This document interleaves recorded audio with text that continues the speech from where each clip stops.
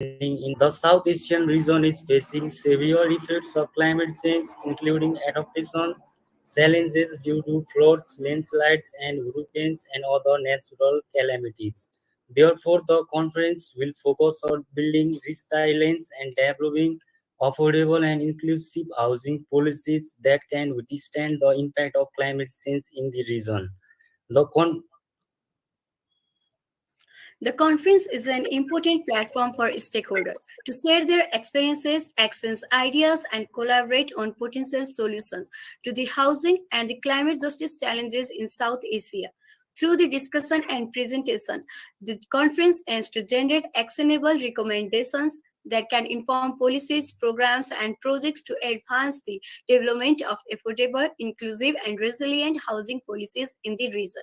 The School of Economic Policy Studies says Nepal is the responsible development research institute for professionals who involves in capacity building of research method, training on economic tricks, models, economic development planning, designing, delivering, training on economic policy theories and practices, policy dialogue, policy summit, conference, scientific meetings, method of policy review technique, knowledge management training, seminars, and workshop on development issues.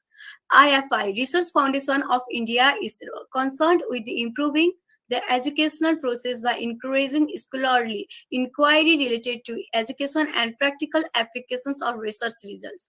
RFI is working for research and development for higher education. It has signed MOU with top universities from across the world. RFI members are faculty, researchers, graduate students, and other distinguished professionals with rich and diverse expertise in education research. RFI has organized 1,000 plus international conference and workshops, FDP, symposia, etc. all over the world. Now, RFI having 87 chapter in India and 18 chapter in ASEAN and other countries, and, categorized in 5 board: West, East, South, North, and Central Zone. International Research Summit on the Housing and Climate Justice for the Affordable, Inclusive and Resilient South Asia 2023 is a conference jointly organized by SAFE Nepal and RFI with the aim of providing an opportunity for researchers and scientists to come together and discuss pressing issues related to housing policy, climate justice, and practices in South Asia. As we gather here today, we have a tremendous opportunity to learn from each other, engage in meaningful dialogue, and exchange ideas that can shape the future of our industry. We believe that our contribution to this conference will enrich our discussions and inspire us to explore new ideas and possibilities. We are honored to have such a distinguished group of individuals with us today, each bringing a unique perspective and valuable insights to our discussion. Your presence here demonstrates your commitment to advancing the field and your willingness to share your expertise with our audience. So, on behalf of the conference organizers and attendees, I would like to express our gratitude for your willingness to participate in this event. We look forward to hearing your thoughts and insights and are excited about the valuable contribution you will make to our discussion. Thank you again for being here, and let's begin our session with enthusiasm and commitment to learning and growing together.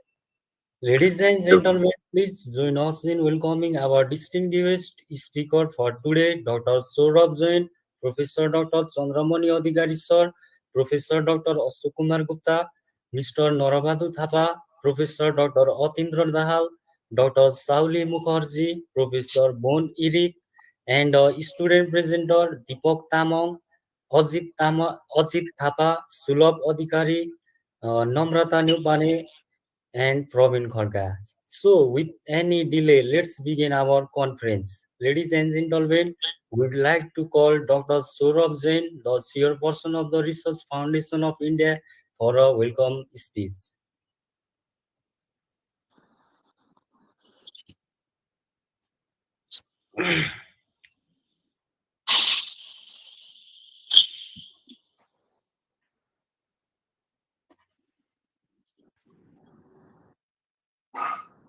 Saurabh sir, the dice is yours now.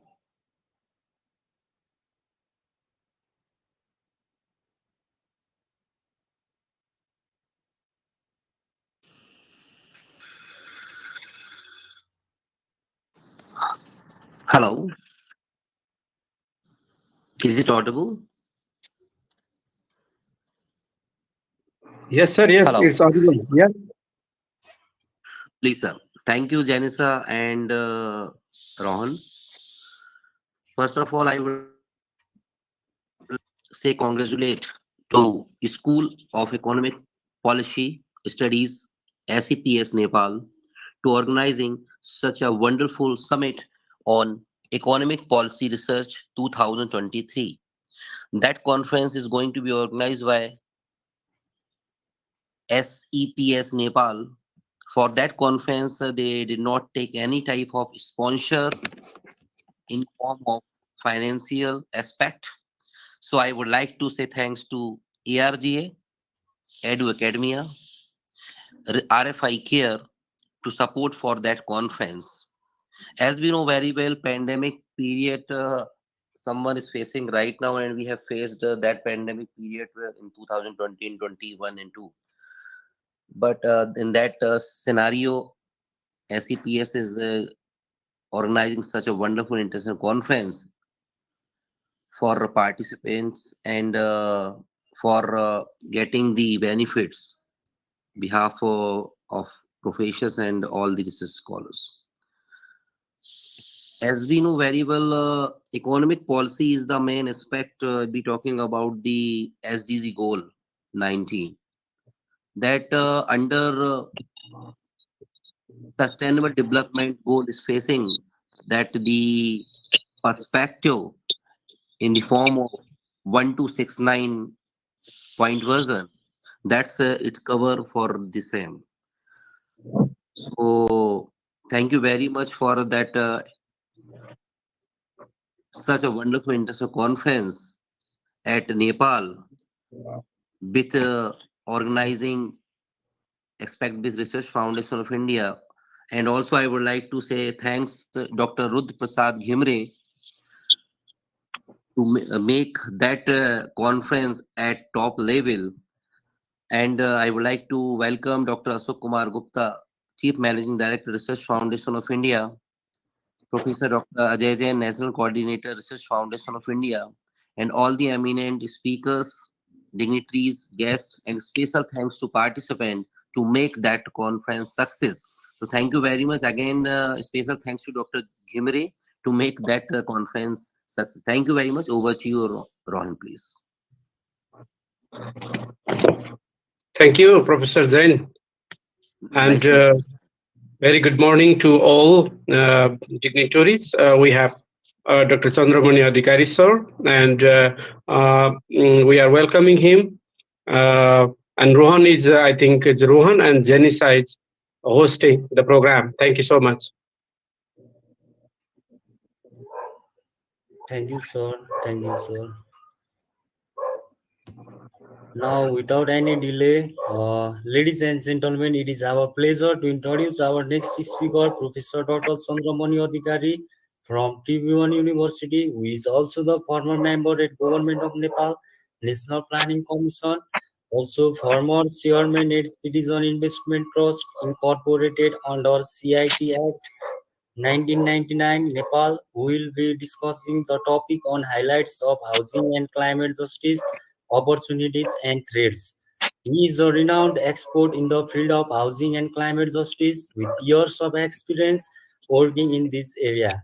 As for equity and sustainability, has been at the forefront of initiatives to create more just and environmentally friendly housing policies. Today, Professor Dr. Chandramani Adhikari will be sharing with us the highlight of housing and climate justice as well as the opportunities and threats facing this critical issue. With climate change posing a growing threat and many communities still facing discrimination in housing, this topic is more important than ever. Through his work and experience, we are eager to hear about his experiences and insights. So, without further ado, please join me in welcoming Professor Dr. Chandramani Adhikari to the dais to discuss the highlights of housing and climate justice. Thank you for being here, Professor Dr. Chandramani Adhikari, and we are excited to learn from you. Thank you, Rohan, Jenisa. I like to thanks both very young fellows, but energetic fellows, Dr. Rudra Prasad Gimere, chair of this SIPS, School of Economic Policy Studies, and the Dr. Saurabh Jain, RFI, Research Foundation of India. The topic is very, very important: housing and climate justice. And Economic Policy Summit 2023 to influence the policy for the affordable, inclusive, and resilient housing in line with the climate change. It's the just.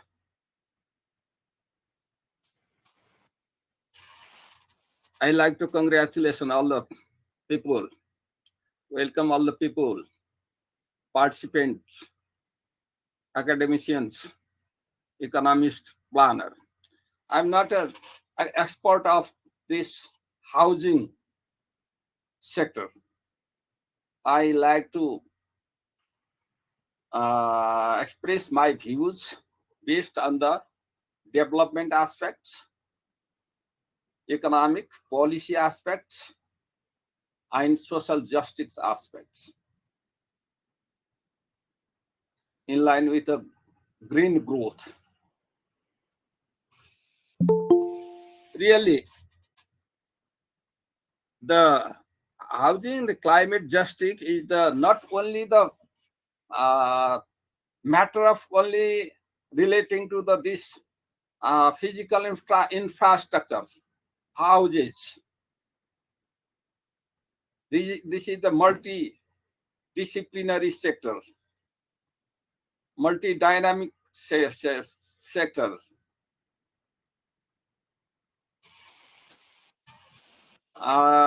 These days,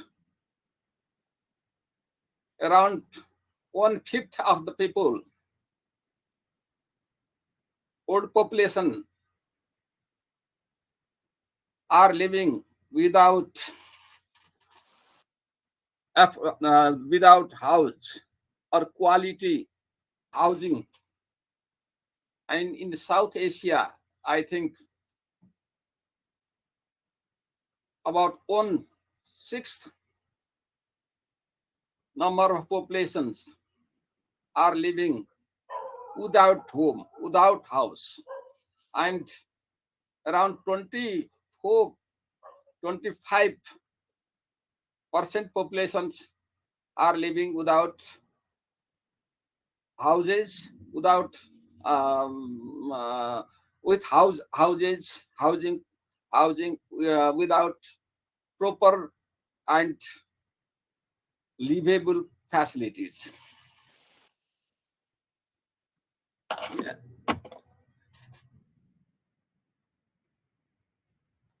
Earlier, I told you that this is not only the matter of physical infrastructure, it is directly related to the location, nature, climate, education, health, water and sanitation, gender, infrastructure, other infrastructures. If the housing,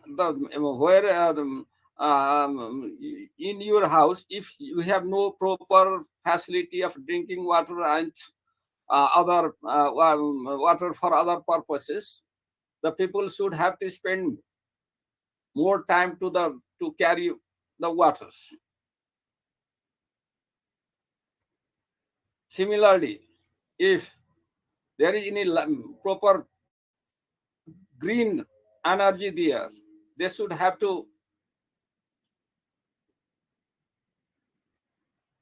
use unhealthy fuels and energies.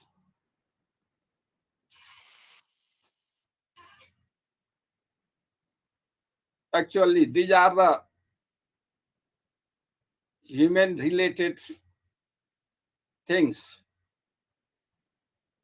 justice related things, right related things.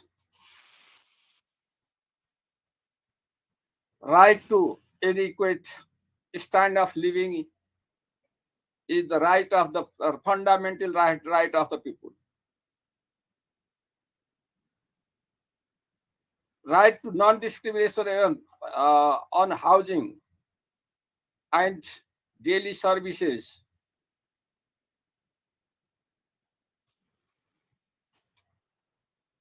is the fundamental right.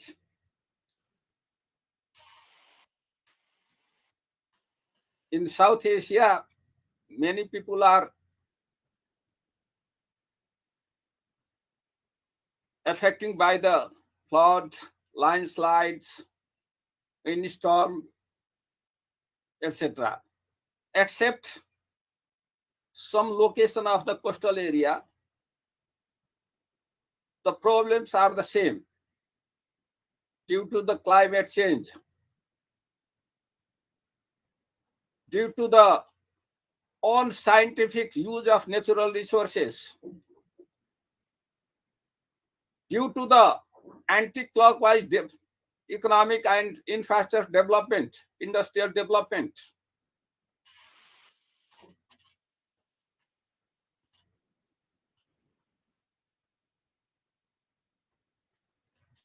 Housing sector is influenced by many factors, such as basic factors where the housing or settlement is located, what type of natural resources are there, forest, mining, water, hydrology, and meteorology, and biodiversity. These things keep meaning regarding the housing. If these things are properly managed, if the housing and settlement are in proper location, the risk will be definitely less. And the life of the people will be safe. These are the basic factors that we should have to keep in mind when we formulating the development policies, plans, programs, and constructing the housing and settlements. Other things are economic factors. Income level. What is the income level of the people? The construction of housing has been day by day being costly. And basically, the investment in housing is dependent on private sector. Government sector is also doing something, but not so adequate.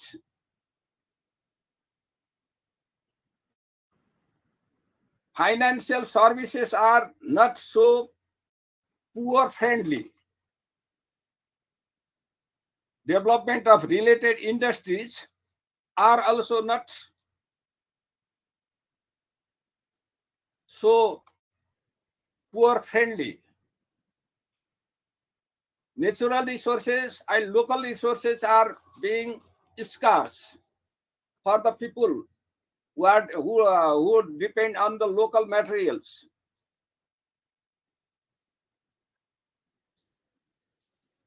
And other factors are policy and development factors. Migration, urbanization pattern. Migration and urbanization pattern is another very big issue in developing countries. Health and transportation. health and nutrition, drinking water and sanitation, availability of energy, transportation, open space, parks and building codes, greeneries.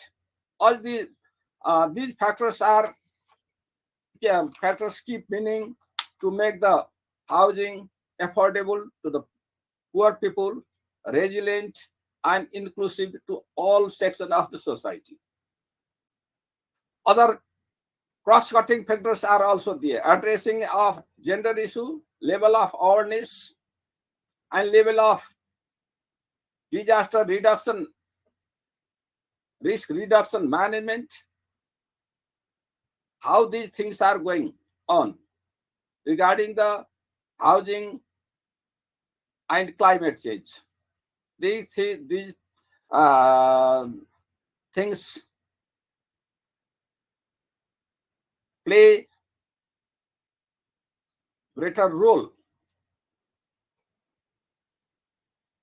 Housing and climate change are interrelated.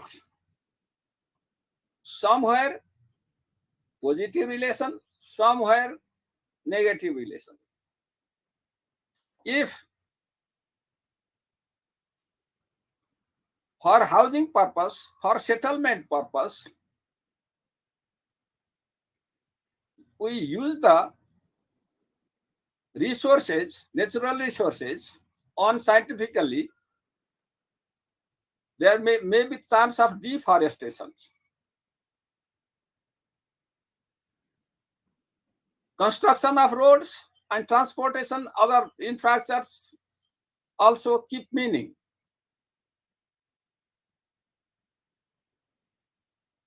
In the context of Nepal, hill area, most of the local and provincial government, the priority is building the roads, but the roads are not designed scientifically. Dozer model roads, only dozers are used.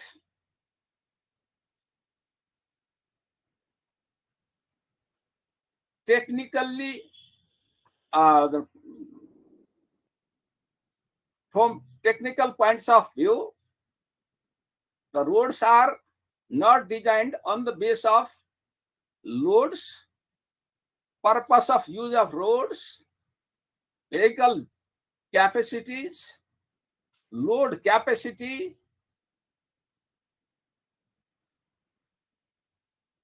So climate, the soil erosion and landslides has been one of the major cause of the rural roads in Nepal. In other side, if use the natural resources, building houses, to build houses, local resources, scientifically, based on the sustainable development, that things will be climate friendly. And that will be less costly for the poor people also to make the houses, to use the waters, drinking water and other waters in the settlement areas, to use the fuels, micro hydropower and biogas. If we use this type of development tools, the climate will be preserved, the nature will be preserved, the development will be go with clockwise or based on the natural direction. So these are the interrelated.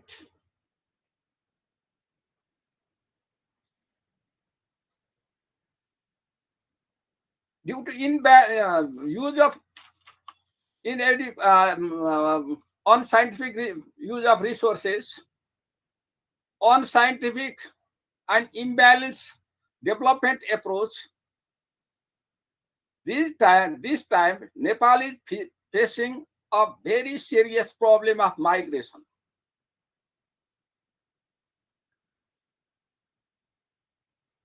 I like to put here the scenario that population census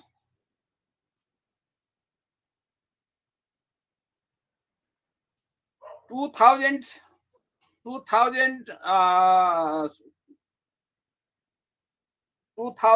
I think 11 shows that basically in hill area 27 districts have negative population growth. Now, the preliminary report of the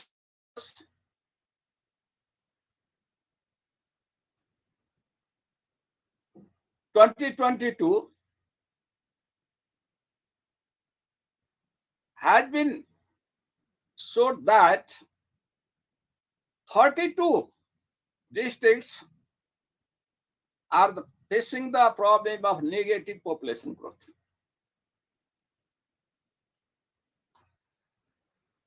Hill area and rural area are getting empty. No people. Which type of districts are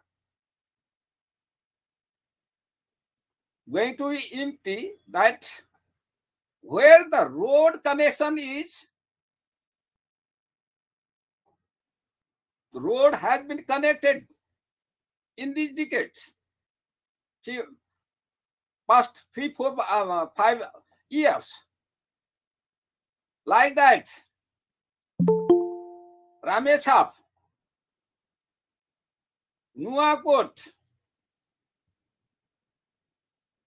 Bhojpur in province 1, province Gandaki, that is the Gorkha, Tanahung, Karnali province, Dailek, province number 7, Sudur Paschim, Goti. We developed the road connectivity, but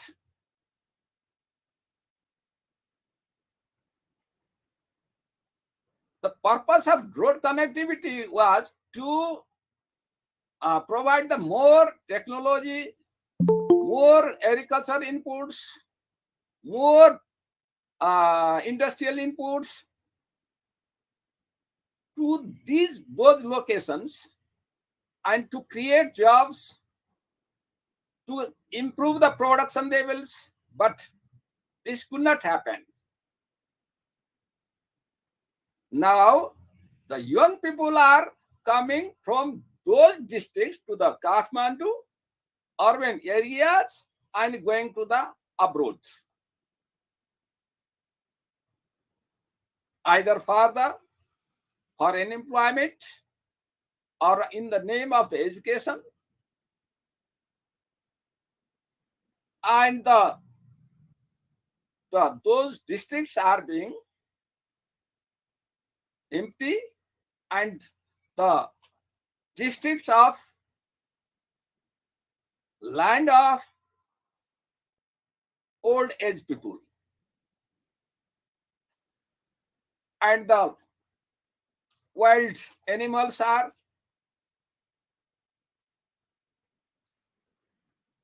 being more aggressive there. The number of increasing, and 37 districts are affected by the monkey atanka.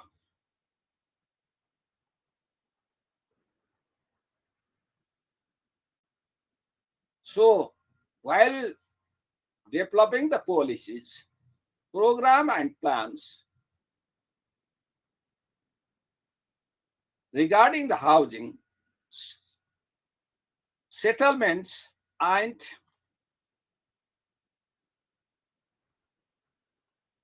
climate related programs, these factors should be taken in considerations. Not only in Nepal, in India also, in hill area, Uttarakhand is suffering from this type of problems and challenges. In plain area, the nature of different, the nature of issue and challenges, nature of issue and challenge is different, but the problem is the same.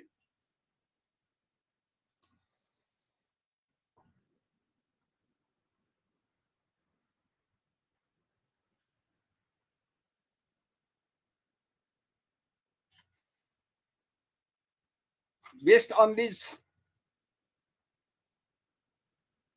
problems, issues, and challenges, government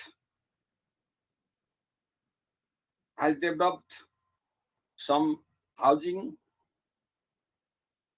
and settlement policies in Nepal also. The constitution also has made the provisions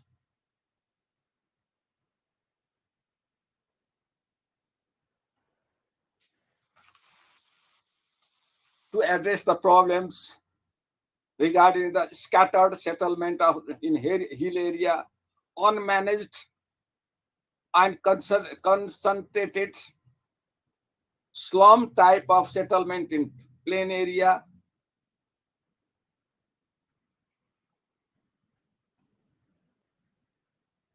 to control the loss of lives and money from the natural disasters, and lost had the people, those have been lost the houses and lives. In 2017 and 18, at least 4,500 houses has been lost due to these type of natural disasters. Completely losses. And 4,000, near about 10,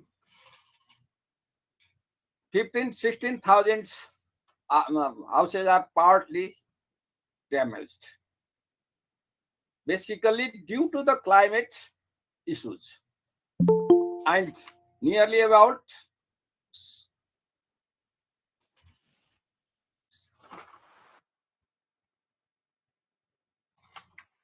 6 trillion, 60 trillion dollar, Nepalese rupees. The cost of 6 trillion, 60 kharba rupees has been equivalent to that rupees has been damaged.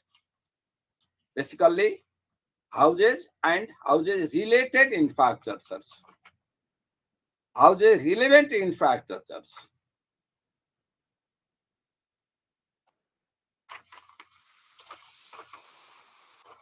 And near about 800 people have lost their lives.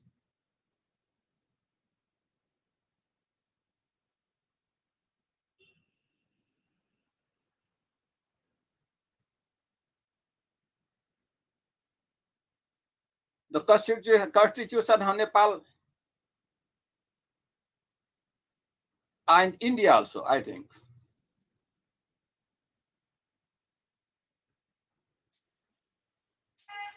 provisions of right to property, right to clean and healthy environment, right to privacy. Privacy means if you have good houses, good settlement, safe houses, then you have privacy. Otherwise, no privacy also. That privacy right also related to the housing.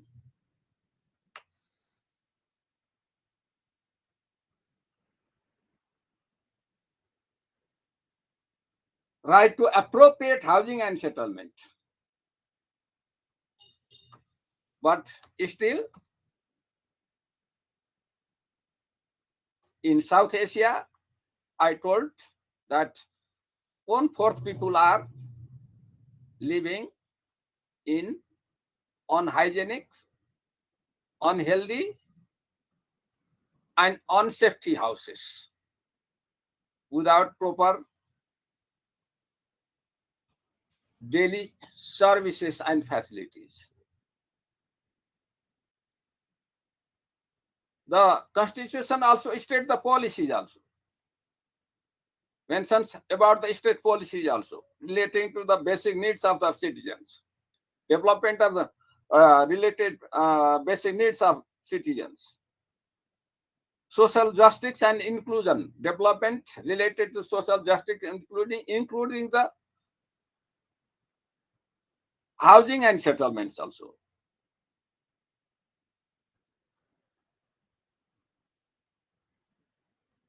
Plan documents also mention the many goals and objectives and targets also.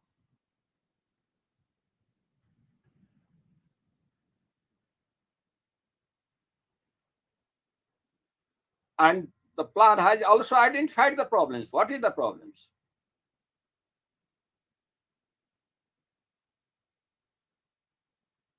And challenges also.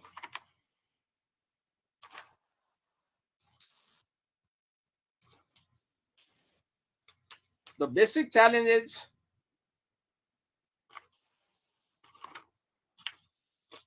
are related to the proper settlement of the houses. Houses are in hill areas scattered, and due to the scatteredness of the houses, the facilities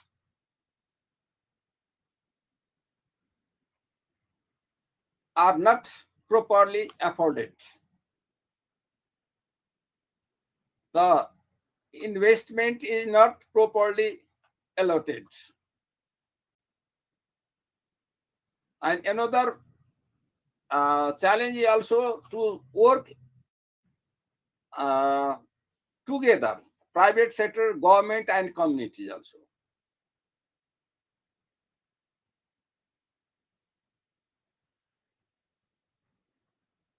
To ensure the housing facility, basically low income groups.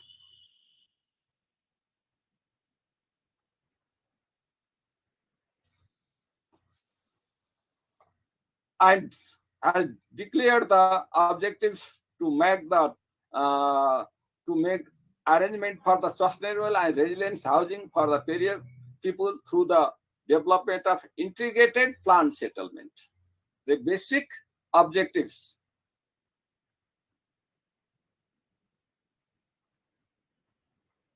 And the many acts has been formulated also. For example,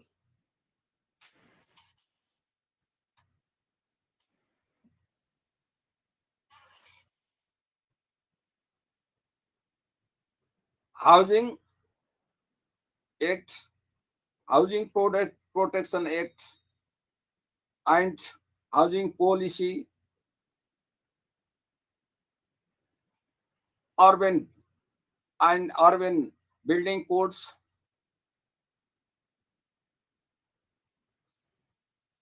but these are not enough and still not implemented properly. Major issue is the implementation issue.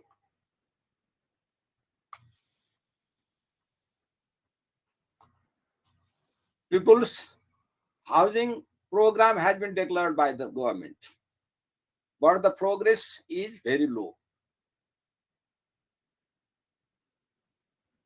Government has estimated that 2 million housing units to be built by 2023. 2 million, but only 20,000 houses has been built. Only that means only 10%.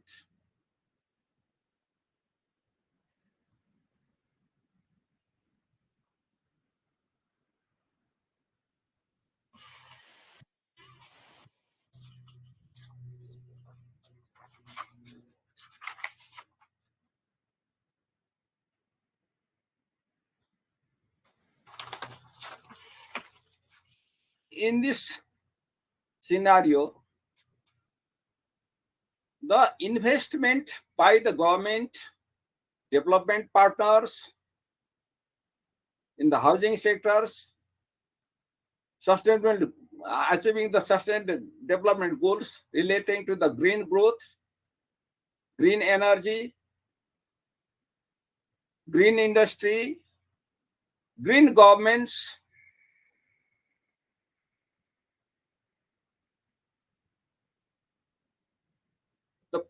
the voice of the South Asia should be the same, because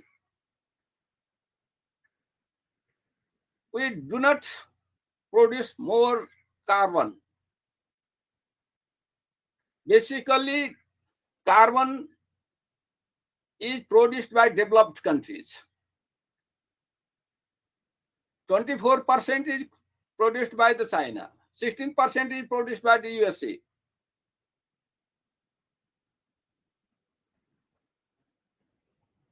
But we are victimized.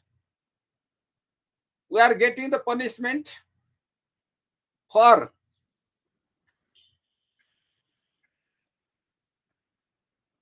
that we have not violated the international laws. We have not violated the nature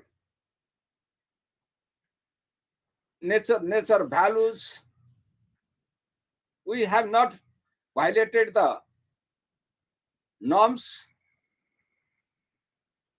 So the voice should be very strong regarding the correction of anti-clockwise development.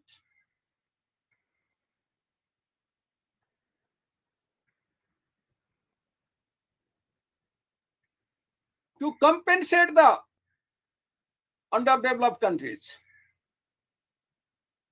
the developing countries are saying that they are providing grants and donation, but we do not need donation and grant.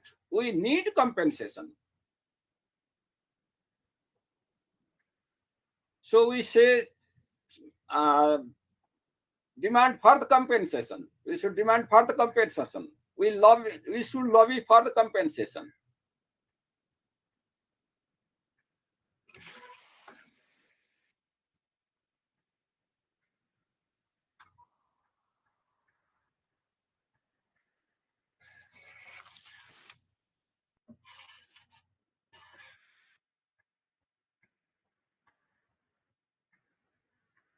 The development policy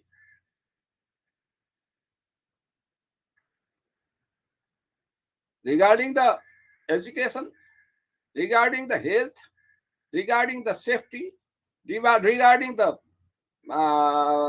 infrastructure development, regarding the agriculture, all things should be interrelated with the housing and settlement and climate change.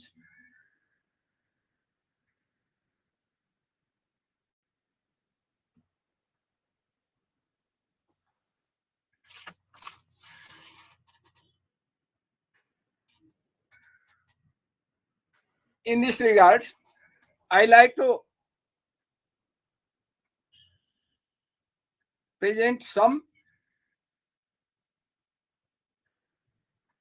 key tasks to be done by the government and the concerned stakeholders. Save the water and forest. Not only save the forest, use the forest scientifically.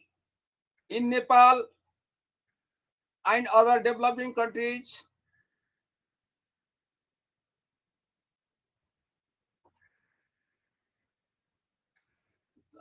we have saved the forest. Near about 45% land is covered by the forest in Nepal also. But we are importing the wood to construct the buildings, houses from Malaysia and other countries. The resources should be used for the people. And water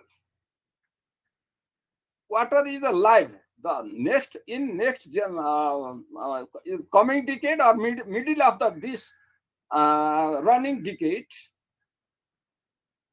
century, not decade, century, the international politics will be concentrated on water resources,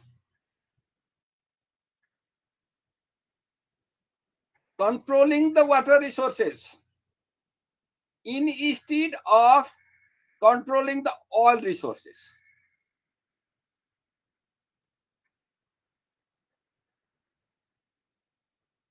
So, in Nepal and other countries, in Nepal, for example, we say that in 30 to 36 hours, the rivers originating from the snow lines, Himalayas, pass through the border of Nepal and ultimately go to the Bay of Bengal. We should extend these times at least 3 times, 75 hours. That means we should have to dating with the what? Then the people will be more reachful.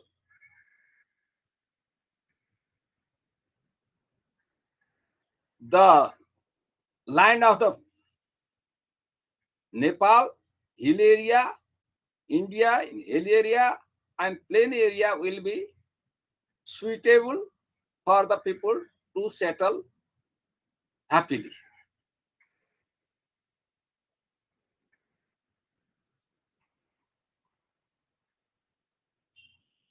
Slow down the speed of the water. One thing. Slow down the speed of the water.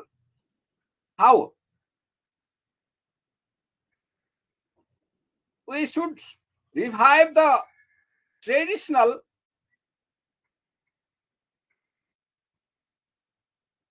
method of the using water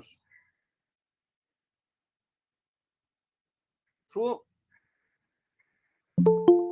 simple moderating those things by earth dam, etc.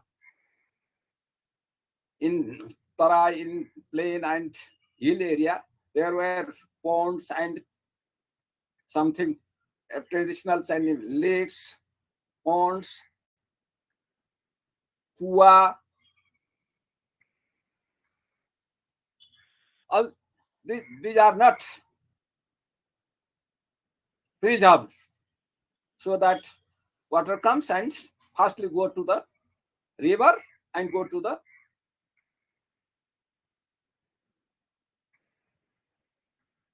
Bay of Bengal. That will protect all the people, upper basin and lower basins, from the landslides, floods. And second one is that the land use policy is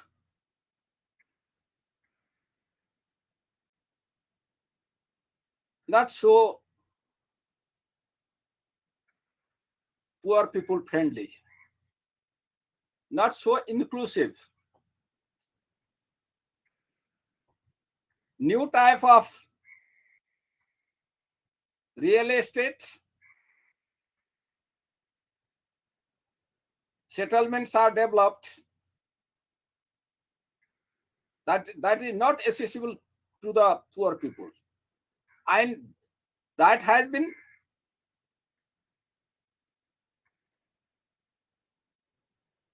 hampered the productive capacity of the land also. We have land use policy. We have formulated, the government also has formulated the act, relating the act, but still no regulation, no properly used. And third one, that is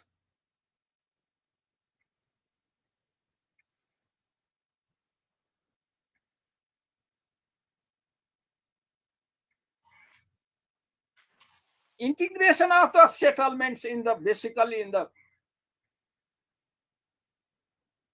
hill area, and disintegration of the settlement slums in the plain area.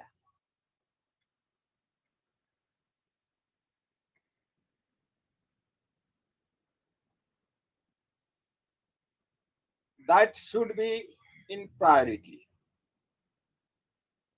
That will create the environment of climate justice, as well as the affordable and inclusive and resilient housing also.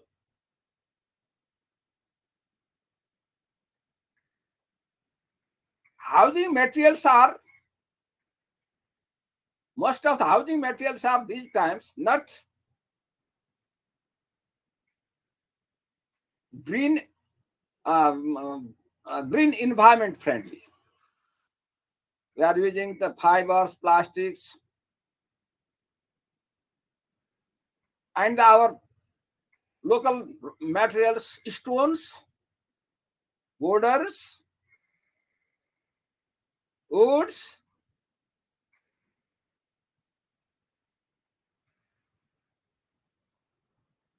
are not in use. So the cost has been increased.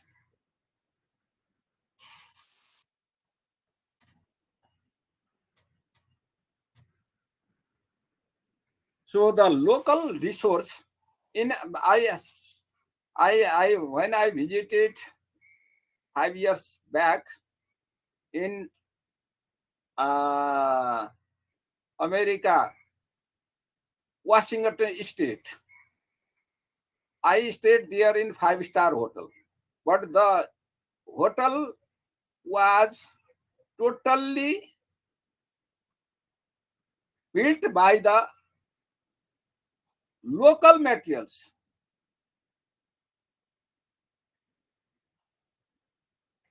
Just stones, boulders, and the wood of the pines.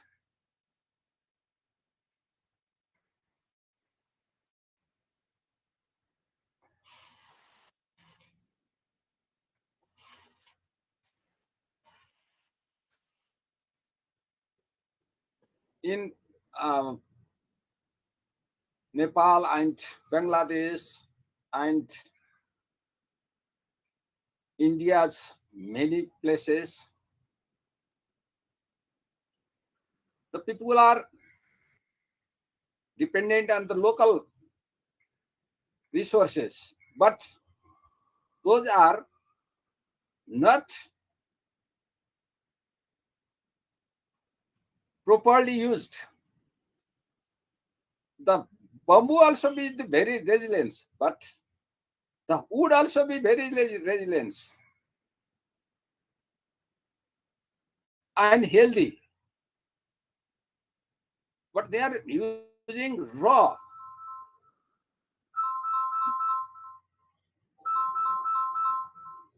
resources.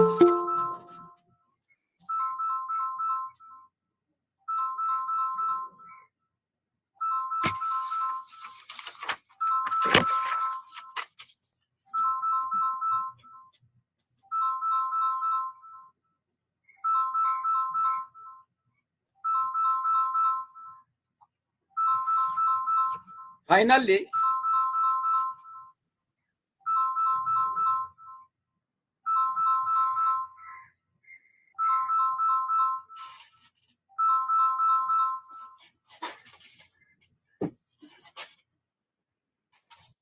I like to conclude that this 2 day summit will be very useful for the people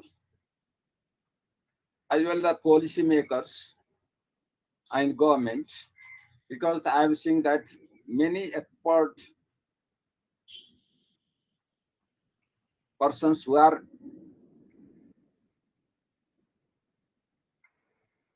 experts are presenting their papers and delivering their views. So,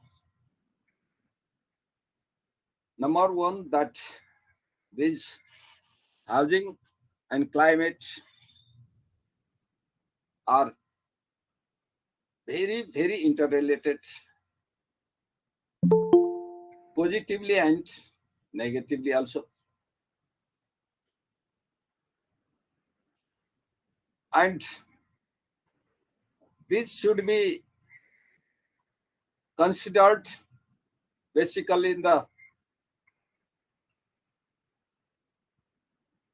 income of the people, in industry, job,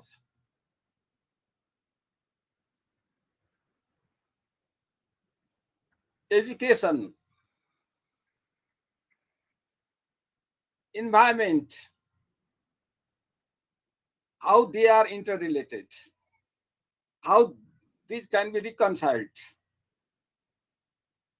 how the investment in these sectors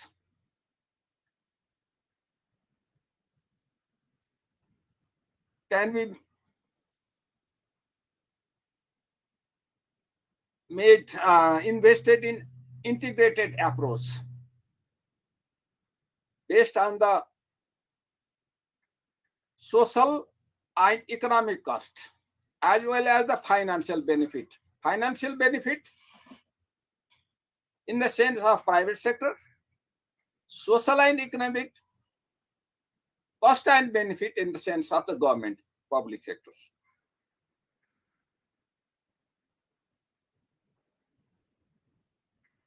And what we have formulated, developed policies, laws, bylaws, those should be implemented based on what their priority, prime objectives and goals and targets. And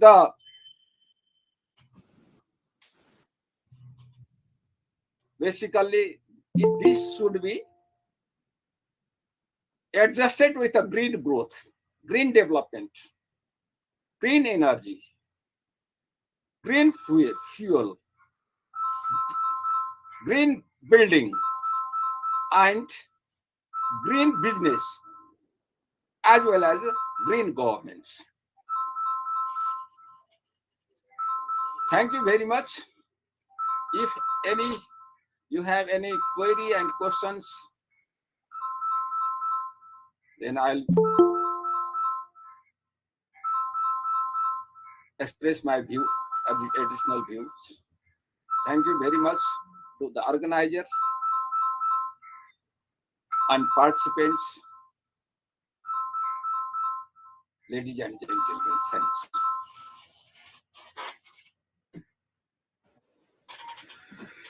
Thank you very much, Professor Dr. Chandramani Adhikari, sir, for your insightful speech on the crucial topics of housing, economic, social, renewable sources, and justice aspects, and the present scenario of roads with loads regarding its impacts on the region. One critical component of addressing these challenges is to prioritize sustainable development. This means investing in renewable energy, reducing our reliance on fossil fuels, and creating more sustainable transportation system, including roads. By doing so, we can help to mitigate the impact of climate change while also Sudha, sir, your mic is on. Office आउँछु होला तपाईँ मलाई 15 मिनटपछि phone गर्नुहोस् confirm हुन्छ है अथवा यहीँ आउने है Continuing, including roads. By doing so, we can have to mitigate the impacts of climate change while also providing more equitable access to affordable housing and transportation options. Ultimately, achieving these goals will require a collective effort with individuals, with communities, and government all working together to create a more just and sustainable world. As we move forward, let us remain committed to these ideals and to building a better future for all. Again, thank you so much, Professor Dr. Chandramani Adhikari, sir, for your valuable contribution. Has greatly enhanced the International Research Summit on Housing and Climate Justice for the Affordable, Inclusive, and Resilient South Asia 2023 conference. We truly appreciate your perspective, aspect, and contribution in this field, and we are grateful for highlighting the interrelation between housing and environment. Now, without any further delay, I would like to call our next distinguished keynote speaker for today, Professor Dr. Ashok Kumar Gupta, who will be sharing his valuable insights on climate justice, United Nations Sustainable Development Goals, and ways to help global warming effects. Dr. Gupta is a highly respected academician, researcher, and administrator with extensive experience. He is the principal at Bagula Mukhi College of Technology, BMCT, Bhopal, and the Chief Managing Director at Research Foundation of India. Dr. Gupta's contributions to the field are significant, and he has a driving force behind many research and development initiatives aimed at promoting sustainable development, protecting the environment, and addressing the climate change. I invite Dr. Gupta to join our panel of speakers. We will be discussing on the latest trend, challenges, and opportunities on the topic climate justice, United Nations Sustainable Development Goals, and ways to help global warming effects in Second International Research Summit on Housing and Climate Justice for Affordable, Inclusive, and Resilient South Asia 2023. We are honored to have Dr. Gupta to share his expertise and insights with us, and we look forward to his valuable contribution to the discussion. Please join me in welcoming Professor Dr. Ashok Kumar Gupta to our panel of speakers. Thank you for being here, Dr. Gupta, and we are excited to hear from you. The dais is yours. Thank you. Can I share my presentation? Sure, sir. Okay.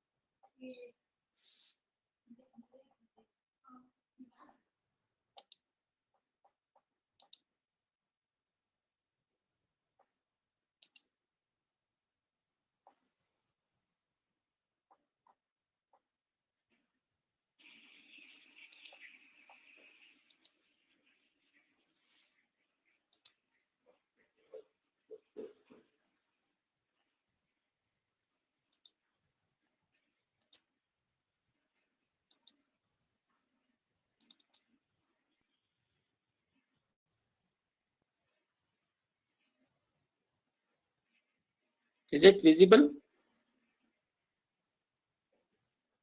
No, sir, it's not visible right now. Okay.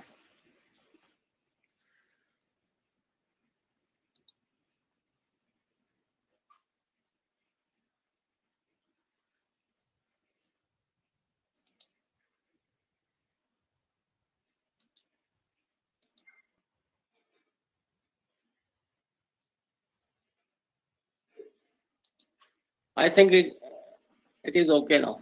Yes, so it is visible. Okay.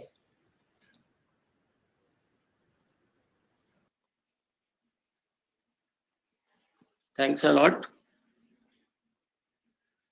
So you all are welcome at Economic Policy Research Summit 2023. That is second international summit on housing and climate justice for affordable, inclusive and resilient South Asia ICHCJ 2023. It is held at the School of Economic Policy Studies, that is SEPS, Nepal. I am Professor Dr. Ashok Kumar Gupta, Chief Managing Director at RFI. This was the flyer prepared by the summit. This is the entire layout of Summit 2023. I'm going to discuss today climate justice, United Nations Sustainable Development Goals, and ways to help global warming effect.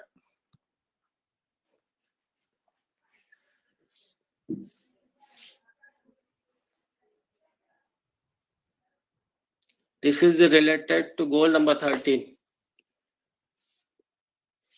That is, take urgent action to combat climate change and its impacts. These are the various resource persons, and I welcome all them. This program is simultaneously on YouTube and Facebook Live. So these are the 17 goals, Sustainable Development Goals, SDGs, to transform our world. So we'll discuss today goal 13, climate action.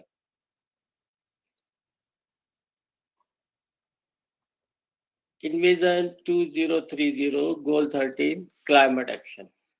Imagine the world in 2030 fully inclusive of persons with disabilities.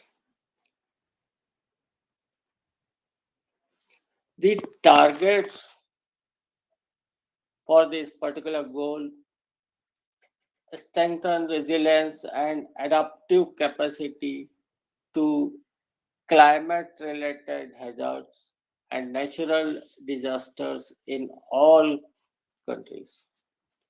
Integrate climate change measures into national policies, strategies, and planning. Improve education, awareness raising, and human and institutional capacity on climate change mitigation, adaptation, impact reduction, and early warning. Implement the commitment undertaken by developed countries, parties to the United Nations framework conversion on climate change to a goal of mobilizing jointly $100 billion annually by 2020 from all sources to address the needs of developing countries in the context of meaningful mitigation actions and transparency on implementation and fully operationalize the Green Climate Fund through its capitalization as soon as possible. Promote mechanism for raising capacity for effective climate change related planning, and management in least developed countries and small island developing states, including focusing on women, youth, and local and marginalized communities.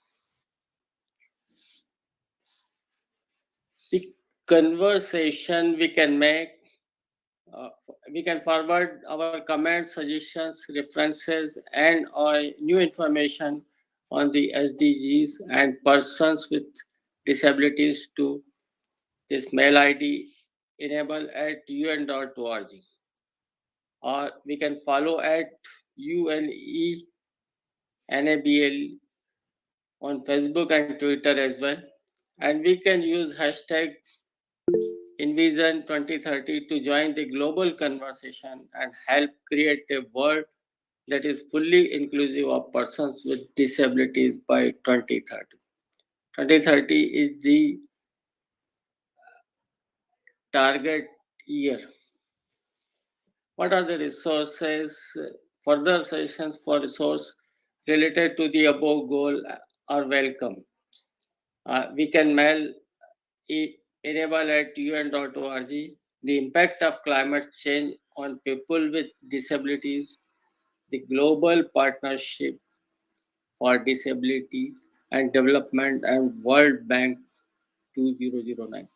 Disability and Climate Change, CBM, at International Disability and Climate Change 2014. Submission to the Environmental Audit Committee for the Sustainable Development Committee for the Sustainable Development Goals.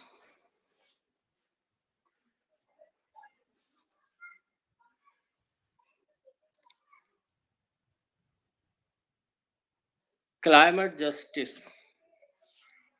This enables ensuring representation, inclusion, and protection of the rights of those most vulnerable to the effects of climate change. Solutions must promote equity, assure access to basic resources, and ensure that young people can live, learn, play, and work in healthy and clean environment. Basic principles of climate justice.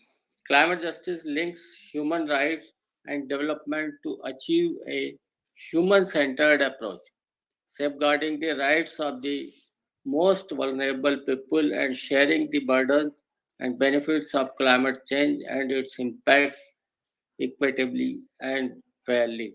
Climate justice is informed by science, responds to science, and acknowledges the need for equitable stewardship of the world resource.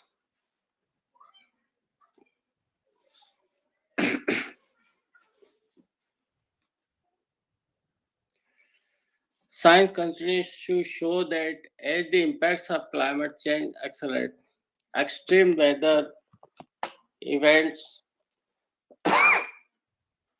are taking a major toll in developing countries, particularly in Africa and Asia. Home to some of the world's largest youth populations, global warming of 2 degrees Celsius would put over half of Africa's population at risk of undernourishment. As of today, we have already reached about 1 degree Celsius above pre-industrial level. From 1850 to 1900, global warming is likely to reach 1.5 degrees Celsius 2030 and 2050 if it continues to increase at the current rate. Climate change is happening now and to all of us. No country or community is immune. This is said by UN Secretary General Antonio Guterres, and as is always the case, the poor and vulnerable one are first to suffer and the worst hit. The impact of climate change will not be borne equally or fairly between rich and poor, women and men, and older and younger generation. Consequently, there has been a growing focus on climate justice, which looks at the climate crisis through a human rights lens and on the belief that by working together, we can create a better future for present and future generations. Human rights and climate change insist on a shift from discourse on greenhouse gases and melting ice caps into a civil rights movement with the help and communities most vulnerable to climate impacts at its heart. Climate change, an inherently social issue, can upset anyone's daily life in countless ways, but not all climate impacts are created equal or distributed equally. From extreme weather to rising sea levels, the effects of climate change often have disappropriate effects on historically marginalized or undeserved communities. Climate justice is a term, and more than that, a movement that acknowledges climate change can have differing social, economic, public health, and other adverse impacts on underprivileged population. Advocates for climate justice are striving to have these inequalities addressed head on through long term mitigation and adaptation strategies.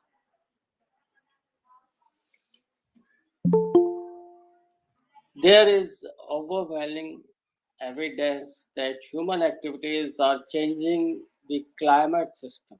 The emission of greenhouse gases is resulting in increased temperatures, rising sea levels, and severe weather events such as storm surges.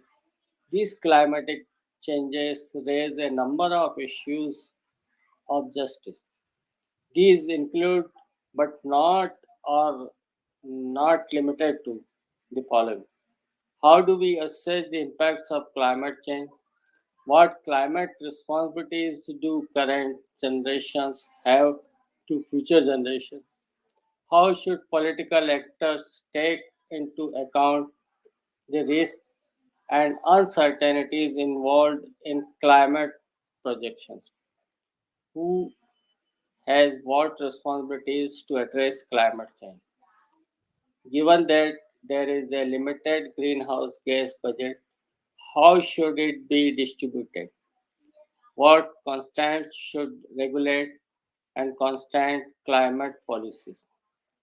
Given higher levels of non compliance with climate responsibilities, how should we make trade offs between competing principles of climate justice? Intergenerational justice. The question of what climate targets to aim for will also depend on what responsibilities members of one generation have to future generations. The emission of some greenhouse gases can have an impact for into the future. To know what temperature target is appropriate, it is necessary then to have an account of our responsibilities to future generations and to know how much weight, if any, to attribute to their interests. Such an account is also needed for two further reasons. First, the question of who should bear the burdens of climate change has an anti generational dimension. Secondly, there is a fixed quantity of greenhouse gases which can be emitted. Considering how this should be shared also raises questions of intergenerational justice. For if there is a fixed greenhouse gas budget, we need to consider what claims, if any, future people have to emit greenhouse gases. The responsibilities. After it is identified what kinds of interests should be included in a theory of justice. what responsibilities persons owe to future people, and how to treat risk and uncertainty. These can guide us in determining what goals we should aim for. The next question to ask is, who has what responsibility to meet these goals? It is helpful to break the questions down into several parts. We can identify four further questions. The first question is, who should engage in mitigation and adaptation, and to what extent? Let us call this the climate action question. The second question is, who should bear the cost of mitigation and adaptation? Mitigation will often involve economic and other types of costs. Likewise, adaptation policies such as designing cities to cope better with heat waves will come at a cost. Who should pay for these? Let us call this the burden sharing question. A third question is, who has the responsibility to ensure that those designated to engage in mitigation and adaptation do so, and those designated to bear any financial burdens discharge their responsibilities. Let us call this the political action question. The fourth question is rather different in kind. It asks for all of the previous questions. What kind of entities are the duty bearers? Many will assume that governments have such responsibilities, but what about other actors? Are individuals duty bearers? For example, do individuals have duties to engage in mitigation, or does the duty fall exclusively other actors? Extensive empirical analysis. First, it is worth noting that the focus has been on climate justice, and that justice is not the only relevant value. Climate ethics, one might say, includes more than justice. Second, it is also worth noting that taking climate justice seriously may have major implications for existing economic institutions and ideologies as well as for the political institutions. Some critics of the status quo believe that capitalism cannot cope with climate change.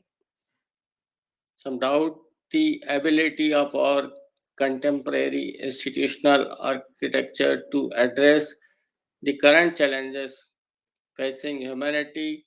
Evaluating such claims clearly requires extensive empirical analysis.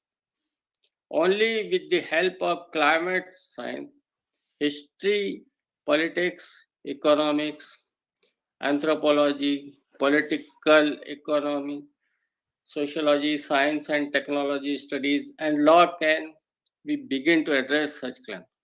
But philosophical analysis has its part to play, and without an understanding of climate justice, we lack a compass to guide us.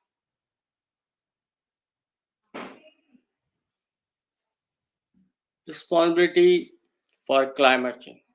When hurricanes, floods, or droughts strike, all too often those hit hardest are poor and marginalized communities who bear little responsibility for climate change. This is the central argument of climate justice, a reshaping of climate action from a technical effort to cut emissions into an approach that also addresses human rights and social inequality.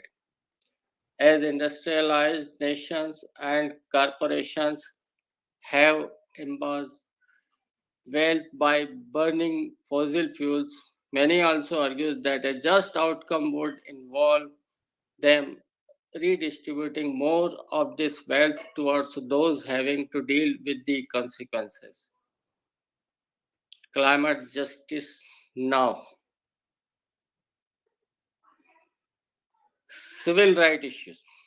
Environmental and climate justice is a civil rights issue. We all depend on the physical environment and its boundary.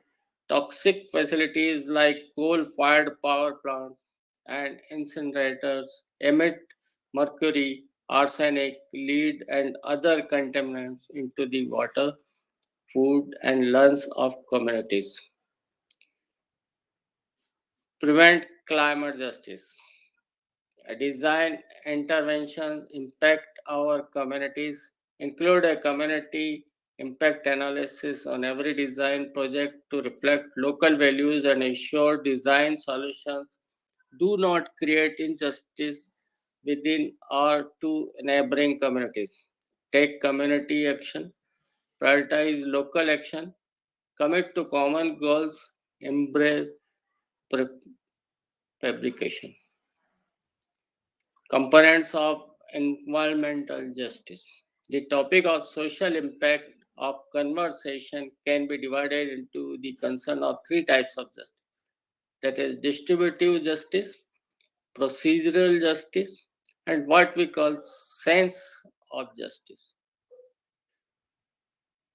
Who started climate justice?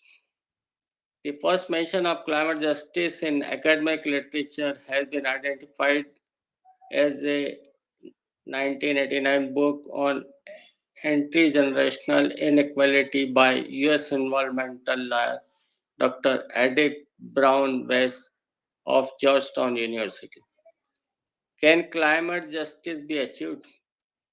Yes, to achieve climate justice, rich nations must acknowledge their historical capabilities for creating this crisis and take steps to make amends. For example, by supporting developing countries to transition to clean energy and adapt to our changing climate. What is the difference between climate justice and climate change? Climate justice is a concept that refers to the ethical and human rights issues that occur as a result of climate change. The issue of justice, particularly social justice, environmental justice, and advocacy, are integrally linked to the movement to address climate change. The three E's of environment. While many communities dynamics are at work, three are particularly important to building healthy and prosperous communities over the long term: economy, ecology, and equity. The three E's. Effects of global warming. More frequent and intense drought, storms, heat waves, rising sea levels, melting glaciers, and warming oceans can directly harm animals, destroy the places they live, and wreak havoc on people's livelihoods and communities. Global warming stresses ecosystems through temperature rises, water shortages, increased fire threats, weed and pest invasions, and salt invasion, just to name a few. What is global warming? Since the Industrial Revolution, the global annual temperature has increased in total by a little more than 1 degree Celsius, or about 2 degree Fahrenheit. Between 1880 and 1980, it roses on average by 0.07 degrees Celsius, that is 0.13 degrees Fahrenheit, every 10 years. Since 1981, however, the rate of increase has more than doubled. For the last 40 years, we have seen the global annual temperature rise by 0.18 degrees Celsius or 0.32 degrees Celsius Fahrenheit per decade. What are the results? The planet that has never been hotter. 9 of the 10 warmest years since 1880 have occurred since 2005, and the 5 warmest years on record have all occurred since 2015. The impacts of global warming are already harming people around the world. Now, climate scientists have concluded that we must limit global warming to 1.5 degrees Celsius by 2040 if we are to avoid a future in which everyday life around the world is marked by its worst. Climate justice now. Now, ways to reduce global warming. Start with these actions to help tackle the climate crisis. Save energy at home, walk, bike, or take public transport. Eat more vegetables, consider your travel, throw away less food, reduce, reuse, repair, and recycle. Change your home's source of energy. Switch to an electric vehicle. How to stop global warming? Healing the planet starts in your garage, in your kitchen, and at your dining room table. Power your home with renewable energy. Choose a utility company that generates at least half its power from wind or solar and has been certified by Green E Energy, an organization that vets renewable energy options. If that isn't possible for you, take a look at your electric bill. Many utilities now list other ways to support renewable sources on their monthly statement and website. Actually, eat the food uh, you buy and compost what you can't. Approximately 10% of US energy use goes into growing, processing, packaging, and shipping food. About 40% of which winds up in the landfill. If you are wasting less food, you are likely cutting down on energy consumption. As for the scraps you can't eat or the leftovers you don't get to, collect them in a composite bin instead of sending them to the landfill where they release methane.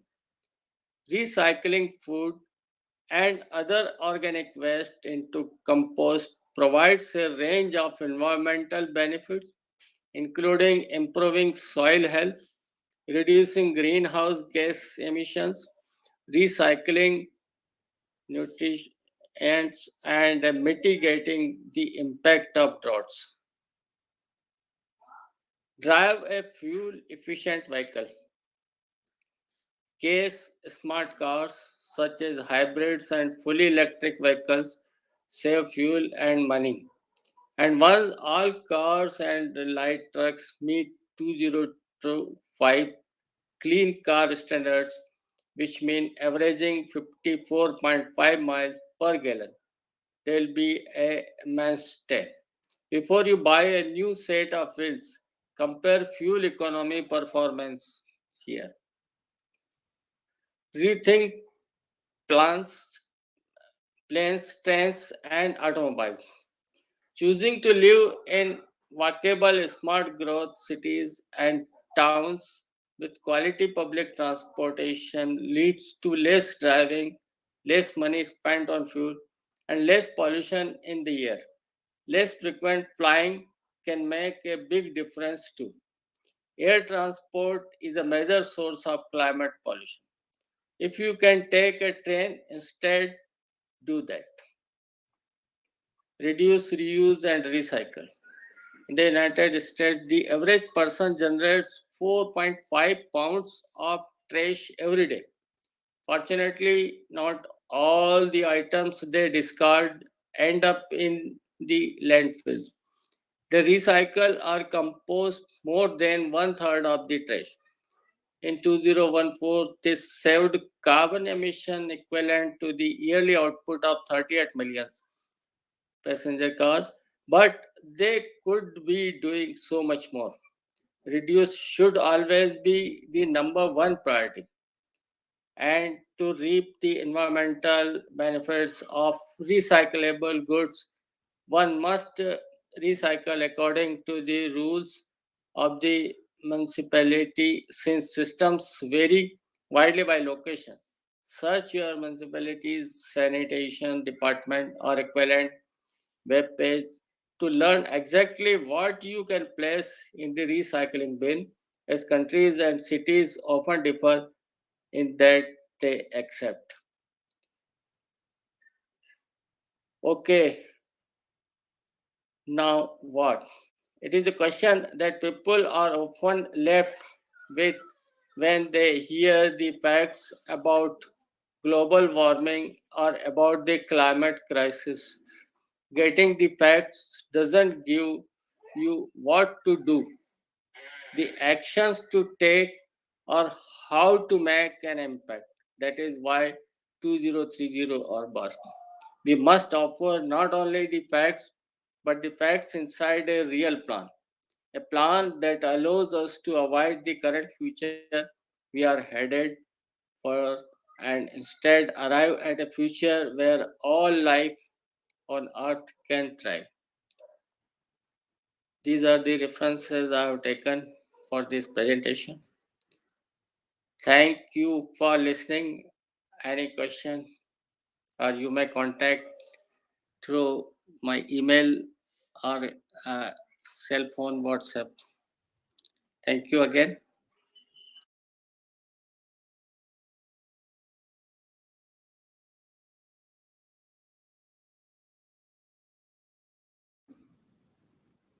Thank you very much, esteemed speaker, for gracing us with your presence and providing us with valuable insight on the crucial issues on climate justice.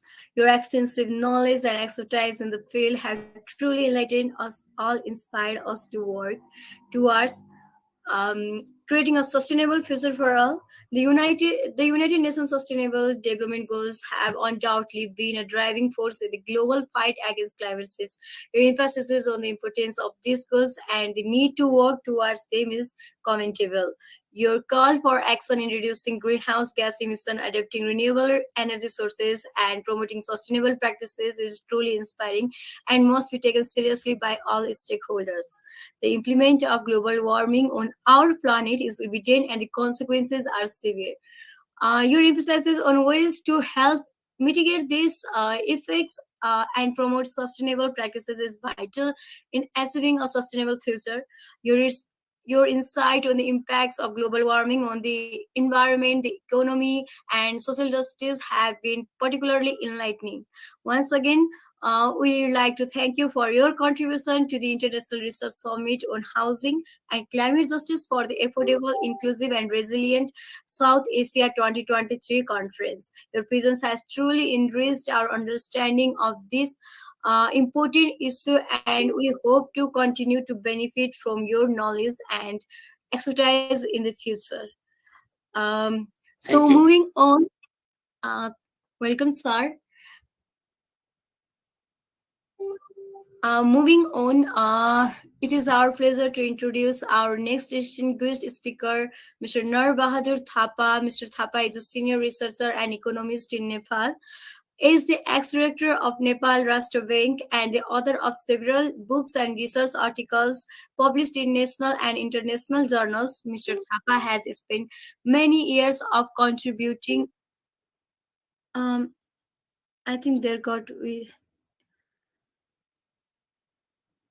Uh, I think we got some problem here. There is we don't we there is no presence of Narthapa sir here, so we will be postponed uh, his speech here. From the panel, if you have any query regarding the previous topic of our panelist, Professor Dr. Ashok Kumar Thapa, you can leave it here in comment box. Or we will have short interaction meeting here. Over to you, Rudra sir. Is there Ashok sir? Hello. Hello, Ashok sir.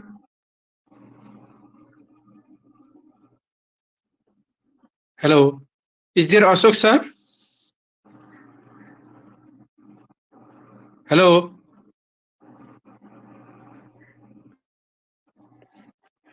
Hello, Ashok sir.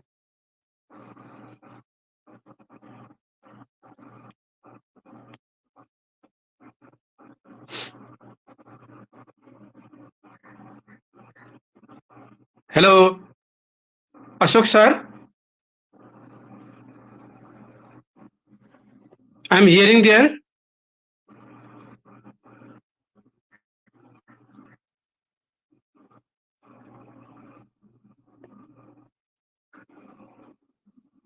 Janisa, we are waiting to another guest, right? Yes, Yes, sir. Karan. Yes, okay. Is there Ashok sir now? Ashok sir I is think he on the has. dial.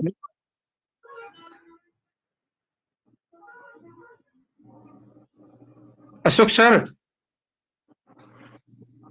it's okay now. We will be interacting with Ashok sir in next. We have to wait for a while for another guest speaker. So wait for just we have half an hour, right? So later we will introducing to our next guest. Thank you. Thank you, Janisa and Ron and all the participants as well as keynote speaker or guest speaker. Thank you. Okay.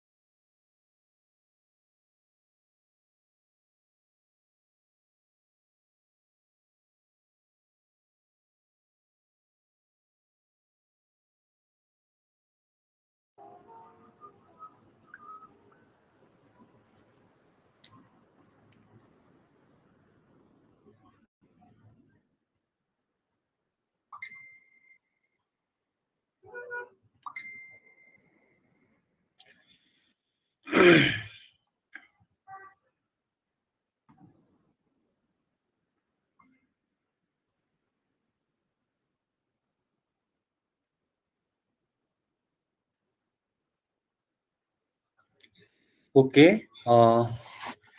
Now it is turn for presenters.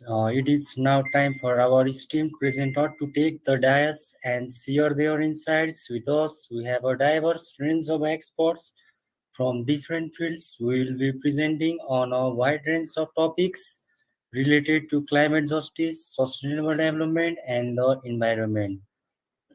We kindly request all presenters to make their way to the dais and take their designated places. We ask that you keep to the allocated time for your presentation so that we can make the most of this opportunity to learn from your valuable insights. Once again, we thank you all for your participation in this conference and we are looking forward to the informative and engaging presentations from our esteemed presenters. Now, I would like to call student presenter Mr. Deepak Tamang for your valuable presentation. Deepak Tamang, are you available here?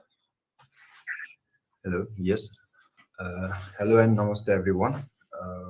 Am I audible to you all? Hello? Yeah, we are listening you. Okay, first of all, thank you so much. And this is Deepak Tamang Lama. And today I'm here to give short presentation about this today's conference relating to the topic climate change and our unmanaged housing systems. So I would like to start it. And firstly, I would like to say namaste and very warm good afternoon to everybody. So I'm really thankful to all, especially SCPS Nepal and RFI India for giving me this opportunity to state and keep my words about current issues related to the climate change and unmanaged housing and ultimately their adverse effects on all the living creatures. So as we all know that civilizations and modernizations are interrelated as both aspects are in progressive and developmental phase on this today's era. So being aware and clear on those aspects, yes, we all need development and progressions, but not against the nature and public health. The earth is a common home of all the existing creatures that we all know. So among all human being is highly civilized and is highly responsible to bring any kind of changes over here. So depends upon that how we bring the changes, positive or negative. So that's why we're being unaware about what we are and why we are here for. So it should be known to all that everyone needs development but not destructions. On the name of development, on the name of sustaining one's life, or for self-easiness, we destroy numerous creatures here. And do you all think we are on the right way? Of course not. So we are suffering by our own activities here, and we are making this earth as a red zone in today's era. So please let's stop it. And this is not even our right as well. So let's unite to change the world's environment to the greenery. So my request to all, let's bring the development, changes and modernizations together where all can find peace and systems, but not violence. It's time to think what to do and what not to do by ourselves because we are human beings. We cannot deny that. So we're having trouble here. So do not curse others and curse yourself because we are the culprit right here. We are doing mistakes in this today's world. We are not being even aware about what we are doing. So before you motivate others, initiate yourself, motivate others only when you are motivated or you come into the action. That's why the most responsible character to save the earth is always you indeed. So this is my request to everybody to save the earth. Please do not pretend. Do not say, let's see. Just come into the action and let's do it. It is never late to initiate. And we all know that it is always simple to taking an action against the earth and nature. So everyone, let's unite to build up the nature-friendly development and modernizations. So it is our responsibility, but not accept of human. So on this today's conference, and the most highlighted topics to be stated or I want to share, I want to put off is climate change. And climate change is the source of risks of all the lives throughout the world, directly and indirectly. Sorry. There is a change in environment which is directly affecting the lives of all creatures. There is a risk in production and management of the resources. It is very necessary to closely look upon the recent scenario changes in different territories, especially in plain areas like Tarai and mountain regions. So various natural environment are resulting into the extreme environment because of climate change and global warming. We know that, right? So that's nearly all land areas are seeing, most hot days and heat waves. And according to this record, 2020 was one of the hottest year on this record. Earth temperature is increasing day by day. Annually, it is recorded that 2%, 2 degree of temperature is increasing annually. So this is not even joke. We have to be serious on that topic. That's why this is again my humble request to everybody. Let's unite to solve this problem because we only can this. No, nothing to depend upon others. Just initiate from yourself, and others will be motivated automatically. That's it. So, and another one is the unmanaged housing problem, and what kind of the problem is being arising just because of unmanaged system of settlement of people. So that is the main topic to be discussed today. So housing societies are residential communities where they offer shared amenities and services. And usually they are governed by the rules. We all know that, right? So and they are just open to their property owner. And due to unsystematic and unwise housing settlements, people are facing different natural calamities or natural disasters, global warming problem, and greenhouse effects also, which are just the risks to all the creatures within this world or earth. That's why, so just because of those problems, many human beings and creatures are just forced to leave their living places. Climate, climate fuel disasters displaced about 20 million people annually, according to the record placed on. So buildings and construction results in the emission of about 39% of carbon dioxide. That is really toxic and is one of the cause to bring climate change here. And another topic is flooding. So we cannot deny that flooding is the consequence of climate change, deforestation, and drought that damage home infrastructure and different properties. To the fact, in 2019, over 6 million people were displaced due to flooding in India, and more than 3 million in Bangladesh in 2020. So another one is the flooding. After flooding, the wildfires. So wildfires is also one of the problem because this is just because of our negligence. There are various factors arising the cause of these wildfires. So which is just forced evacuation and displacement of residents and cause long-term economic and social impacts. That's why it is necessary to control and to be, we have to be, we should not neglect this in fact, right? So over 10,000 structures were destroyed in 2020 California wildfires, including nearly 5,500 homes, and the Australia bushfire damaged over 3,500 homes. And drought. It is the risk caused by the shortage of water and wildfires also which decreases agricultural productivity, all of which can affect the availability and affordability of housing.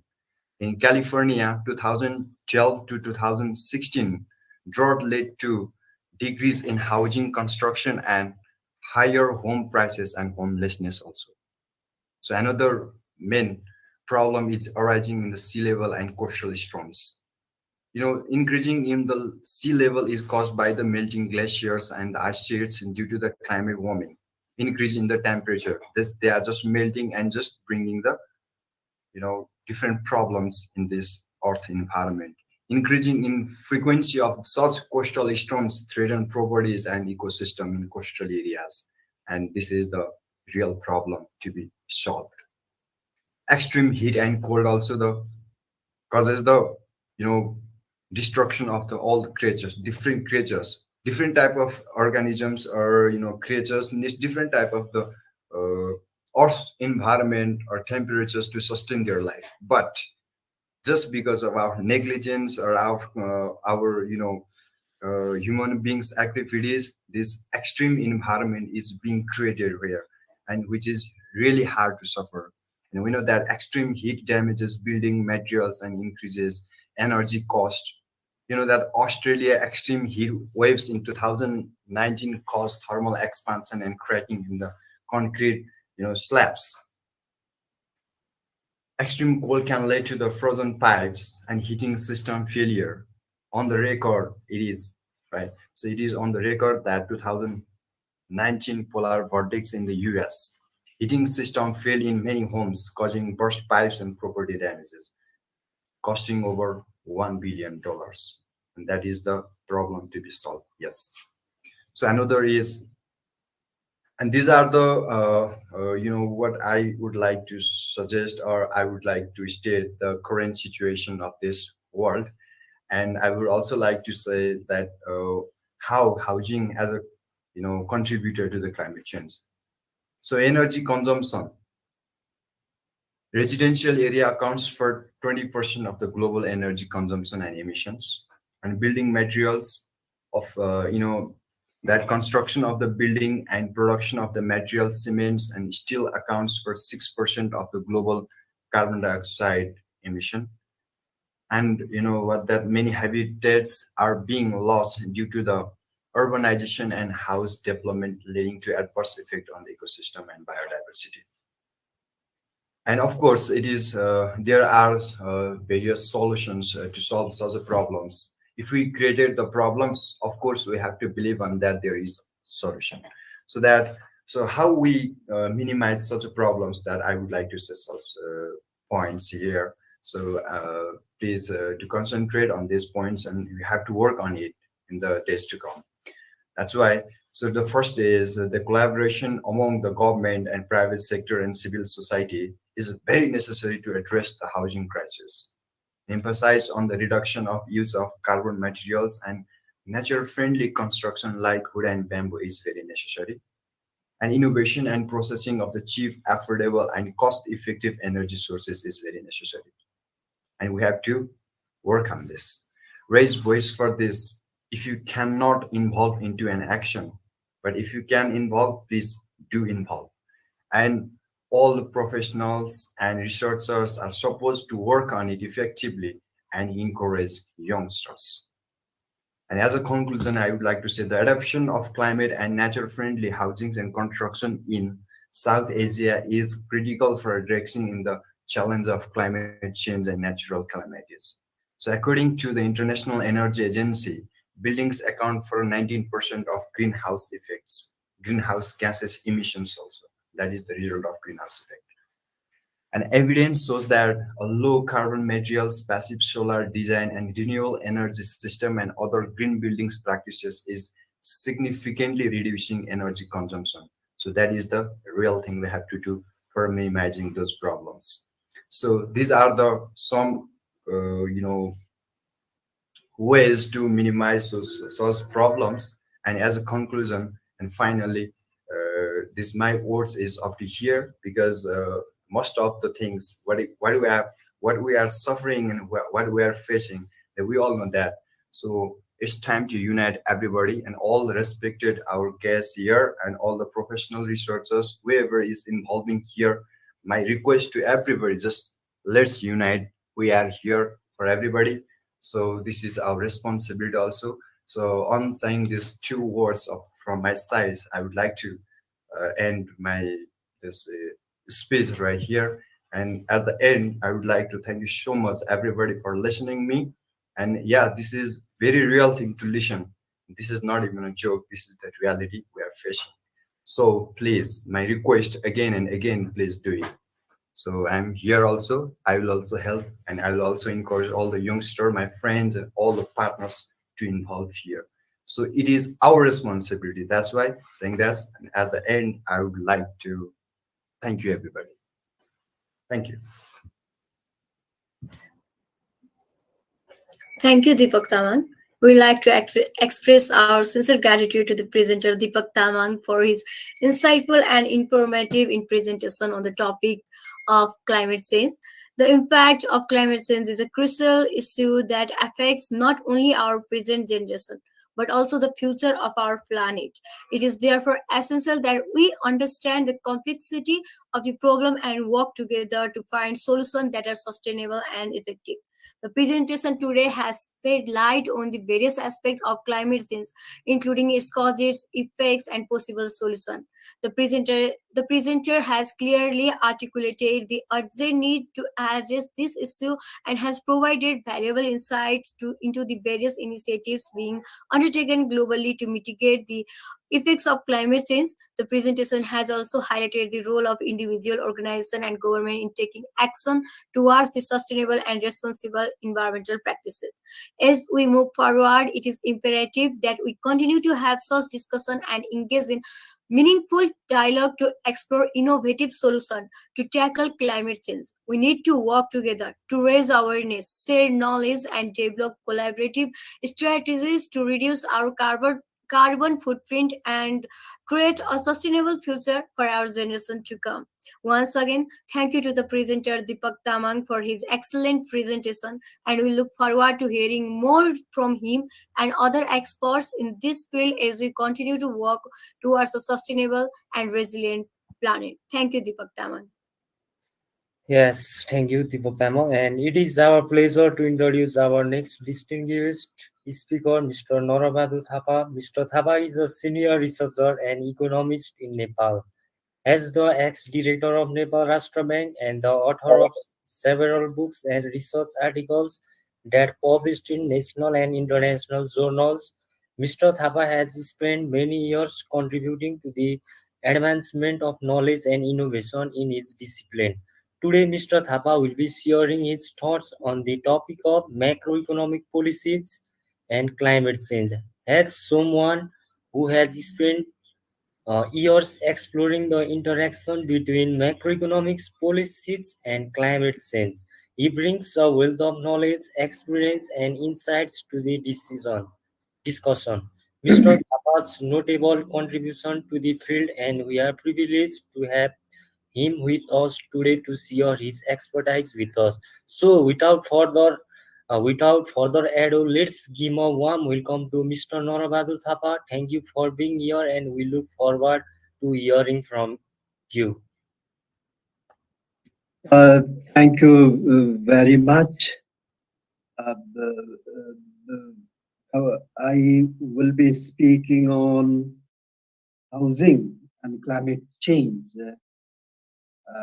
rather than on macroeconomic policy.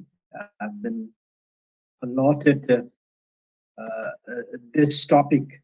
So last year I spoke on macroeconomic policies, and this year I'm given, as I said before, the housing technology for climate change. For that matter, housing and the climate change. Let me come up with my slides. Are my slides visible? Can you see my No, slides? sir. No, sir, it is No, not sir. here. Let me try it.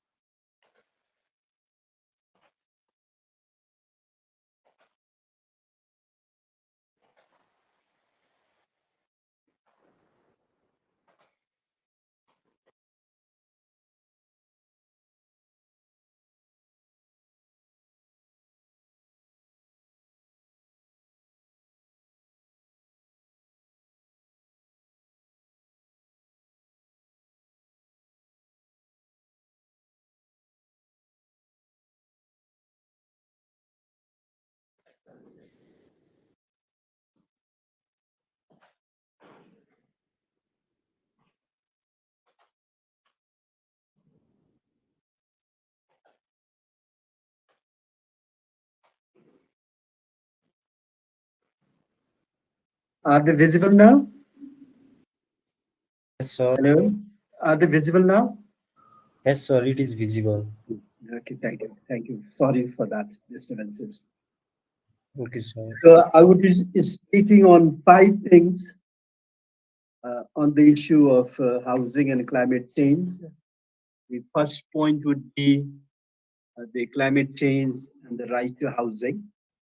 The second element of my presentation would be the global agenda uh, as enshrined in Millennium Development Goals and subsequently Sustainable Development Goals. And that I would also discuss that one. And then coming back to Nepal, what we have in the Constitution of Nepal with respect to housing, the right to housing. The fourth element would be Nepal's international commitment with respect to housing under the theme of the NAPA, NAP, and LAPA, and the housing.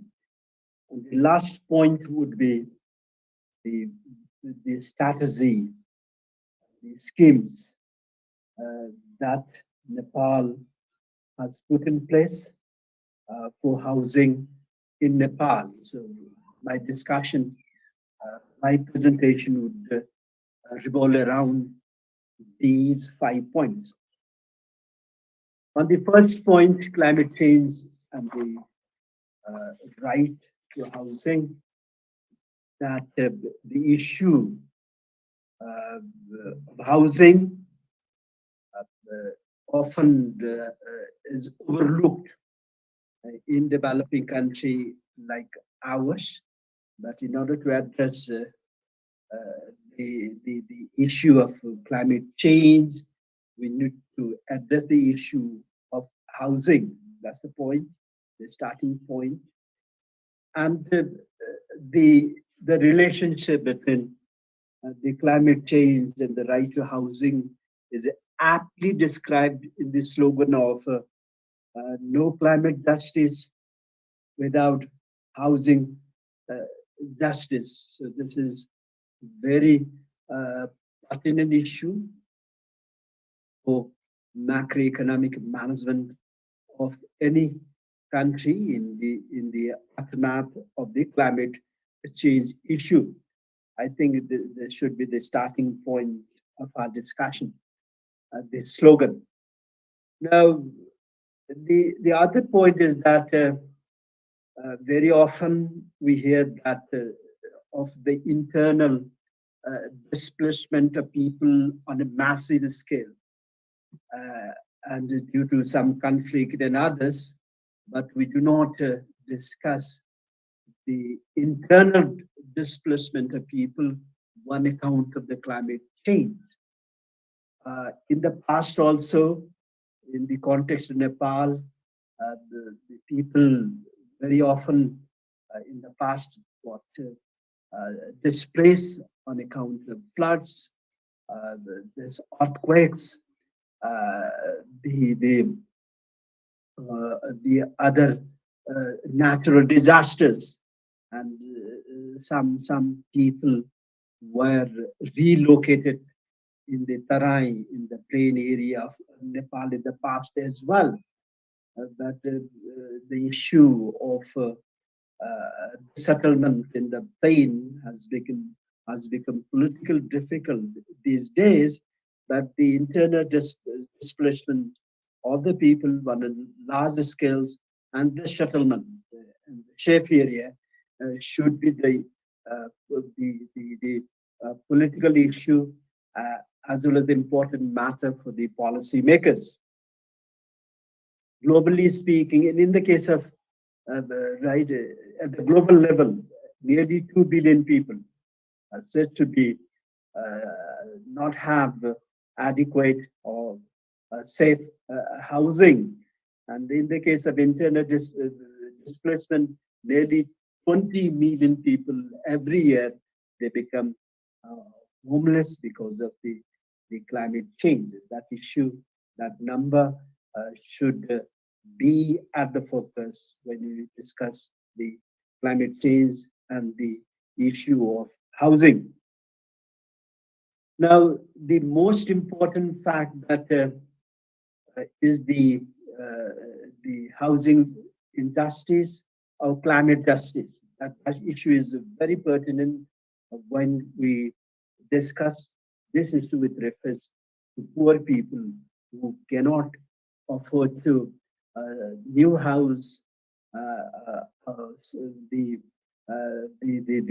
adequate housing as they get displaced on account of the environmental hazards, climate change, who are very vulnerable to climate change.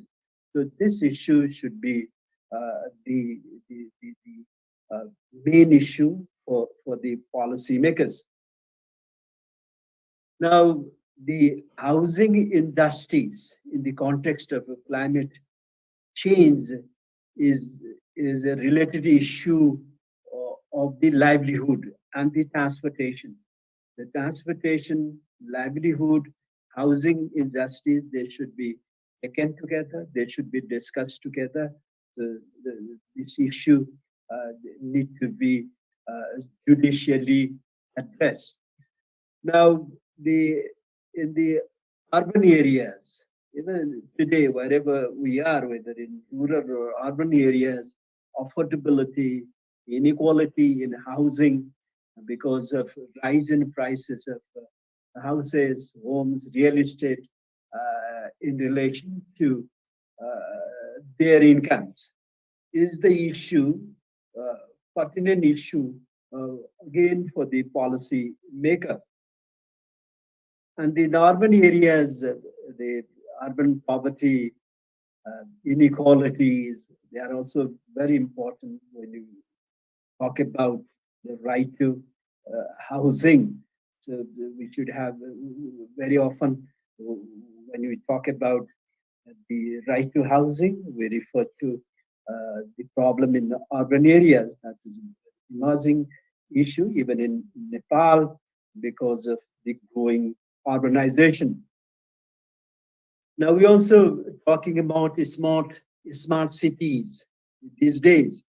So when we design smart cities, we need to take this the affordability and the of housing for poor people in a such a way that they are very resilient, and we also take the carbon issue, and also we need to develop it more in such a way that there is an inclusive urban development. Everybody's interest, even poor people interest, housing interests are taken into consideration. That should be the focal point of our discussion. So social justice is very, very important. That's what I was trying to make. Now, when you talk about housing technology, right, uh, this is very, very important because the constructing a new house uh, is become very expensive these days because of the rise in prices of construction materials. So, in order to make it affordable to everyone, including poor people, marginalized people, we should bring in housing technologies such a way that uh, we produce uh, houses at low cost. So what could be new housing technology which enables government uh, across countries to afford the houses which poor people can afford to buy. Now that when we talk about the climate resilient, carbon neutral housing,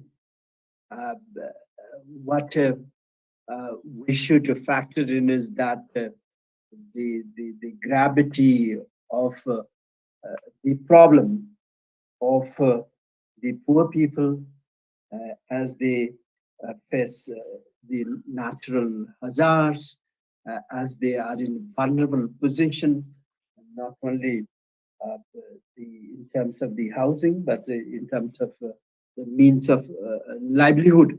So that should be taken into account. The other issue that we should take into account that the financing part of housing is important because there are gaps. Some people do not get the financing from formal banking and financial sector at low interest rates. And the access to livelihood is also important because if we make some settlements away from the livelihood, the people that, we're trying to relocate them will not be willing to settle down there. So the access to livelihood is very, very important. If they do not find jobs around their locality, the locality designated to them, then even if government provides the housing free of cost, people will not be willing to settle down. So it has to be with the sources of livelihood as well. That part cannot be ignored. This issue we should talk, we should factor in when you design the policies for the climate change and the right to housing. And why do we talk, as I said before, also uh, we should also take the climate disasters and safe housing in rural areas also, because poor people do not find the good, safe places even in rural areas. They live in areas which are prone to the natural disasters and which are mostly affected by climate change and the riverside on the reefs and so on and so forth. So that issue also we should take into consideration. The issue of housing also important with respect to the sanitations and pollutions and these issues. When we provide housing, we try to have the new settlement. We should also take the sanitation and pollution related issues into consideration. Now, now I come to the my second point, the global agenda. Now, the issue of the genesis of the climate change and the right to housing, when we talk about this, we should also we should also start with the Industrial Revolution, right? When the Industrial Revolution took place many centuries ago, the problem of housing started also the many nations, those nations which were progressing on industrial development, they started facing the housing problem. So when you say housing problem, you'll have to think of the industrial development, industrial revolution, whatever skill that is taking place across the countries. Right? We should not think of only UK, but we should think of our countries. Whenever there's a township, whenever there is a industrial activities, the, the housing should invariably will come. Now, then right after the industrial revolution, initially we started talking of industrial revolution housing. Then we started talking of the ozone layer issue, the ozone layer issue. Then we, uh, after many years down the line, to be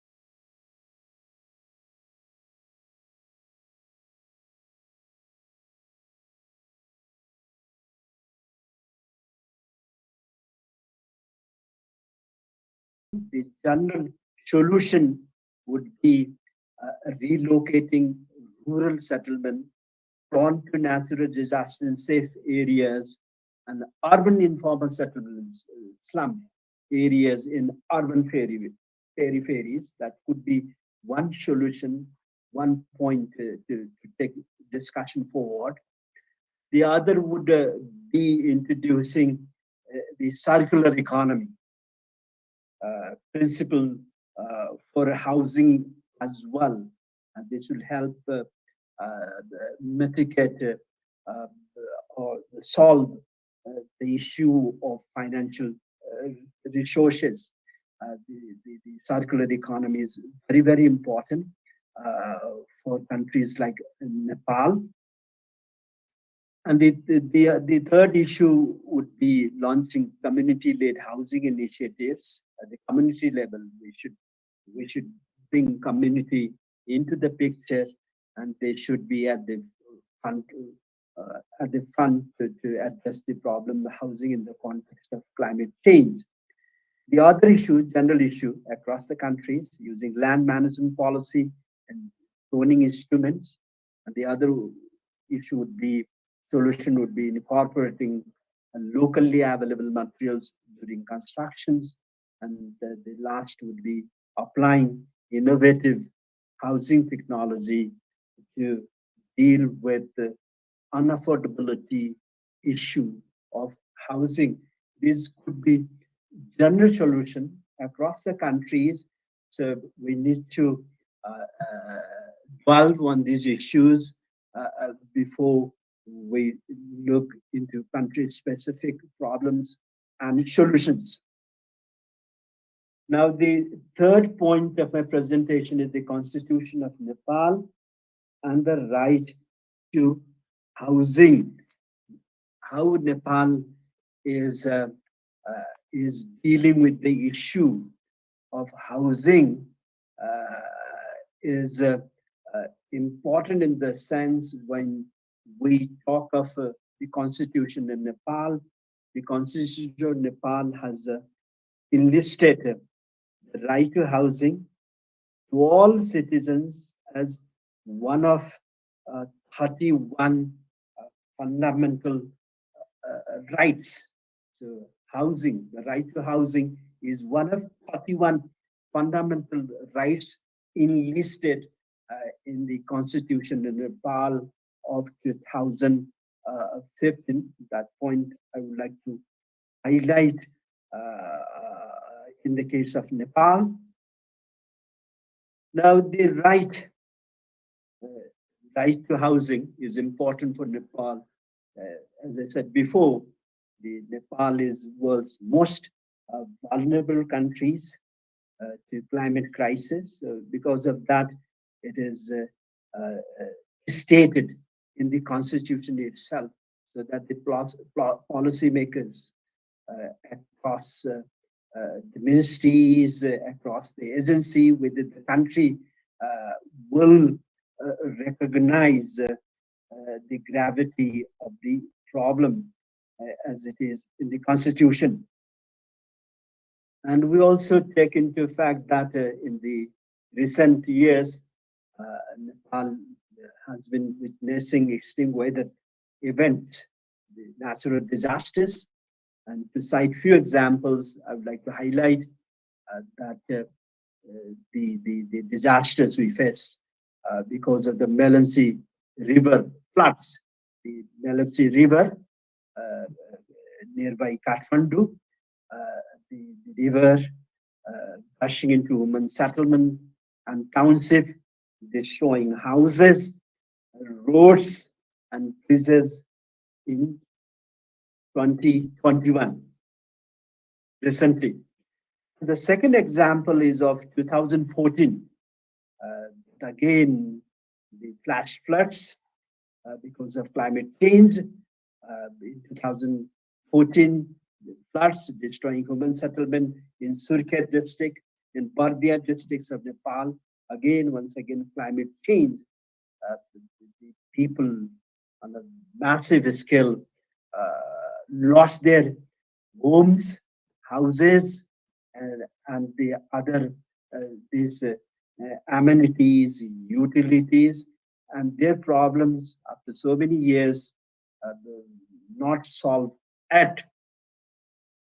The third example, that the recent example, the conflict between the people living in informal settlement, the slum areas on the bank of Bagmati River, and the Kathmandu Metropolitan City KMC office, which received national attention in 2022, 3, 4 months, 2, 3 months ago. So again, there's a highlights the gravity of housing problems in Nepal. Now, informal settlements, wherever they are, rural or urban areas, are highly vulnerable to climate change in Nepal, because such settlements are in river banks, on the slopes of the hills, and so forth, prone to natural disaster. So nearly 10% of the urban population said is living uh, in informal settlement in slum areas, in the properties. So such settlements are vulnerable to floods, landslides, heat waves, due to lack of provision of adaptation. Now, the fourth point of my presentation is Nepal's international commitment. So I would be referring to NAPA, NAP, LAPA, and the right to housing. Now, Nepal has endorsed all these international these conventions, declaration, covenants regarding the right to housing. So, in line with the international commitment, Nepal has prepared the National Adoption Program of Action, NAPA, National Adaptation Plan, with the financial support of UNFCCC, and Nepal has also the prepared the local adaptation plans for action, LAPA, to bring in provincial and local governments on the issue of climate change and housing, along with the central government. So the idea is to rope in their efforts in solving the problem of housing in the context of climate change, LAPA.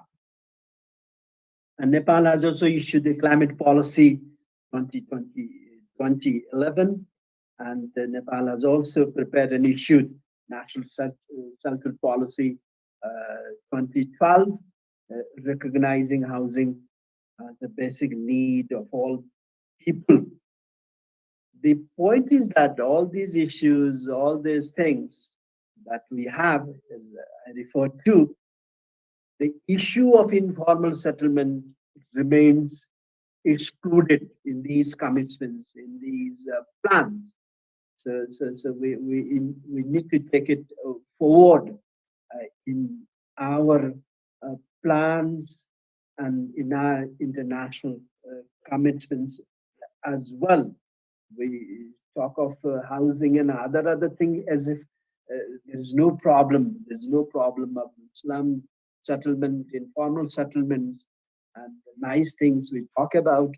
But there are issues of informal settlements facing the countries, and people are living in hospital areas prone to natural disasters. But in our policy, we do not explicitly talk of these issues. But this is the issue.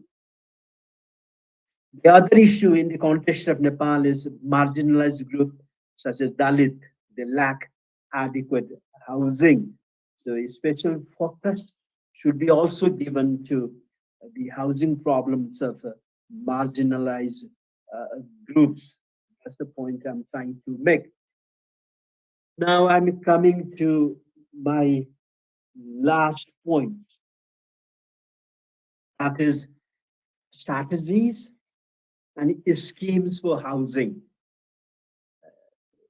place in Nepal, what Nepal has, what strategy Nepal has for housing, what schemes Nepal has launched. That these points I'll discuss now.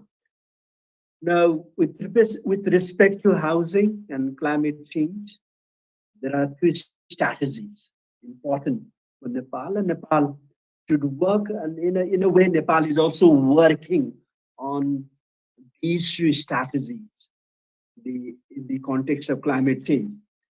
The first strategy is integrated settlement in the countryside, in the rural side, countryside, integrated settlement. The first strategy Nepal is working on. The second strategy Nepal should work, in a way is also working, is a low-cost housing for informal settlements in urban areas. So one is strategy for rural areas.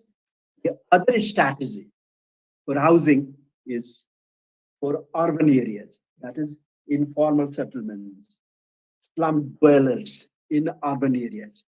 So the country like Nepal, given its difficult terrain and topography, these two strategies should be taken up simultaneously, side by side. That's the point I'm trying to make. And Nepal, in one way or other, is working on these two strategies for the issue of housing in the context of climate change. And having said these two strategies, let me now come back to the various schemes, various instruments that are taken up for solving the housing problems in Nepal. The first instrument, which is the legal instrument that Nepal has taken up in the context of housing, the Right to Housing Act 2018, which promises safe housing facility in accordance with the Constitution of Nepal. The Constitution of Nepal was issued in 2015. After 3 years gap, Government of Nepal came up with the act known as the Right to Housing Act 2018, promising these safe housing facilities to all. So legal instruments, legal arrangement has been done in accordance with the Constitution of Nepal, in accordance with the spirit of the Constitution of Nepal. That's the first instrument, the scheme, I should say. The act states that every citizen shall have the right to an appropriate housing, and such rights shall be respected, protected, and fulfilled pursuant to this act. So, great announcement, great legal arrangement has been made that we should say. Now, the act also vests the responsibility in the federal, provincial, and local governments, because Nepal has adopted the federal system of governance following the Constitution of Nepal in 2015. So there are 3 layers of the government with judicial, executive, and the legislative powers. So it gives a responsibility to all these 3 tiers of the government with respect to the right to housing. Now, according to the act, according to the legislation, all 3 tiers of the government should work in concert to provide affordable, safe, resilient housing in the context of climate change, as per the law, is the act. And what I think is that applying modern housing technology is key for solving this issue.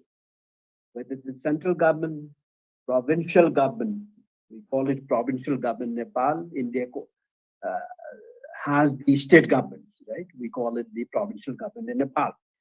So all these three tiers of the government, when they design policies for providing housing to the people, uh, they should think of the modern technology, the housing technology, which makes housing affordable. That's the point. Now, the second scheme, instrument Nepal, in a way, has put in place is establishing Nepal Housing Development Finance in 1990, long years ago, many years ago, to make housing finance available to low-income families at an affordable rate. But this scheme, this corporation, Nepal Housing Development Finance, has in a sense has become dysfunctional, is not working, is not effective in the sense that it has not been able to provide the cheap cost, the financing at low cost to a targeted section of the population. Although many years ago, Nepal had established this institution, Nepal Housing Development Finance. In other countries, there are some financial institutions meant for housing. They are working. We study the history, but in Nepal, although that was introduced long years ago, but it has not become an effective instrument with respect to the making the housing affordable in Nepal for poor people. There are banks and financial institutions which also provide the mortgage financing, housing financing for those who can afford to pay the interest and borrow the amount required for constructing houses, especially in semi and the urban areas, semi-urban areas and urban areas. So for rich people, for middle classes, there are banks and financial institutions which provide housing finance. That is there. But the collateral is required, and poor people do not have collateral to place to borrow from banks. Again, the housing problem of poor people is not addressed well when you talk of the financial institutions we have in Nepal, the way they are working, functioning in Nepal. There is also Employees Provident Fund institution.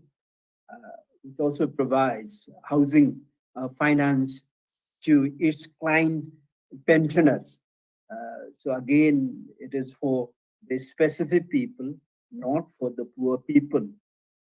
So this will not solve the problems we are discussing. The third instrument scheme is Janta Awas Karikram, People Housing Program.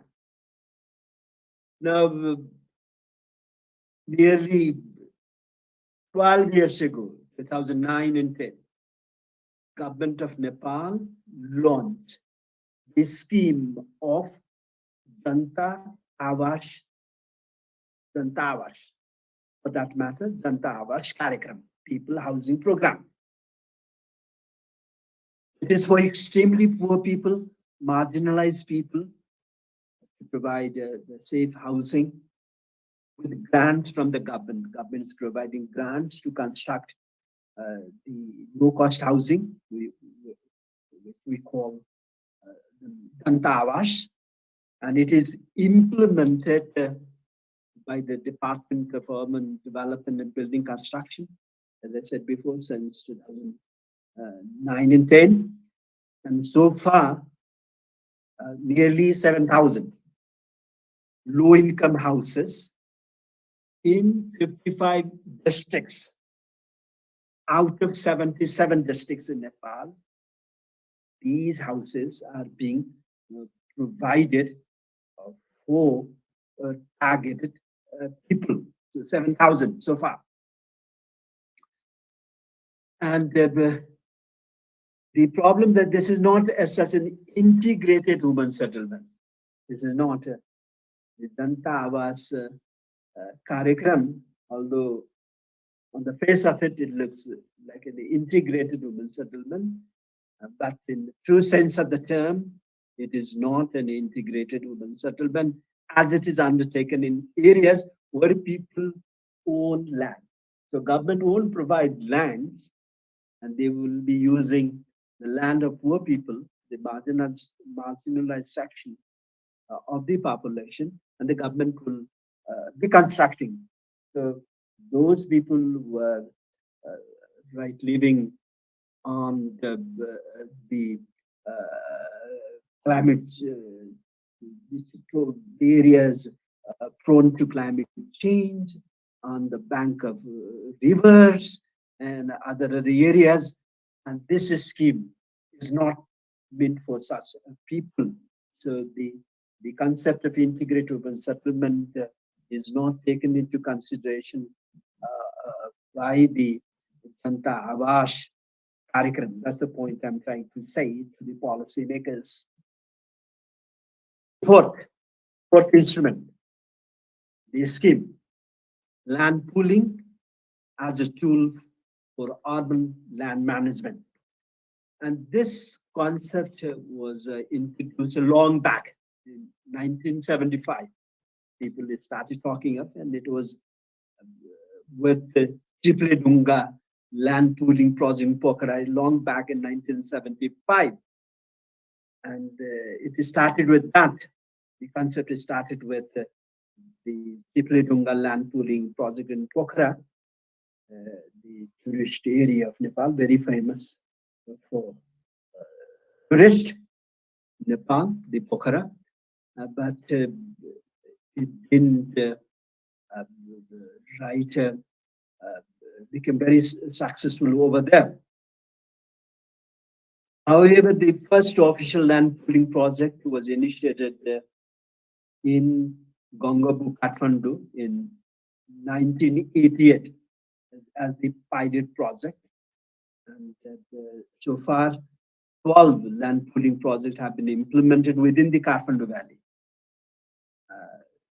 That we can talk of the success of land pooling as a tool of urban land management in Kathmandu. And it is implemented by town development committee in charge of this project. And this scheme should have been implemented on a larger scale. It's not happening because of land prices, the other issues, land pooling issues, which are not addressed well. And the fifth scheme is integrated settlement scheme. This is very, very important for Nepal, for hilly areas, for mountainous areas, integrated settlement scheme. Now, this became prominent in the wake of devastating earthquake of 2015, and it was implemented in some affected districts by donors and the government of Nepal as well. But as I said before, it failed to relocate risky settlements and building houses through land pooling and housing pooling schemes. The settlement, the resettlement took place where there was settlement already destroyed by the earthquakes. So in a sense, there was no integrated settlement in safe areas. The objectives, the initial objective was to move settlements at high risk of floods and landslides to safer locations, but this didn't happen. That's my point. So in a way, uh, unfortunately, this scheme has been non-starter. The scheme of the integrated settlement.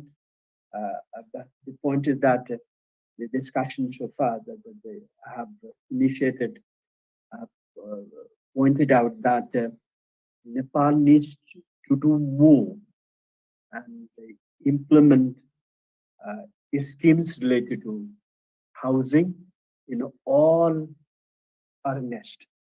And the problem of the integrated settlement, women's settlement, is uh, very acute in the hilly areas, in the mountainous areas of Nepal, the Dalit community, the marginal sections, the poor people in rural areas, the areas prone to climate change are affected and they are suffering. They have housing problems. They live in abject conditions. If the government of Nepal does not come up with this scheme on a larger scale, then we won't be doing justice to the climate change and the issue, and we won't be addressing the issue of the right to housing. Although the federal government of Nepal plans to launch the high hilly and mountainous area prosperity program with three elements of integrated settlement development, physical infrastructure development, and livelihood improvement. That is all on paper, and even one of the provincial government, that is Karnali government, in the past tried to launch integrated settlement development program, but the Karnali provincial government, Karnali state government also failed to implement it. So it is very, very important for the Madhya Pradesh, the lowland area, where there uh, is also issue of informal settlement, the poor people, the marginalized people living in abject conditions. And this is also a very important issue for Shudra Pashchim province. And as I said before, the Karnali province is also Karnali government, provincial government tried to launch this scheme, but could not implement it. So, when you talk of climate change and the right to housing, the integrated women settlement is very, very important for Nepal.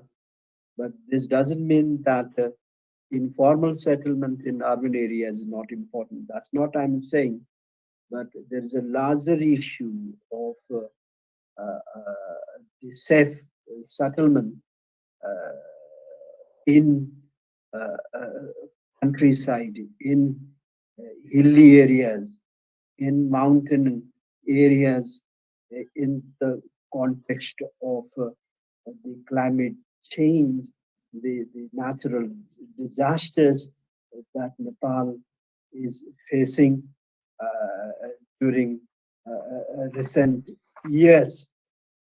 I think I covered what I had promised to cover, the five elements of my presentation. So with this, I'll stop here. If there are any questions, I'll be happy to answer. Thank you very much. Thank you, sir. And I think we got some queries here. And the queries is in our chat box from Dipanju Tiwari. She said, though government is running people housing program, as you also discussed already, but still it is not reached to the ground level effectively, and many communities are living in the absence of quality house.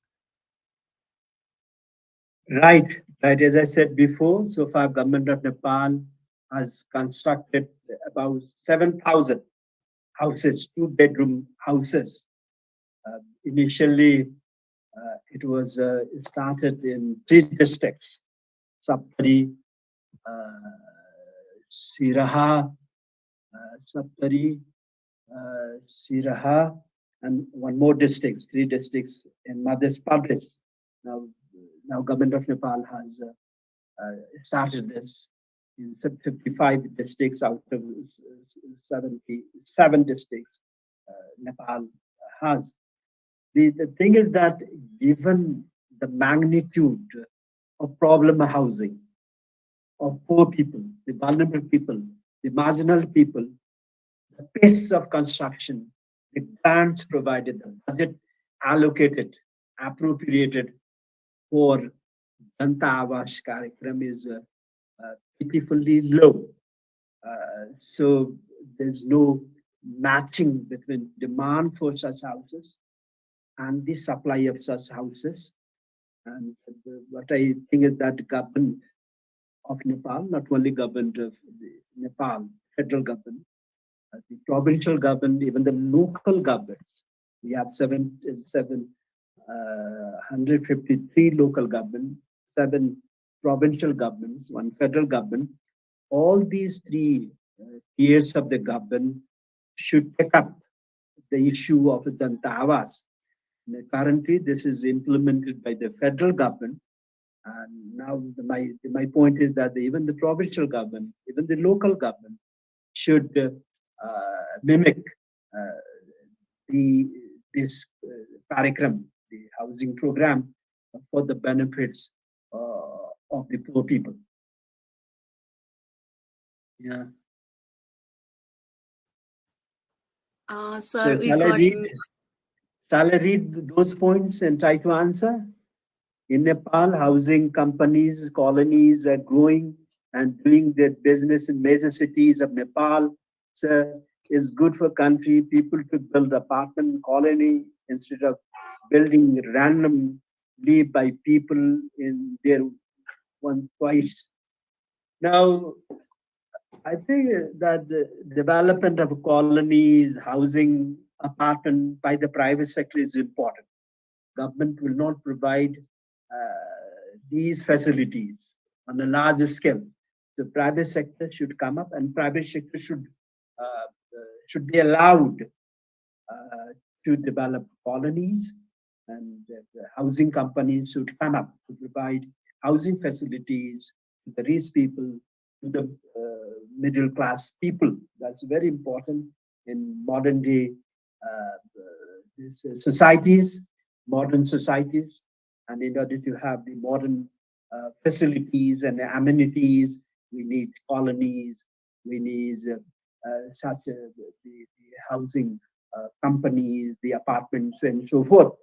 The point is that the poor people will not be in a position to afford the apartment, the flats, the houses constructed by the private sector. Very expensive, they cannot afford. So government should have these schemes like Janta Awas Karyakram, other Awas Karyakram also government can initiate given the topography, given the features.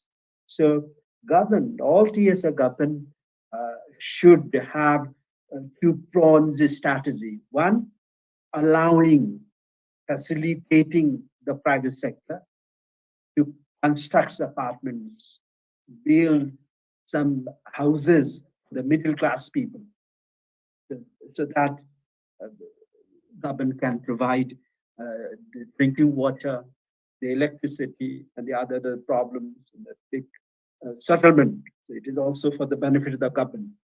it is easy for the government to provide schools, hospitals, and other facilities when there are colonies nearby. So government should not obstruct the private sector to come up with the housing and other colonies type construction. For the poor people, the informal settlement, the slums, the government should intervene and mobilize funds. If it doesn't have funds, I'm referring to government of Nepal, it should mobilize the donor money as well to provide the housing facilities. If government of Nepal is not in a position to allocate funds, required funds for the construction of low-cost housing with grants, government should mobilize funds from donors. Those countries responsible for the climate change, natural disasters, floods, the landslides, the things that the poor people are facing on a larger scale, and they cannot have mitigating factors. They cannot have right the adaptation ability as well, given their income levels. So two-pronged strategies should be launched to address the housing problems. Yeah, that's my point. And the next questions, my question is to Naraz, why existing laws do not get active with the unproper and non-environmental friendly housing system colony in Nepal properly is due to political influence or something else. Now, there are three things. One, the government of Nepal doesn't have enough funds.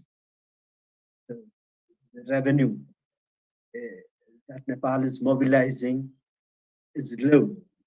In terms of GDP, it looks high compared to other countries, but in absolute terms, given the requirements, the government of Nepal doesn't have resources, financial resources. So that's why we have the problem of housing for people. One second. Second is the prioritization. Given the budget, given the revenue mobilized by government of Nepal, where government should allocate the revenue it has mobilized. It is for the poor people or for fancy projects. It is specially meant for the rich people, for the pride of the nation, and so on and so forth. So prioritization is also issue.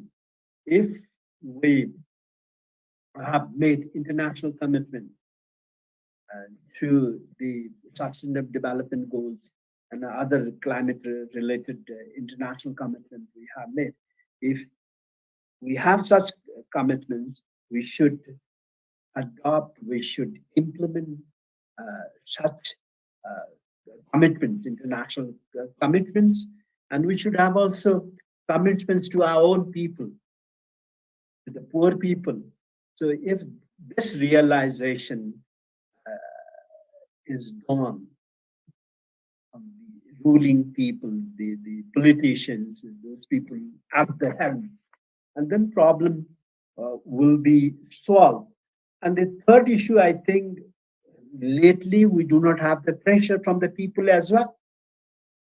Now people do not come on the street because those people, the poor people, they're away from the country, in the Gulf countries, in Malaysia, looking for jobs, doing some work over there. They're busy over there. So those young people who could have protested, put pressure on the government of Nepal to address their problem, they're away from the country. So government doesn't have the pressure to solve the problem, housing problem of the poor people. So I would cite these three issues with respect to this questions.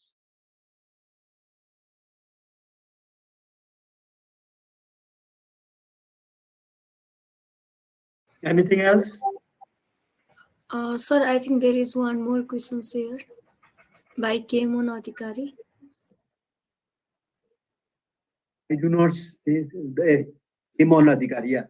What specific policies and initiatives can the government of Nepal implement to ensure that the right to housing is realized for all citizens while also addressing the impact of climate change on housing and promoting sustainable development in line with this Millennium Development Goals and Sustainable Development Goals.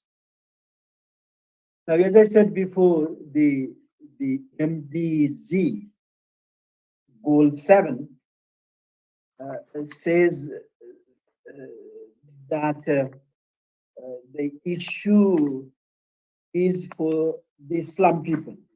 So, as I said before, right? Cities Without Slums Initiative was incorporated in Millennium Development Goals. The focus was on slum, the informal settlement. Now, the STZ says that making cities and human settlement inclusive, safe, resilient, and sustainable. So, improvement over the Millennium Development Goal 7. So the focus is on the inclusiveness.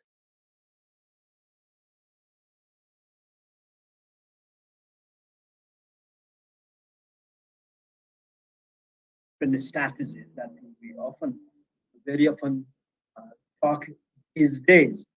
And that is the focus of sustainable development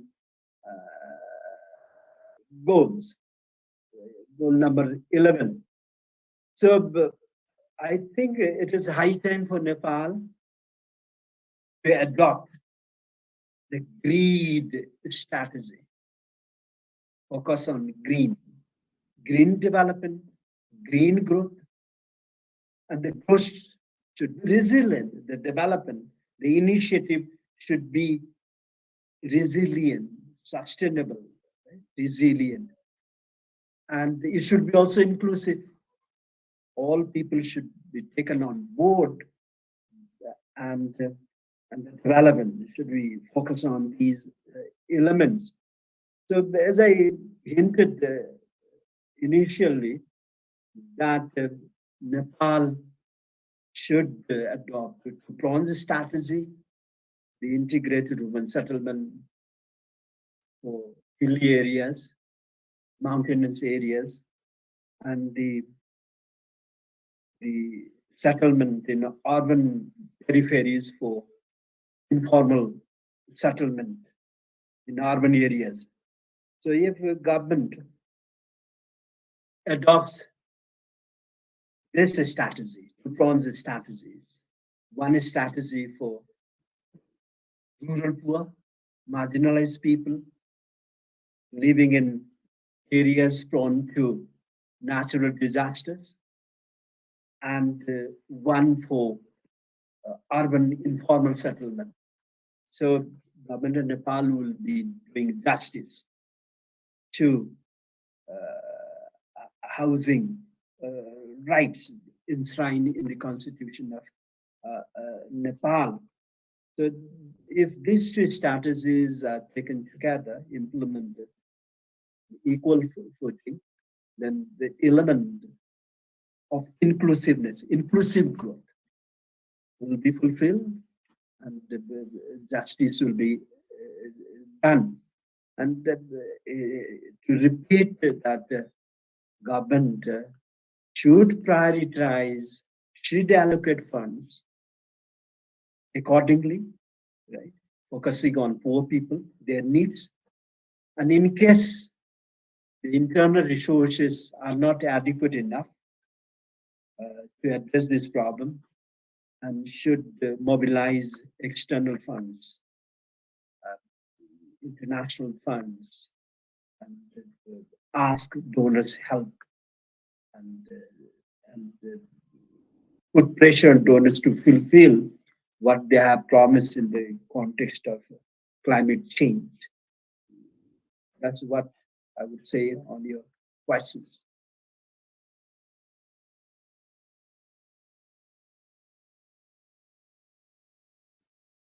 Ajay, any other questions? I think there are no more questions, sir. Mm, thank. Is there any feedbacks and suggestions for Mr. Narbadur Thapa are accepted? Uh, okay, I think there are no many questions, and all the questions are fulfilled from our participants. Moving on, we would like to extend our sincere gratitude to Mr. Narbadur Thapa sir for his insightful presentation on the interaction of macroeconomics policies and climate change. At this conference, he covered several important topics that are crucial for addressing the pressing issue of climate change and ensuring the right to housing. One of the topics he discussed was the connection between climate change and right to housing, which is an essential human right. He highlighted the importance of integrating the right to housing into national policies and strategies to address the challenges posed by climate change. Mr. Thaba also discussed the Millennium Development Goals (MDG) and Sustainable Development Goals (SDG), emphasizing their significance in promoting sustainable development and addressing climate change. He stressed the need for a coordinated effort to achieve these goals involving government agencies, civil society organizations, and private sector. Moreover, he emphasized the role of Nepal's constitution to ensuring the right to housing. He elaborated on the constitution provision that protect this right, stressed the importance of implementing these provisions to improve the living condition of vulnerable populations. Mr. Thapa also touched on Nepal's international commitments relating to housing, such as the United Nations Sustainable Development Goals. He highlighted the significance of these commitments and emphasized the need for continued efforts to meet them. Finally, he discussed various strategies and schemes for housing in Nepal. He elaborated on the government efforts to promote affordable housing, including housing policies, housing funds, and public-private partnership. In conclusion, I would like to express my gratitude to Mr. Thapa for his comprehensive and enlightening presentation on macroeconomic policies and climate change. His insights shed light on the critical importance of housing and sustainable development in addressing the challenges of climate change. Thank you, sir. Thank you too. Now we are honored to introduce our next esteemed panelist, Professor Dr. Atindra Dahal. Dr. Dahal is a highly respected academic and practitioner, and he is currently associated with the School of Law, Purvanchal University, with a PhD in issues of nation building, MPhil, and MA in English Literature and Philosophy, and MA in Political Science. Dr. Dahal is an accomplished academician, researcher, and practitioner. His extensive experience in academic freelancing, independent research, column writing, and training and editing have led to notable contributions to the field, with respect and writing published in renowned national and international journals. Today, Dr. Dahal will be joining us to share his insights on demystifying development discourse. Where do housing and climate rank? With years of experience exploring the intersections between development, housing, and climate, he brings a wealth of knowledge, experience, and insights to the decision.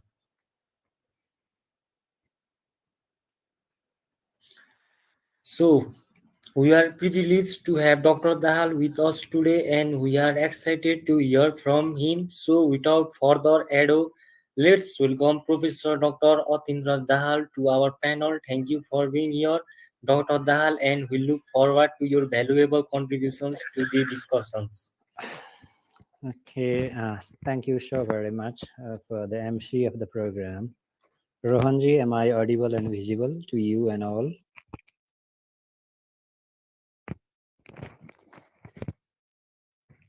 Am I audible? Yes, sir, you are audible. Okay, Yes. fine. Yes, Thank thank you. you. No, thank you so very much.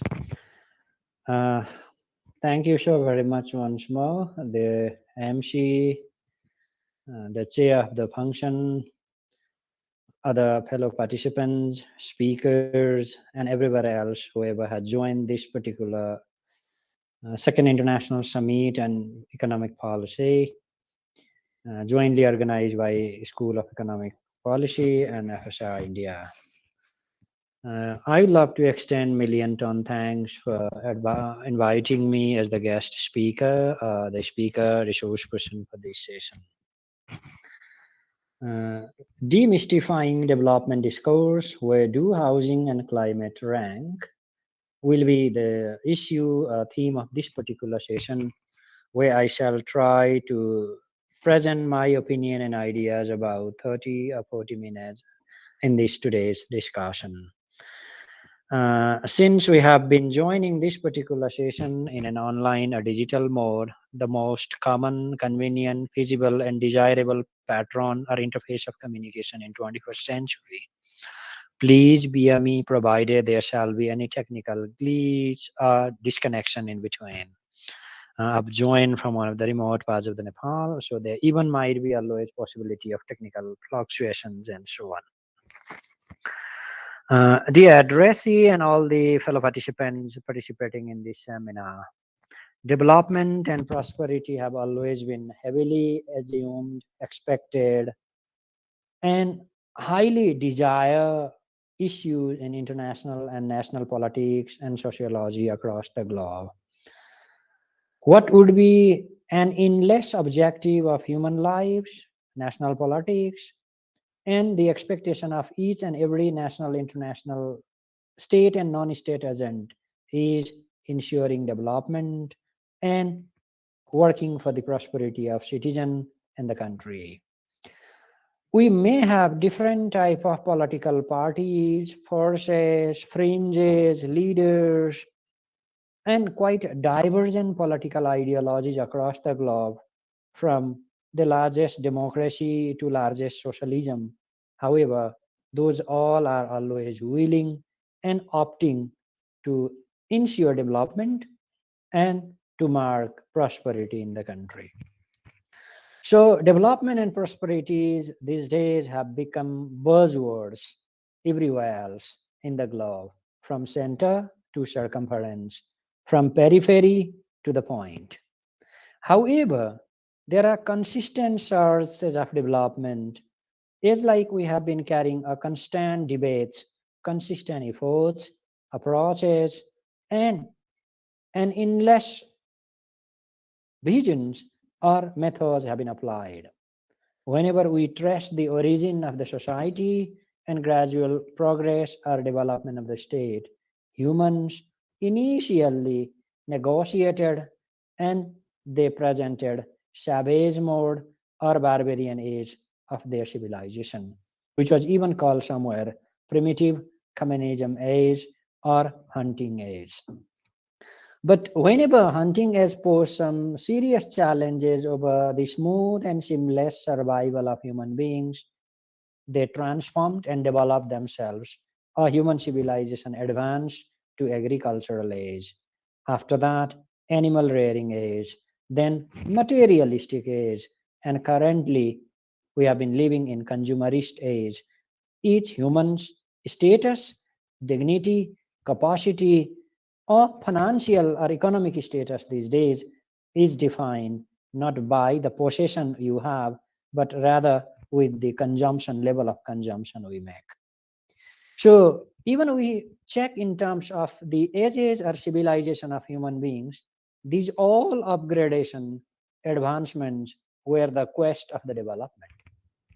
Whenever we try to check it from the positions of the civilizations, all of us are pretty aware and always with good amount of update and information that human civilization made its onset with Greek civilization, advanced into Roman civilization, then came to Hango Valley civilization, Mesopotamia civilization, Indus Valley civilization, and many more. In the same time, if we try in terms of checking for the purpose or from the location of economic prosperity and development, 18th and 19th century in the globe were remarkably understood as European age or European civilization, as British United Kingdom, Britain, and other European countries were having dominant lead, very powerful influence, and sizable presence among many countries of the world. 20th century or post-World War century is normally assumed to be the American century because America was having very sizable, remarkable, and heavily noticeable influence and control over many issues of the globe. But 21st century now has started manifesting different realities, and scholars across the globe have started to review, understand, and conceptualize this 21st century is the Asian century because countries of Asia like India, China, Japan, Korea, and so on are having much influential, remarkable position into world politics, economy, and the world power as well. Now, the world power and world status has made magnificent change from its earlier or previous unipolar world to bipolar world to multipolar world now. The world order of the globe has been sufficiently questioned and re-equated or structured into new way. So this entire background, the entire development till today, or this sketch whatever I have presented in these three ways have unfolded humans consistent and constant effort in order to reach to the level of development and prosperity. So development and prosperity have always been an endless quest of countries everywhere else. If we review the gradual and chronological advancement, watermill, geometry, steam engine, from those ages of those things to age of radio, television, telephone, cell phone, and currently now living in the time of highest integration of artificial intelligence and jury metrics in court have let us have an experience mammoth change and ease in our life. So these every course or all these courses very rightfully and incontrovertibly present the status of development, the path of progress, the avenues of prosperity, the lead and heading towards comfort and convenience ahead. However, whenever we have come to make a search and endless quest for development and prosperity, now people have more confined into two different dimensions. The major focus of development and prosperity these days have been indicated by city lives, urbanizations, road, largest buildings or tallest building, skyscrapers, skyrocketing buildings, arms, ammunitions, and view towers.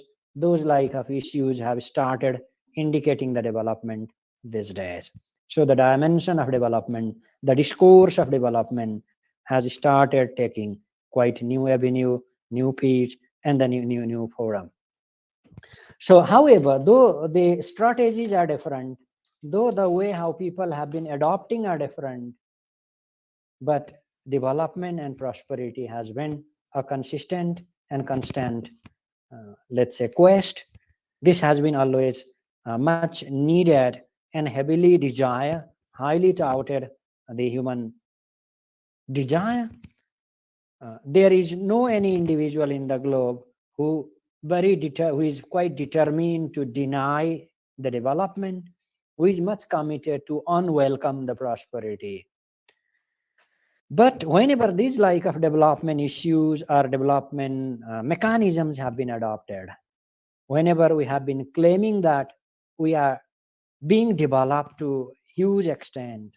Whenever anti-human or in all the countries across the globe are making a claim that they have substantially set new marker in course of development, when they have been claiming that they have dismantled the world order and brought human life into the new level of comfort, mammoth modification, changes in human life.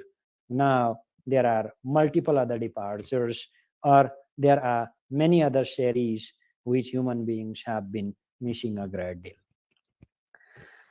Eventual dissatisfaction of human being is missed a lot.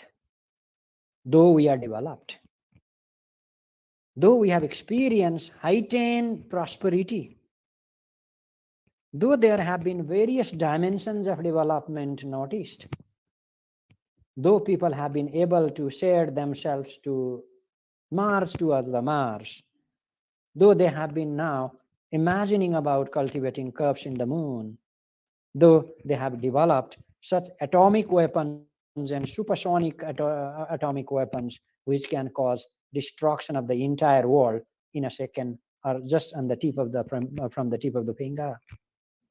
The question is how satisfied humans are, how internally content the people are across the globe.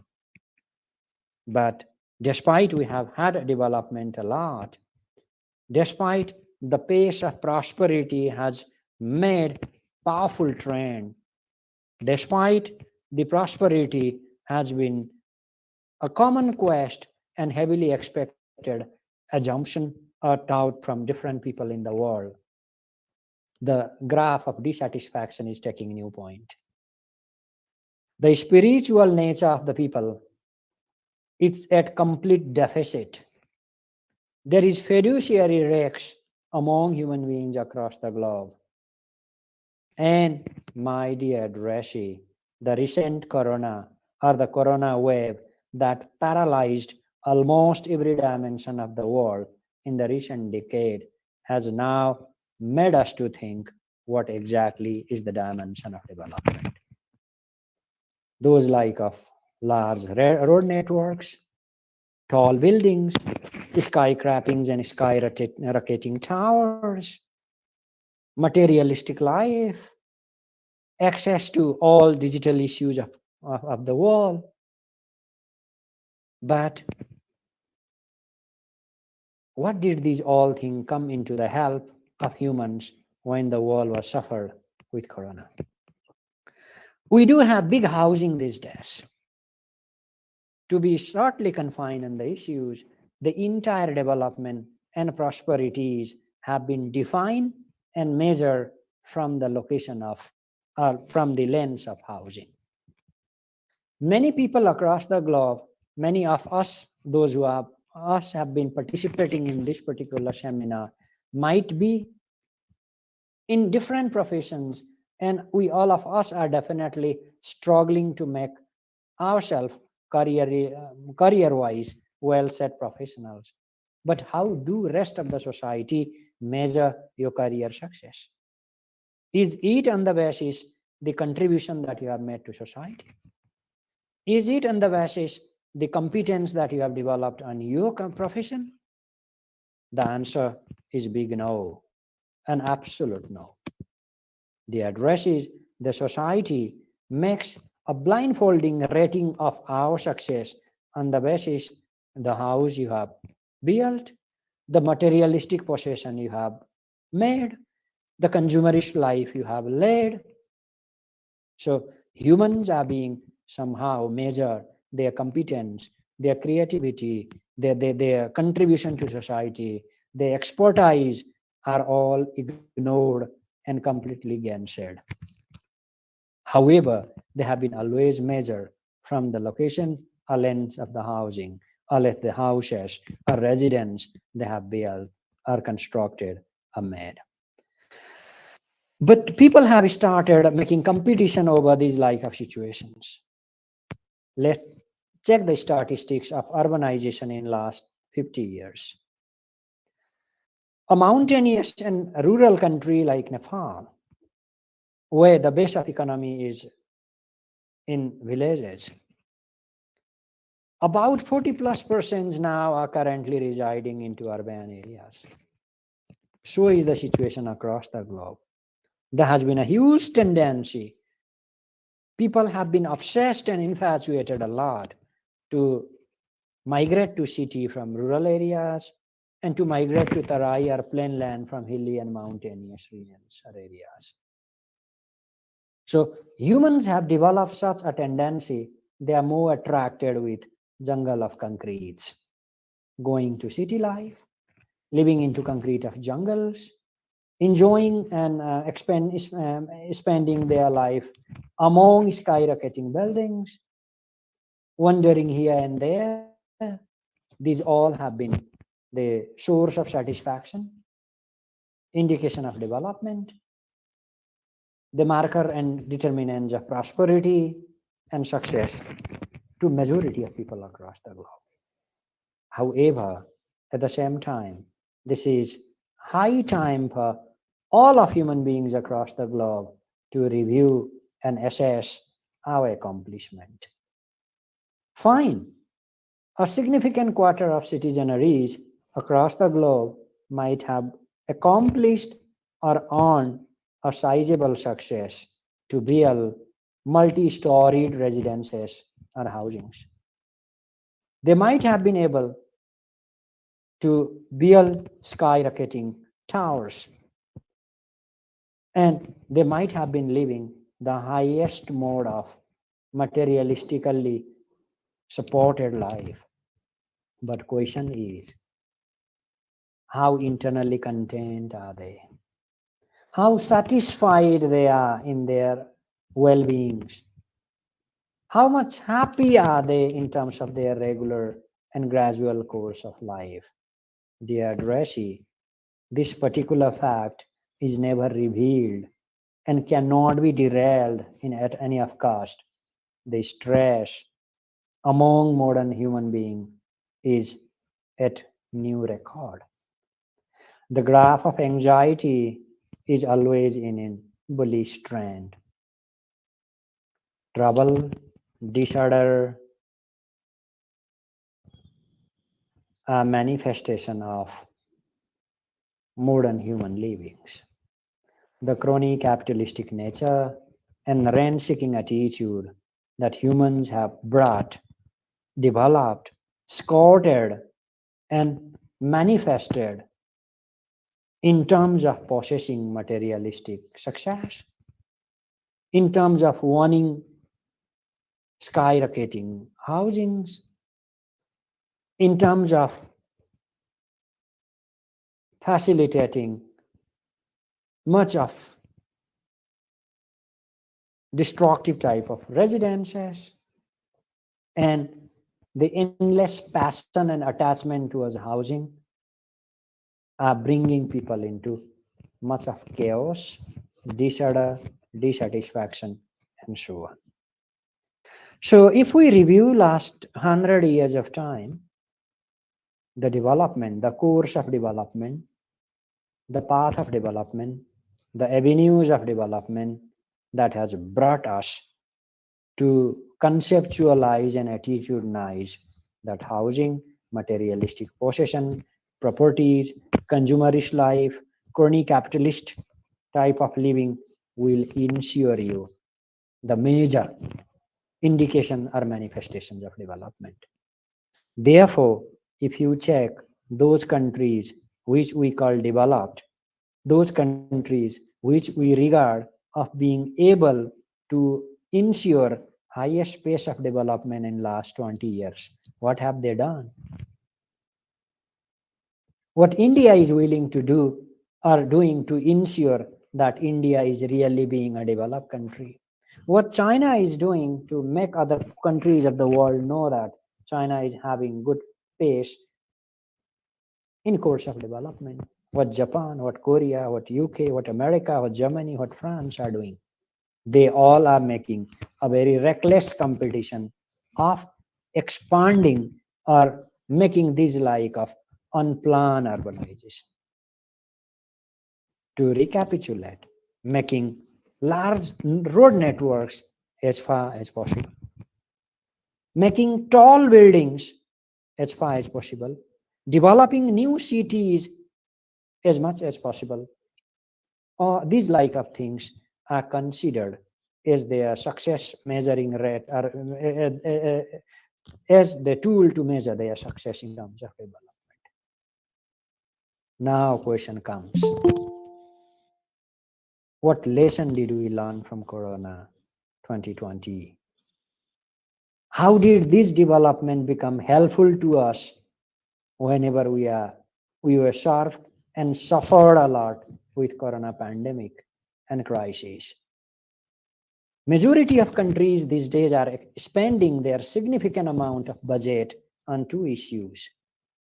One, infrastructural development, which we understand development. Those are largely spent into road, largely spent into buildings, largely spent into construction or development of cities, making big houses, department malls, supermarkets, so on.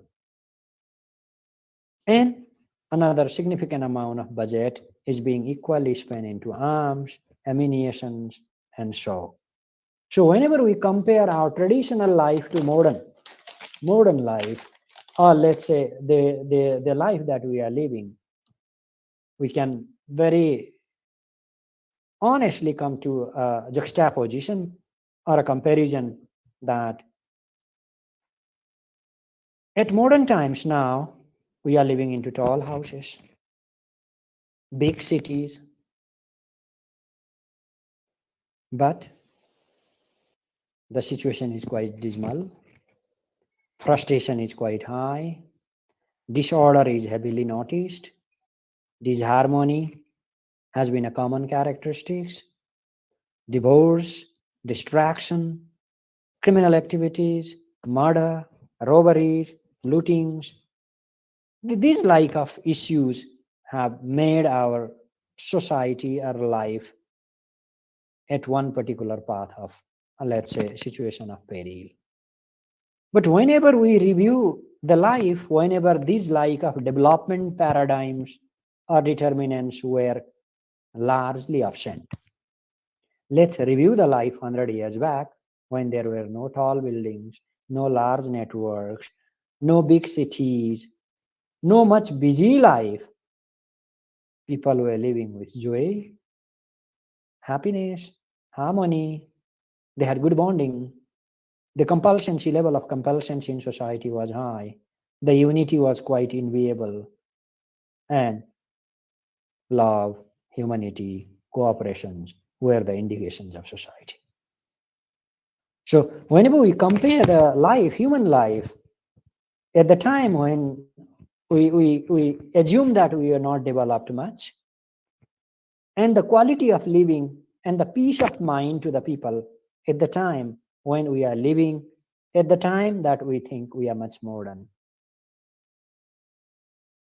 It is high time to review and make a crude and brute review. Are we really developed? Another equally important issue. So let me make one assumption here. Are housings, are urbanizations, are city life, are large networks, road networks, which we regard as symbol of development these days, are these really leading or heading human life as the peace of mind? Are these really supporting anything to the people to earn internal content? Are those making humans more cooperative, having sympathy, love towards each other? Or are those creating more division, erosion of human culture, values, and so on? So the first parameter of development, whatever we assume, or housings, which we regard, or urbanizations, which we regard as tool or determinant of development, is false ideology. Now, when coordinating it with or connecting it with climate, the development discourse, whatever we have developed now, housing, where does housing or what does housing do and where does housing rank? I mean, housing has really not contributed or not. Housing is really not the reflection, significance, or demarcation of the development. The quest towards housing, the obsession towards housing, the infatuation towards city life, large road networks, the endless quest and greed towards urbanizations have really driven us towards underdevelopment, deterioration, devastation, and degradation rather than development. Second, these all developments, whatever we do, or we assume these are indicators of development, those all developments are pursued on cost of huge loss on environment. My dear Dressy, let's review how much of environmental damage is being done in course of fulfilling our quest to possess those like of skyrocketing housing. What amount of damage and degradation have we caused over environment in order to build these large road networks, new city life, urban life? So housing is, or these like of developments are causing us to make reckless damage and destruction over the environment. Climate change, and because of that, the entire world has come at the point of suffering with the problem of climate change at 21st century. Dear all fellow friends, climate change, or the problem of the climate these days, is the common problem across the world. There is no any country, no any human which is detached or which can willingly deny to come in distance from the problem of climate change. It has been much pressing issue to every human throughout the world in every course of action or inaction they make. And the great pity, the utmost dismal situation is that not any one of us alone can solve it or can make any input in order to make a salvage to the world from this pressing or grim challenge. Dear fellow friends, so many of human activities are causing harm on many of other aspects. We lived even in absence of cell phone. We even lived in age where road transportation, air transportation, motor transportations were not there in development. We even lived whenever skyrocketing multi-tower supermalls and departmental stores were not made. We even lived whenever there were no large road networks made, not so many factories were established. Could be the life was a bit difficult. So whatever issue we regard as development today, living minus these so-called development determinants, living minus these wrongly, fallaciously assumed development parameters will only be difficult. But let's think, will living only be difficult minus climate or environment? Or will living be completely impossible? Living will be completely impossible. So there is no option to live if we become so reckless over issues of environment. There will be no option, any option to live further if we remain quite carefree in issues of climate, when we have been much determined and greedy in course of pursuing the development discourse that we have taken. So development and climate, housing and climate, road networks and climate, expansions of cities and climates do have inverse relationship. Our extreme infatuation at one, our extreme quest at one is causing use loss at another. In case of countries like Nepal, or even most of countries in South Asia, to some extent even in India too, this is high time to raise voice against climate change. This is high time to raise our collective and collaborative effort to work for green preservation. It is not only let's say causing harm or danger on our living. Being South Asian nationalities, we need to come to an agreement that most of us are suffered for the crime or cause that we have not committed. I'm not very sure in terms of status of India. However, it is also not that high, I believe, but Nepal is carbon non-emitting country. But we are equally suffered with the dangerous effects of climate change that so many other countries of the world have been doing. My dear fellow friends, it's a very common principle in international law that no one should be sentenced or no one should be penalized for the no harm or no conviction he or she has committed.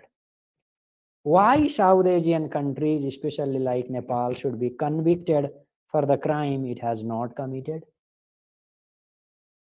So developed countries, European and American countries have been doing much of injustice by emitting high amount of carbon and making the rest of the all countries of the world suffer with it. So we do have very less amount of contribution for these issues.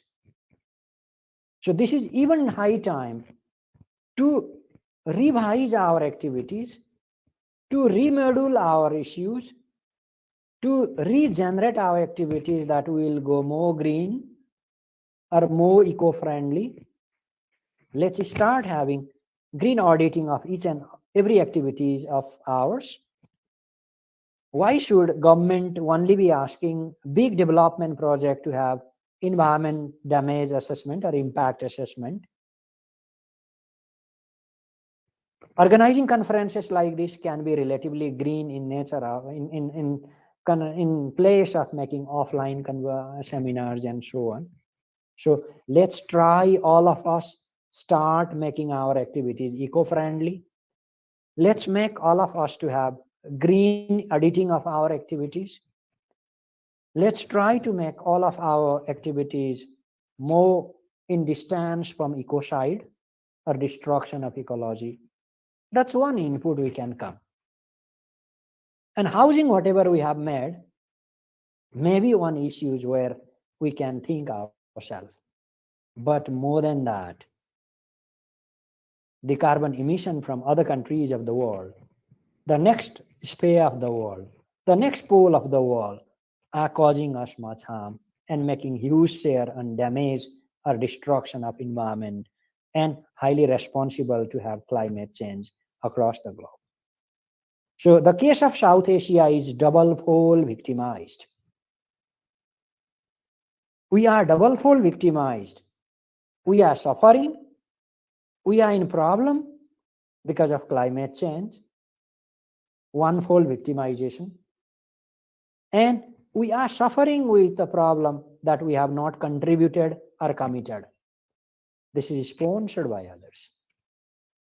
And it is much of injustice to be penalized or victimized because of reckless, wrong, and other way of overaction or inaction of other countries of the world. So we are not only suffering, it's an integration of suffering and injustice both. Therefore, this is even time, besides reviewing our activities and trying to re-engineer our living mode along with other daily activities in compliance to green auditing and eco mannerism. But it's even time to argue, it's even time to claim the other countries of the world, the so-called developed countries of the world, for making or for due compensation on the loss they have caused to us with the carbon emission that they have brought from their world. So the way how we have tried to indicate development and how those countries are causing climate change much, the answer is again same. They have been doing it in course of their quest towards the development.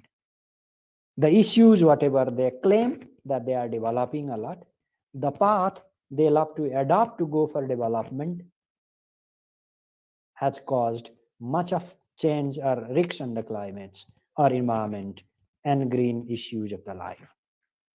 As like our previous speaker was also sharing a fact, this like of situation, quest of unjustified development, the infatuation towards lopsided development has seriously caused much harms over SDGs and MDGs, of course. The Sustainable Development Goal and Millennium Development Goal cannot be achieved. Only having longer life expectancy and only having relatively comfortable life will not necessarily indicate the quality of life, the happiness, well-being, peace of mind, the harmony, the humanity, and the humility that we can present towards us and other sections of society might indicate the quality living. But the way what we have been pursuing and whatever we have been striving in name of development has made us make other way journey. So to sum up, there are three major angles or lenses that we have to be careful on.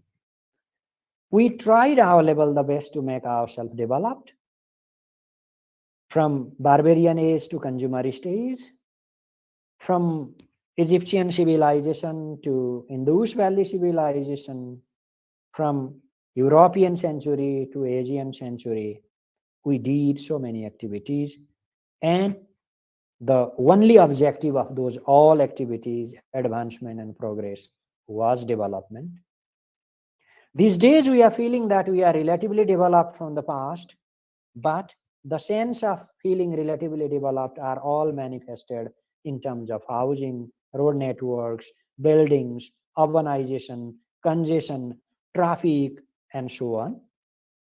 And these all activities, whatever we have done to ensure that we have been developing ourselves much, are making much of loss or cost over the climate. So our pleasure is driving ourselves to the path of peril soon. This is perishing pleasure. The pleasure is going to perish us a day, bring us into a peril a day. So if we do not start being much of conscious about green auditing, eco-friendly living, medical science has very recently coined a term eco-anxiety. Most of the people in world these days to have various anxieties, stress, frustration, and those are here and they are contributed because of climate change or ecological destruction and so on. Ayusha or Ayush, in fact, Ayush, I guess, this is a type of new medication system India has recently developed and propounding in mixture of Ayurveda to many other issues, has been very actively propagating a fact, walking or making a jungle safari with a nude food or naked food every day for certain hours will let us have huge help to heal the stress and ensure or maintain peace of mind. But where will be the time like this if we strengthen and cement the same trend of life as we indicate the development these days? So, dear fellow friends, the development whatever we have, or the all activities whatever we have done till today are on course of development. The development are largely measured in terms of housings. But this like of development, big house, tall buildings, And many of materialistic life, arms, ammunitions, those never help people at the time of crisis. How did gun help people or to save people at the time of Corona? Corona made us realize that the basic rhythm of the life is agriculture, yoga, meditation, and so on. Those non-allopathic treatment mechanism of Corona had been much fruitful and practically, let's say, heavily influential or instrumental in order to recover the patients. So, nature, to make an end, nature is an eventual result of human life. The ultimate peace of mind relies, or it's created, it's amounted because of our relation and our integration to the nature. Minus nature, minus environment, we can go so fast. We can have huge development, but how long can we sustain is always a question. Therefore, now it is time to demystify the development discourse. Let's start reviewing the discourse of development from an alternative angle.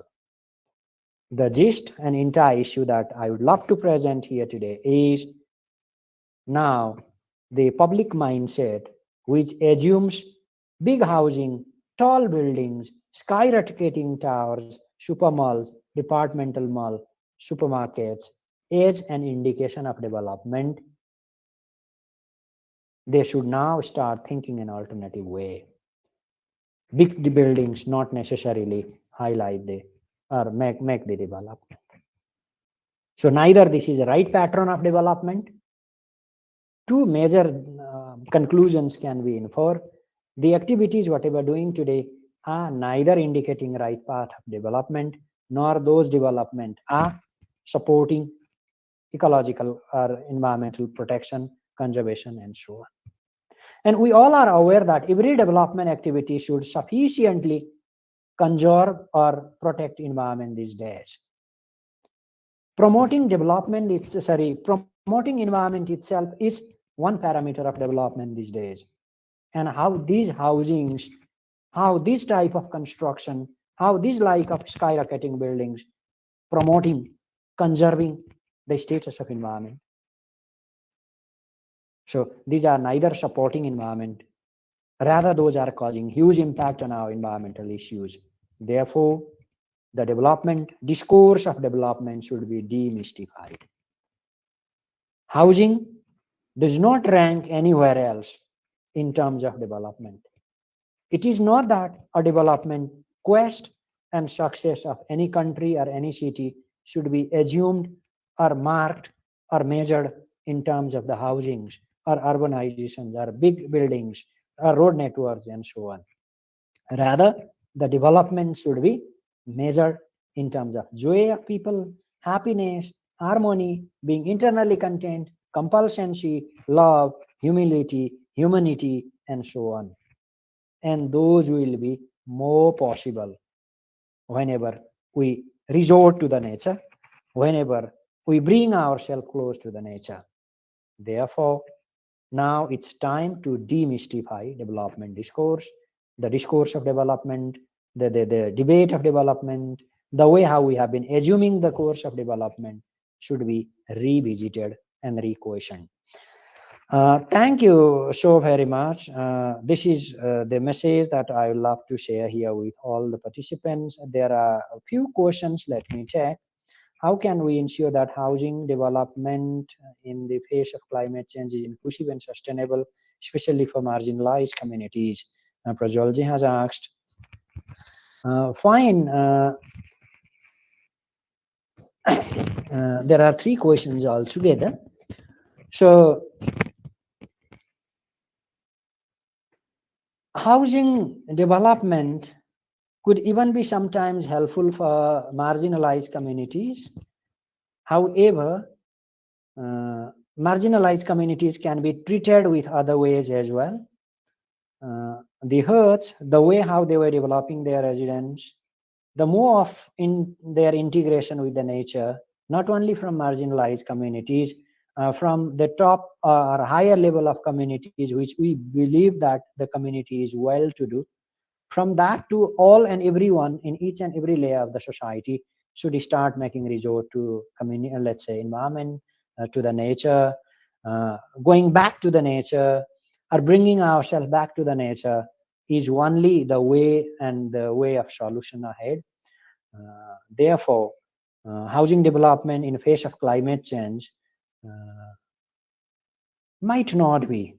There may not be much of options to look for inclusive or sustainable unless we do revise our pattern of development.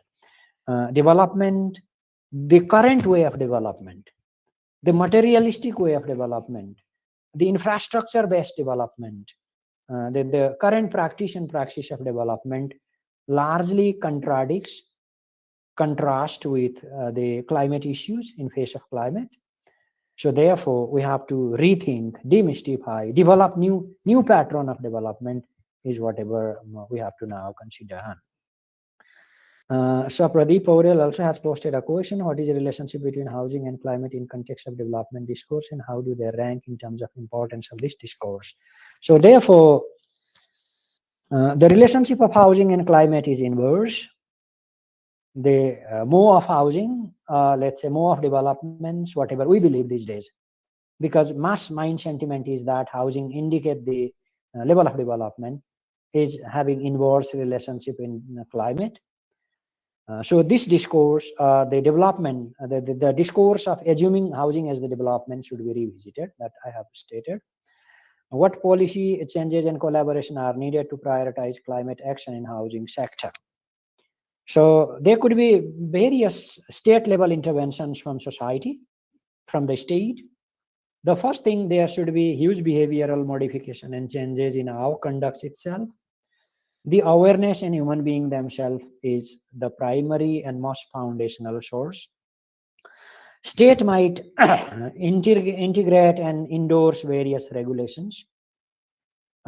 Almost every country these days have started having environment assessment or impact assessment whenever huge construction or development projects are to be carried out. However, many countries now might start of having green auditing of every human activity, whatever they do on. So what policy and changes, collaboration are needed? Fine. Besides that, there shall be policy of compensation as well. However, if entire world collapses, if there shall be risks and everybody's life together, what will be the value of compensating it? So refraining from ecocide, distancing ourselves from ecocide should be another policy. Thank you very much, Ashish ji, bringing a very important question that has made me recall another important issue here. These days, we are being much conscious about environment. Many of us are expressing our concern regarding climate and other issues. But there will be a question: are we really being conscious because we love to protect environment? Are we really being conscious for climate itself? No. We are anthropomorphic in our approach. We are bringing humans at the center. Why am I'm so very worried about climate these days? Because I have started realizing a fact: minus climate or climate change might risk my life. But are we thinking to protect environment because that will help the life of wildlife easy? No. Our focus is not wildlife. Our focus is not environment itself. Since now the challenges are being very severe, grim and grave, and eventually even human lives also will be affected a lot, we have started paying attention. So we are heavily selfish. We are doing it for humans. Unless there was risk sense on human lives, we are happy on development. We are happy on destruction of environment. But now the point has come, or the time has come, that it even has started posing risks on human life. We have started being worried. So avoiding anthropomorphic nature will be another strategy. So green auditing, state starting to positively intervene many new laws, making huge changes into behavioralistic life or human conducts, bringing ourselves out of the ring from anthropomorphic culture, and awareing people about spiritual or rural life. Or since many of us are from Nepal and India, resort towards Vedic civilization, the civilization Veda has assumed. The past civilizations, the life, the way how Rishi Munis and their civilization lived, revival of those like of Vedic civilization might be very important milestones for that. Let me take some more questions. Okay. What policies in this collaboration are fine? How can we integrate sustainable housing solution in broader development policies? So we can integrate sustainable housing solutions as well. First, the pattern and practice of housing that we have been assuming these days should be redefined. Should all housing be necessarily the jungle of concrete?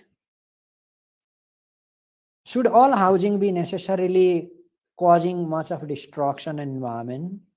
Or can there be any system of housing which will be further fruitful, helpful to strengthen the hygiene and health of environment? There obviously could be many options where we can find so many methodologies and mechanisms where our human conducts may be much helpful to the environment, health and hygiene of environment. So let's have those like of housing systems. Let's introduce or let's discover some those like of housing mechanisms or methodologies of the housings which shall be not causing harm on environment as like we are doing now. Those will be helpful to the environment, helpful to the vegetation, helpful to the forest, helpful to the environment, nature. And those like of housing should be developed, or the pattern of housing should be searched on. Obviously, there will be options. It's not necessary only RCC housing, concrete housing, cement housing, or these like of issues, rod, cement, those like of issues, or those like of materials and ingredients can be replaced. And other biodegradable materials for housing can be used. The demolition of housing should be biodegradable. If we start imagining or inventing about those like of housing mechanism policies, obviously there will be options ahead. How can we ensure the affordable and climate change, climate resilient housing accessible to all individuals? Thank you, Dikshaji, for a very wonderful question. Climate resilient housing is only affordable housing. Those like of housing that we are being much familiar these days are heavily stressful. Let's compare if we have climate resilient housing, those like of housing which were imagined into Vedic civilization, which were imagined in that time, neither that would make us have stress. If we make a survey, how much of your entire income is spent on housing? Majority of people have only one quest in a life to make or to engage themselves into one multi-storied complex or house, and almost more than 70% of income of an individual is spent on that. If you survey a couple of clients to the banks or banking system, majority of them have house purchase loan, and they end of their lifetime or entire life paying back the loans. So these days, the one and only quest of many people in the world have been to have at least one residence into city, to have a couple of buildings in the life. So it has not only become much financially unaffordable, Not only that, it has become much expensive in terms of economy, it is even causing serious harm on your family health and so on. But climate resilient housing will be many times cheaper, many times less expensive in comparison to the concept of housing that we are going these days. Therefore, we have to now rethink on, we have to now revisit on discourse of development. The discourse of development should be demystified. And the way how we have ranked now housing top and climate list should be reversed. Climate should be ranked first priority and housing should be brought down to the least priority in terms of new development practice. This is what we have to conceptualize ahead. So thank you so very much. There are these many questions that I even addressed, try to make my assumption. Thank you for listening. It was a wonderful time participating and presenting my opinion here. Have a good time, stay safe, stay sound. Thank you so very much.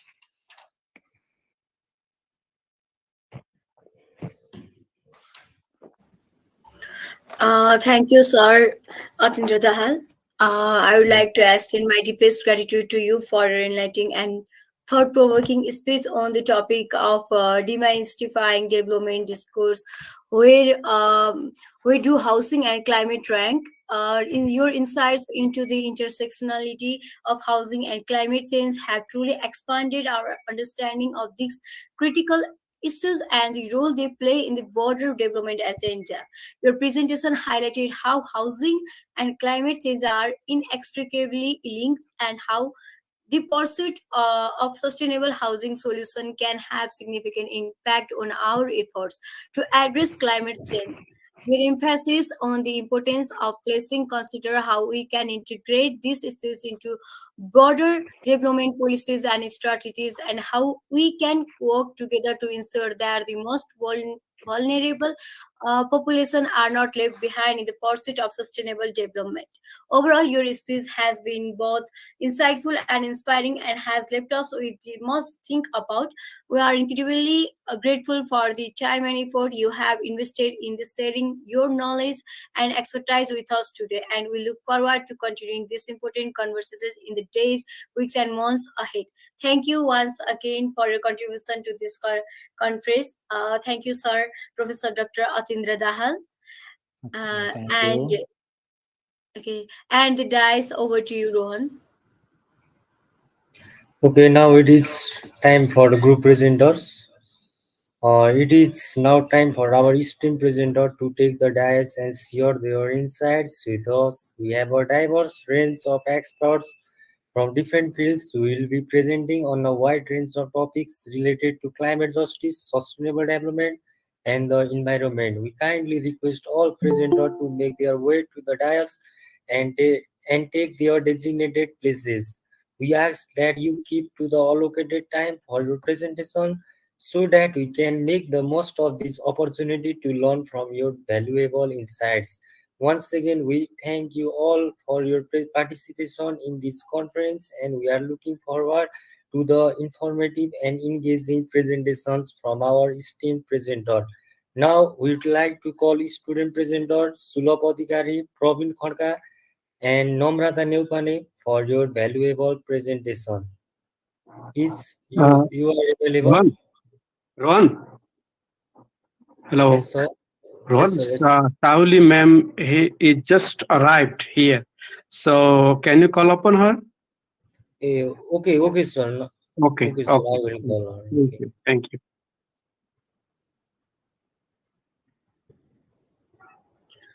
Sorry for the inconvenience Now we caused are, here. yes, sorry for this. Now, next to, we are honored to have with us today our distinguished academic and educator, Professor Dr. Sauli Mukherjee, the head of the School of Education at Adamas University in India. Professor Mukherjee has had an illustrious career, having served as the founder principal of Adamas Old School and STEAM Old School, the first STEM school in West Bengal. Her contributions to the field of education have been recognized with numerous awards, including the prestigious Peace Award among others. She was also recently recognized among the 99 Women Achievers of India for the year 2021.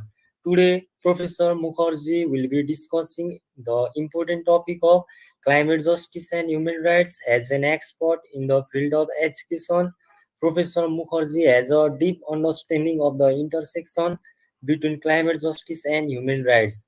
Her insights on this topic will undoubtedly prove invaluable to all of us.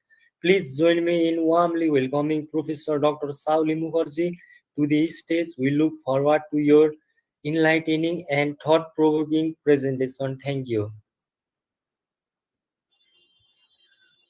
Thank you so much. I just wanted a confirmation whether I'm audible. Ma'am, you are audible. Thank you. So actually, I'm joining from a somewhat remote location, and hence I'm not, able to turn on my video. I hope that's okay. It's all okay, ma'am. Thank you. At the very outset, I would like to thank Dr. Rudra Prasad Ghemare for extending an invite to me to speak on this platform today. And today I will be sharing my insights on a very important topic, and that is climate justice and human rights. Now, we all know that when the Universal Declaration of Human Rights was created in 1948, it was done so to hold firm to the highest of ideals, a set of entitlements that allow all people to live with dignity, freedom, equality, justice, and peace. Now, making this connection between human rights and a harmonious, healthy planet is possible only when one begins to understand the impacts of climate change and the ways in which those impacts affect us, our families, and the communities of the future. We all know that the effects of climate change is massive, but it can never be overstated. Global temperatures are high and will continue to rise for decades to come due to greenhouse gas emissions produced from human activity. Carbon emissions and climate change has major impacts on our ecosystems, including air pollution, temperature extremes resulting in droughts and heat waves, and rise in sea levels resulting in floods. Climate change also poses a major threat to human life, causing threats to physical health and survival, food and water shortages, and loss of property, home, and way of life, with the most vulnerable in our society, like children, the elderly, and marginalized communities, often being the most at risk. Now, human rights expresses the entitlement of all people to be treated equally, to live their life in safety and freedom, and to be protected by their government. So many of our human rights, such as the right to life, health, food, and an adequate standard of living, are adversely affected by climate change. We see the evidence of this, for instance, with each new extreme weather event and the devastation that ensues, such as death and the destruction of crops and property. Without further action, climate change will continue to devastate people and the planet, and human rights will continue to be violated. During COP24, the UN Climate Change Conference in Poland, 34 UN human rights experts on issues ranging from business, development, and environment called upon countries to take human rights-based climate action in line with the 1.5 C temperature target in the Paris Agreement. The landmark joint statement has implications well beyond this climate conference and sends a very, very clear signal to national governments and fossil fuel companies alike. The independent UN experts called on states to, among other actions, commit to urgently increase their ambition, given the grave nature of the climate crisis and the pressing need for scaled up mitigation efforts, and encourage businesses to integrate climate change considerations in their policies and practices, including their human rights, due diligence processes, and impact assessments.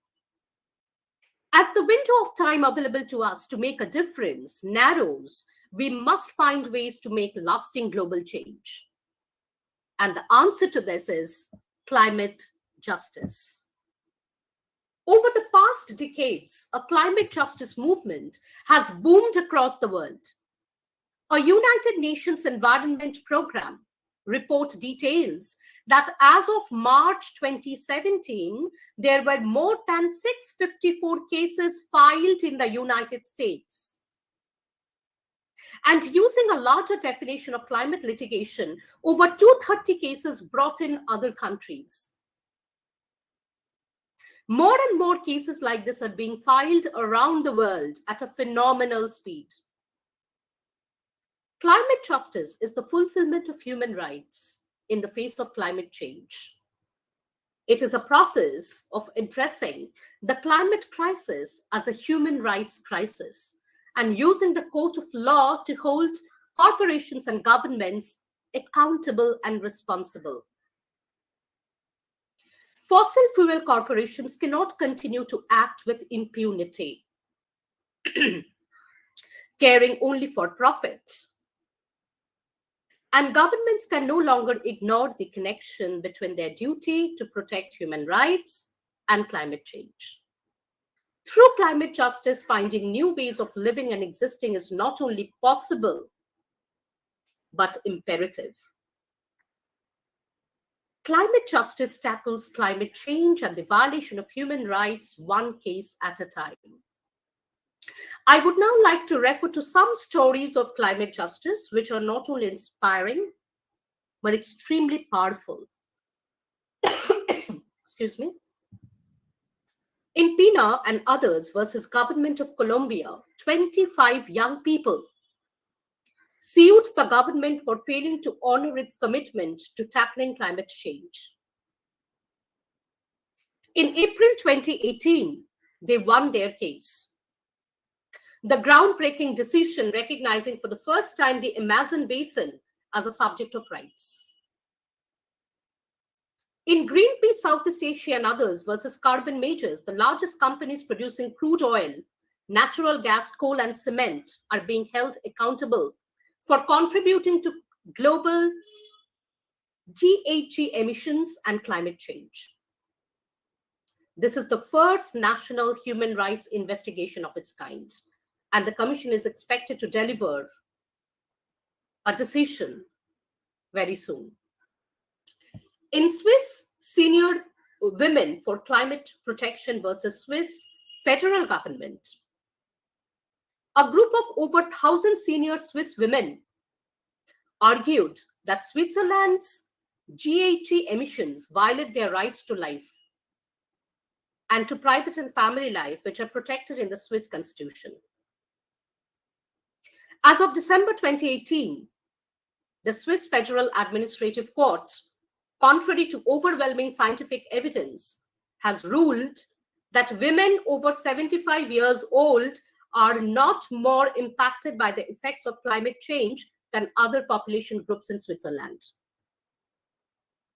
The senior women are now considering their next steps.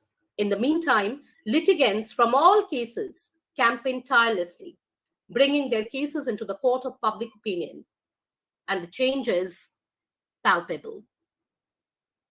Ultimately, while climate litigation is not a perfect catch-all solution, we all must join the climate justice movement in standing for the protection of human rights. We want governments and corporations to be held accountable for climate change. We want people, especially the most vulnerable, protected, their human rights safeguarded.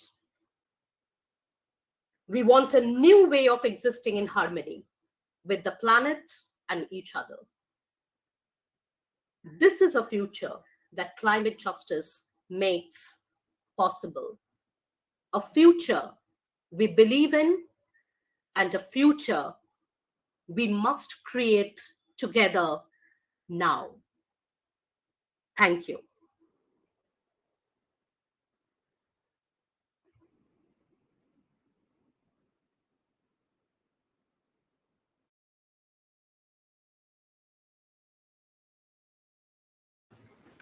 Ma'am, Well, I think there is query in chat box by K1 Adhikari. He said, what impact do climate refugees have on global discussions of climate justice and human rights?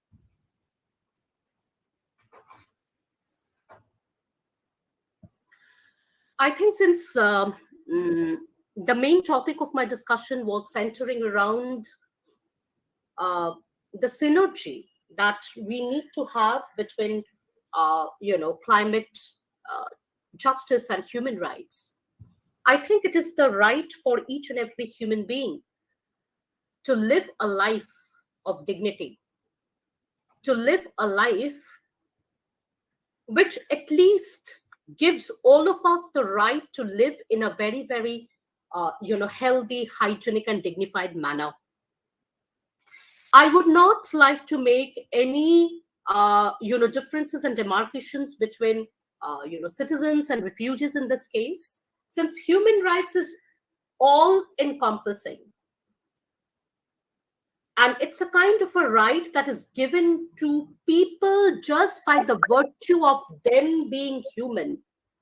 So I would not like to make any difference or demarcation between any refugee or any citizen or anything like that. So this is a kind of a right that should be given to everyone. That's my opinion. Uh, there are two more queries, ma'am. I'm extremely sorry. I have to leave for another meeting. So thank you so much for inviting me to this platform. I have a very urgent meeting which I have to attend to. Thank you. Thank you so much. Thank you, Professor Dr. Sauli Mukherjee, for illuminating insights on the important topic, climate justice and human rights. Your words has shed light on the critical intersectionality between the climate change and human rights and the urgent need for just an equitable response to the challenges we face.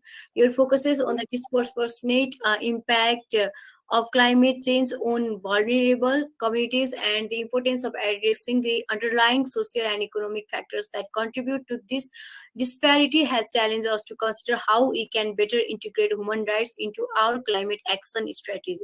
Overall, your contribution to this conference has been invaluable, and we are grateful for the time and effort you have invested in sharing your knowledge and expertise with us.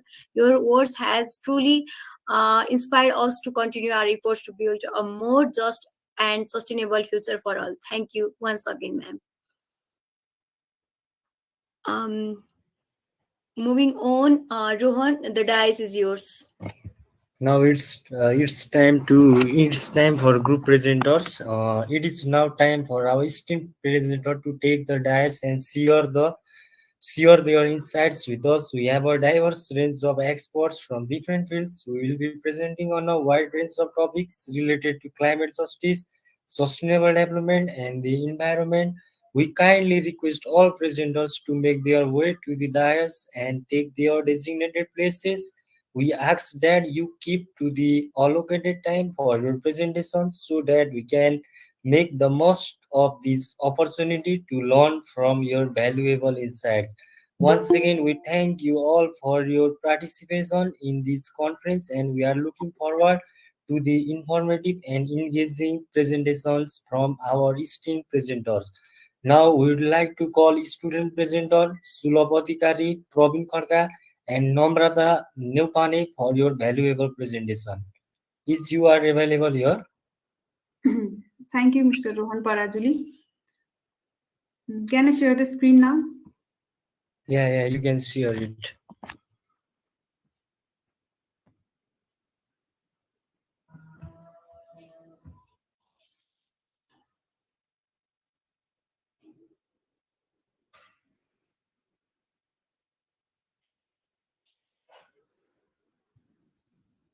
Am I audible and visible? Yeah, Yes, you are. Thank you.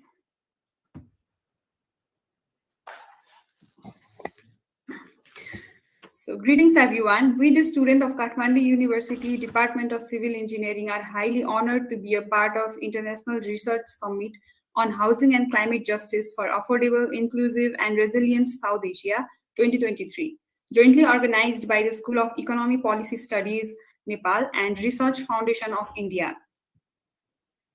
So, shortly introducing ourselves, we are second year undergraduate students. Me, Namrata Neupane, Sulabh Adhikari, and Praveen Kumar Khadka will be presenting today. And without any delay, I'd like to introduce with the information on housing societies. So, what are housing societies?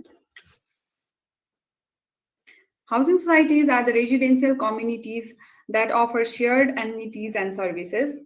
Generally speaking, housings are governed by the rules and regulations and open to property owners. Also, it can be a legal entity formed by a group of individuals to jointly own and manage a housing project. So, moving on to the main issue, that is the challenges due to climate change on housing societies.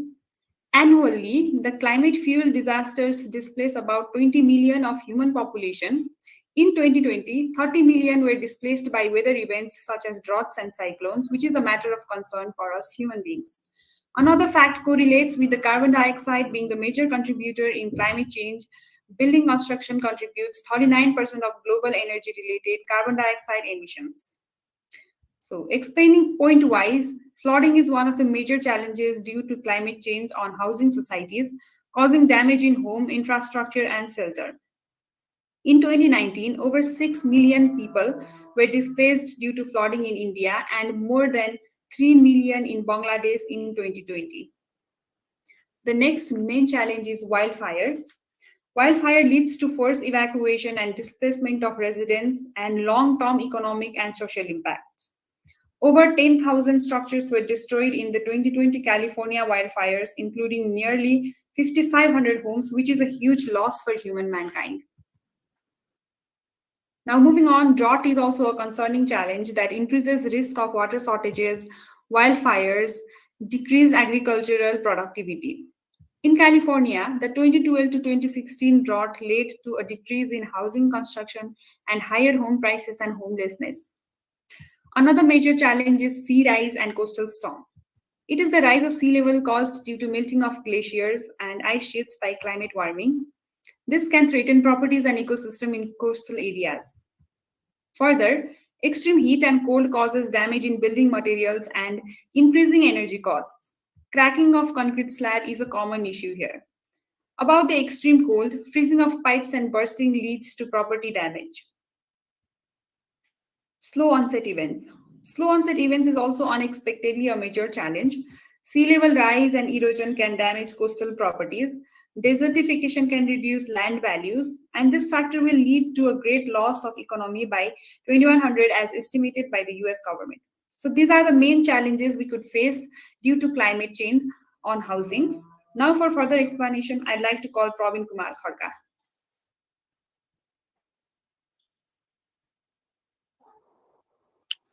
Thank you, Namrata. In addition to the fact that housing has been greatly affected by the current climate crisis, it's also very evident to us that housing itself is one of the major causes of the ongoing climate change. Due to construction of buildings, manufacture of construction materials, and various services required for housing purpose, the amount of energy consumption has increased to a greater extent, which has in turn produced an ill effect on the climate. Here we have highlighted some of the major contributors to the climate crisis.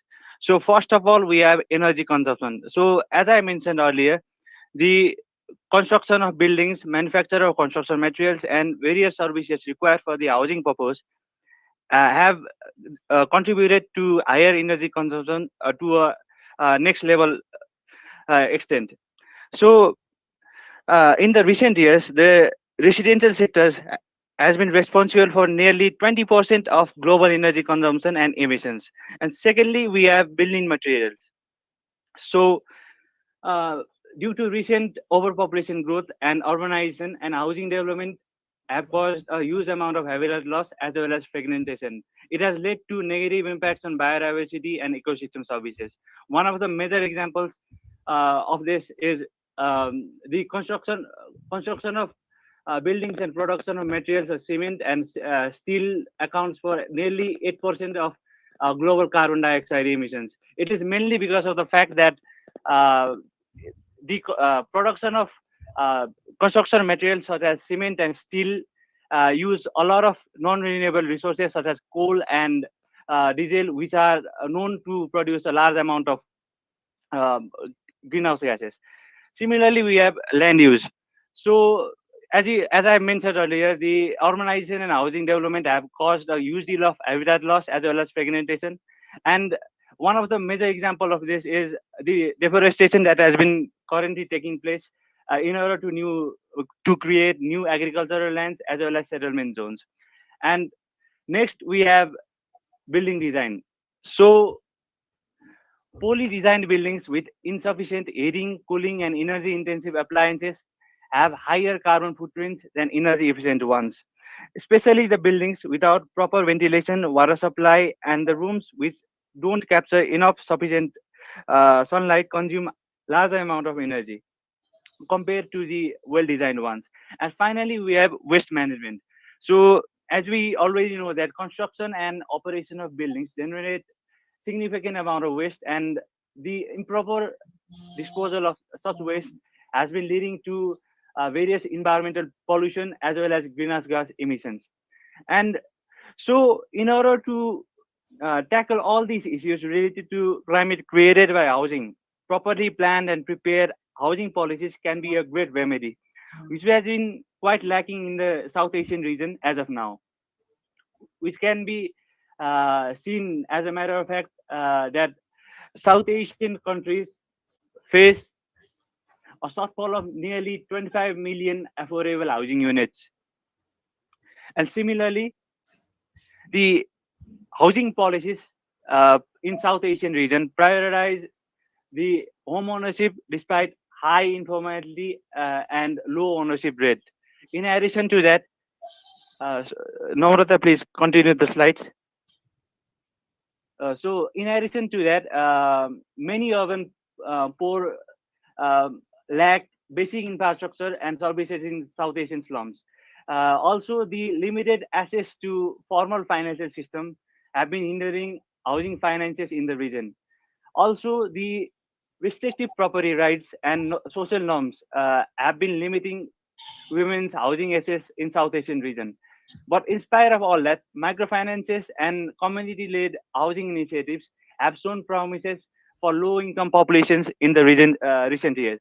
Also, the improved data collection and analysis have informed evidence-based policies and interventions in order to tackle the climate crisis.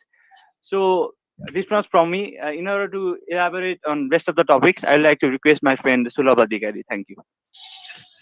Thank you, Praveen Kumar Kharka. And now, soliciting supremacy, said Saul Skelter, security shrinks lens, science nest shelter. Here, this line vividly illustrate how power struggle create chaos and insecurity, leading to societal disharmony that causes climate injustice. While scientific innovation has brought comfort, ignoring the issue is not an option. We must find solutions that balance sustainable development with climate justice, and mitigating measures are essential for resolving both problems. So we have come up with some solutions. Is the first solution is collaboration among governments, private sector, and civil society is crucial for addressing the housing crisis in South Asian countries. Secondly, building with low carbon materials such as bamboo can help reduce emission. A bamboo used in Bangladesh uses only 3% of energy needed to construct a concrete house. Passive solar design and shading can significantly reduce energy demand for cooling. In India, a passive solar design reduces energy consumption by 80%. Energy efficient appliances and lighting can reduce energy consumption in housing. Energy efficient appliances in Sri Lanka can save up to 50% of the electricity. Rob, rooftop solar system can provide renewable energy for homes. In India, a rooftop solar panel system can save up to 1 ton of CO2 per year. CO2 emission will be reduced by 1 ton. And in the next slide, there is a biogas digester can provide renewable cooking fuel and reduce organic waste. In Bangladesh, a biogas digester can reduce greenhouse gas emission by up to 3 tons per year, and it's a very huge number.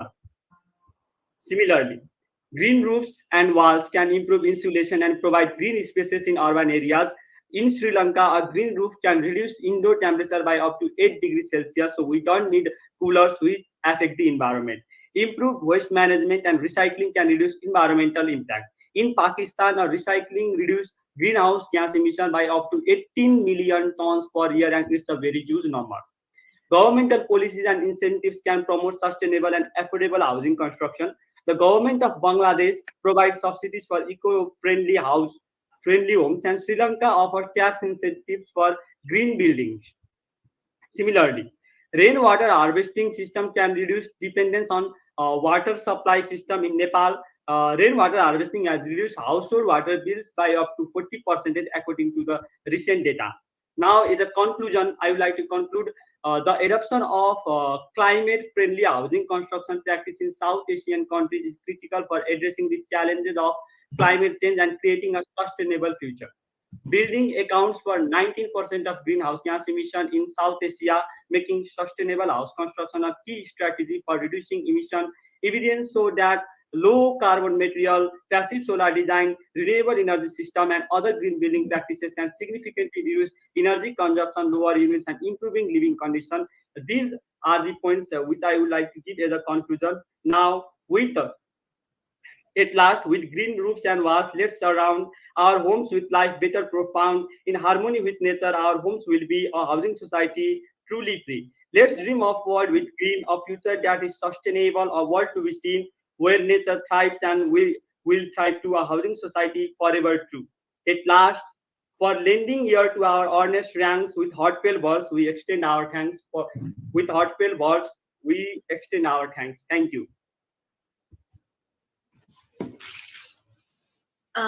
Dear presenter Namrata Nupane, Sulabh Adhikari, and Praveen Kharka, I would like to express my sincere gratitude for your informative and insightful presentation on housing policy and climate justice. Your extensive knowledge and expertise in these areas have certainly increased our understanding of the crucial role that housing policy can play in achieving climate justice. Your presentation provided a comprehensive overview of the current state of housing policy and its impact on climate justice, as well as strategies and solutions for improving housing policies to better address the challenges of climate change. The way you highlighted the need for inclusive and sustainable housing solution was particularly noteworthy, as it underline the importance of ensuring the marginalized communities are not left behind in the pursuit of sustainable development. Your presentation has certainly sparked a lot of interest and discussion among the attendees, and we are grateful for the time and effort you put into the sharing your expertise with us. We hope that your insights and recommendations will inspire us all to work towards creating a more just and sustainable future for all. Once again, thank you for your valuable contribution to this conference. Thank you, team. Thank you for all. Thank you. Thank you. Thank you. Thank you. Now we are delighted to have with us today an exceptional speaker, educator, and author, Professor Bon Eric Tando. He is a renowned speaker who has inspired and motivated audiences all over the world. He is here to speak on a very important topic, Sustainable Development Goal 3, Good Health and Well-being in reference to housing and climate change. Professor Bon has an extensive background in teaching, marketing, and customer service, which has given him a unique perspective on the importance of good health and well-being. He has also authored an Amazon bestseller and has been recognized globally for his inspirational speaking. We are honored to have him here with us today to share his insights and expertise on this crucial topic. So, without further ado, let us welcome Professor Von Eric to the stage for his presentation. Thank you. Thank you very much. I hope I'm audible and visible. Yes, sir. Yes, sir. Okay, thank you. Good morning here. It's 2 past 2 in the morning. So your Nepal time is 13 hours and 45 minutes ahead of my Alberta time. As per the introduction, my name is Boneric Tandok. I'm in Alberta, Canada, but originally I'm from the Philippines, but now a citizen and considered Canada is my home. As per our topic for today, it is the theme is International Summit on Housing and Climate.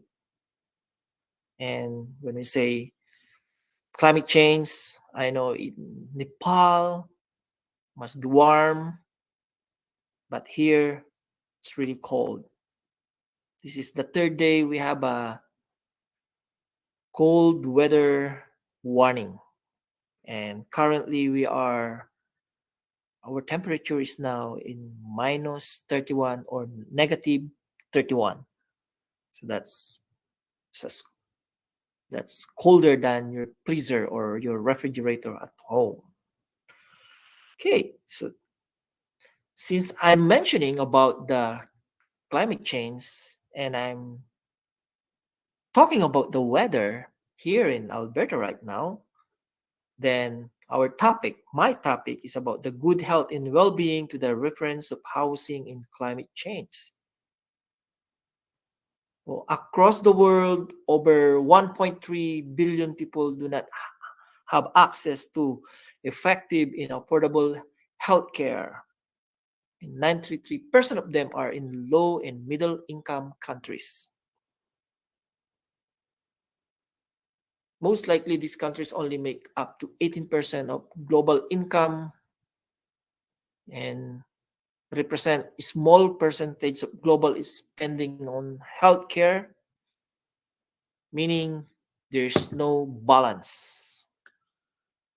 Canada is one of the best country because of the free healthcare, and not even United States don't have that.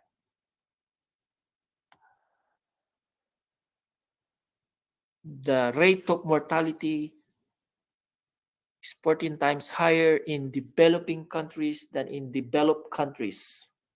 And most likely, half of women in those regions have access to the recommended amount of health care.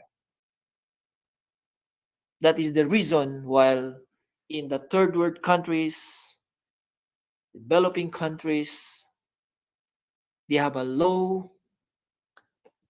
very low mortality rate because of the access in free healthcare.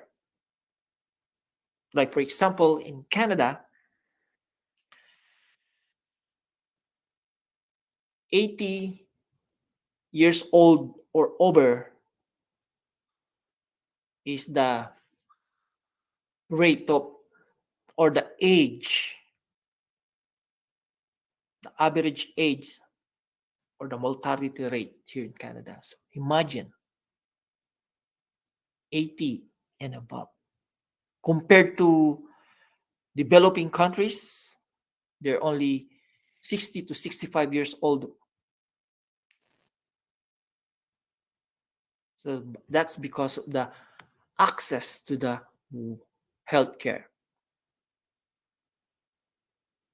Having said that, I'm reading about the UN research, and it says there are around 16,000 children die every day from malnourishment, dehydration, and preventable diseases. Imagine, every day. However, there are also development. So we are not only talking about the mortality or any sad part of this healthcare. That is why the United Nations created this SDG, because one of the primary purpose is to uplift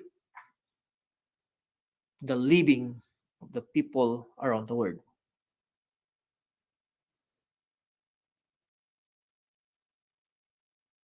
In 2000, year 2000, it says that 10 out of 53 countries in the European region were afflicted by malaria. And as of 2010, that number was half. So that is progress. There is progress.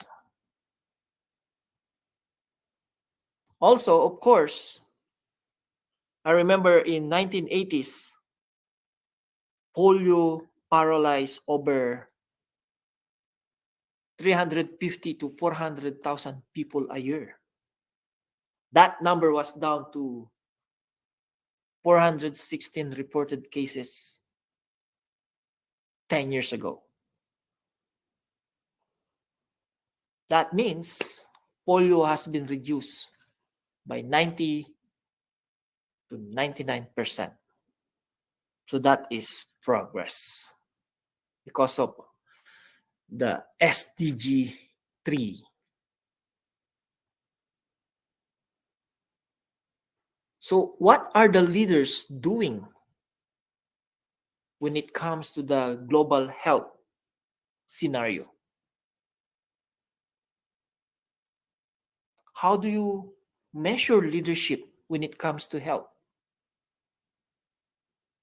It's not very easy as it sounds, because if we say health, it's a very, very broad topic.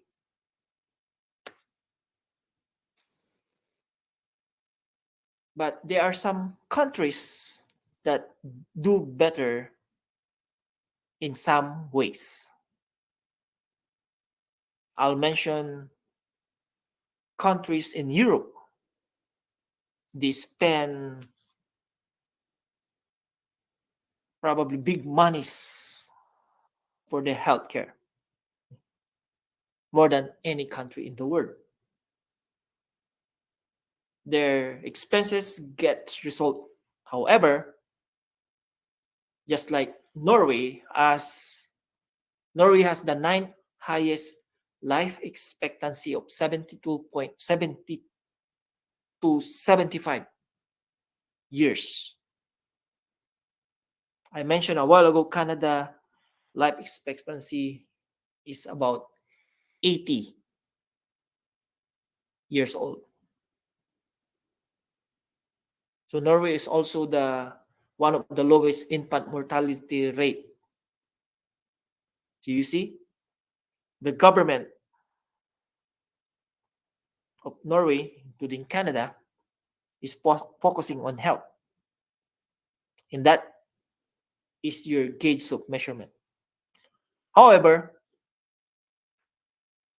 the better the countries, the better they can focus on health, right? Because a country, regardless of its economic status, also have other priorities like in military, housing, education, justice, and maybe infrastructure, right? But again, you will going to quantify the leadership in every country based on what they prioritize. I would say my country, Canada, as of the moment, one of their priorities is health.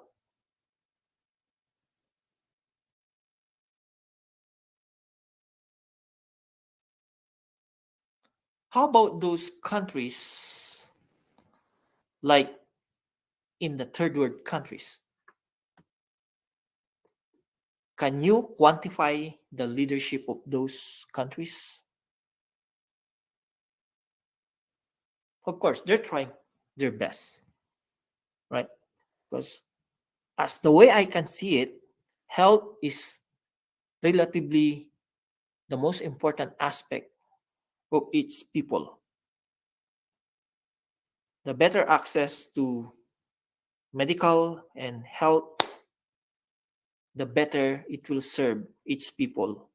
And once you serve the people, then most likely the people will contribute to the economy of a particular country.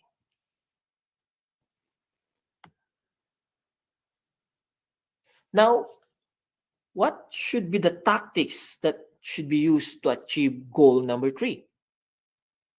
And as an ordinary citizen, what can we do?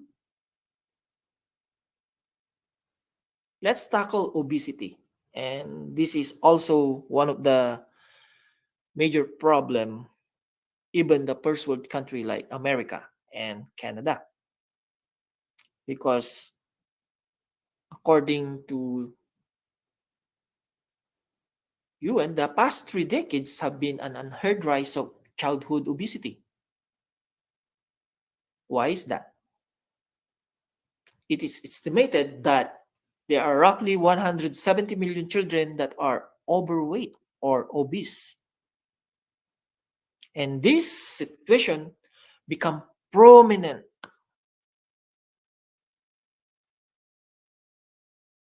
and because of that, there are some strict implementation to fight obesity.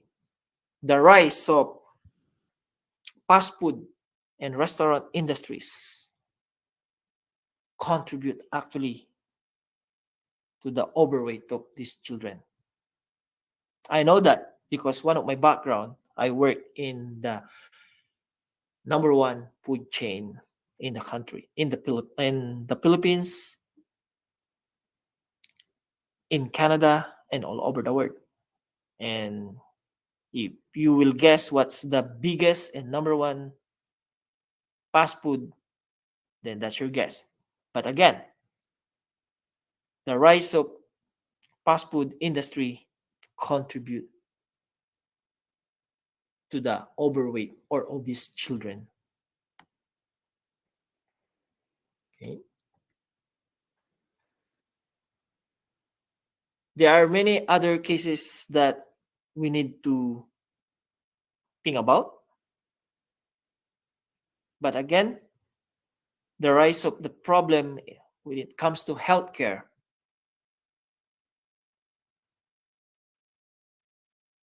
sometimes the government of each country has an issue solving it.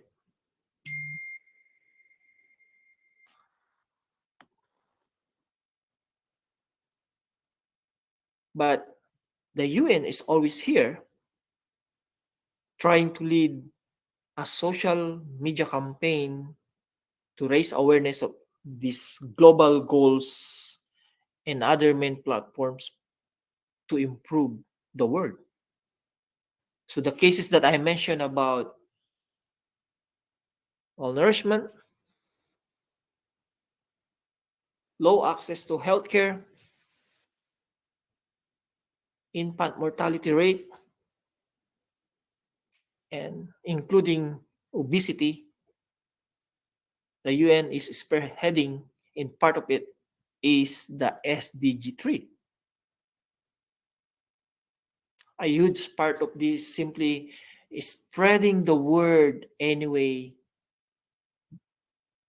the UN using. So how can you help? Of course, also spread the word in any way you can. That's why we have this conference right now, because we are abiding to the SDG campaign or the objective of SDG. So thank you for organizing this conference. So how can we show our awareness when it comes to this one? And how can you contribute again? Well, show a friend a documentary or invite them in your social media to disseminate information of SDG 3. Okay? That is what you can do to increase awareness to help fight when it comes to the problem of health.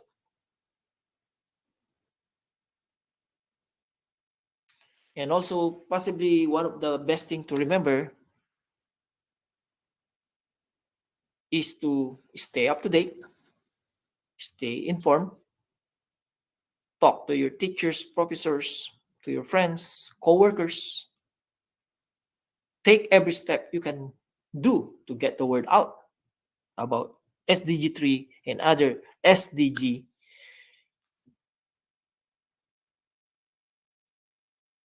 Climate change actually contribute to a lot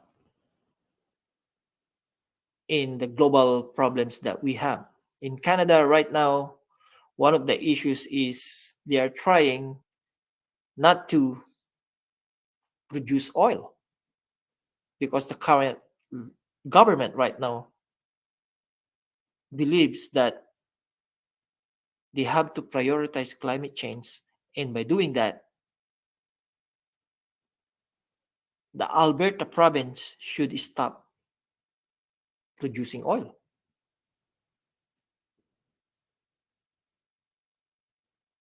I don't know if you believe in that. I personally, I know the importance of oil, but at the same time, I also know the importance of raising awareness about climate change and about healthcare.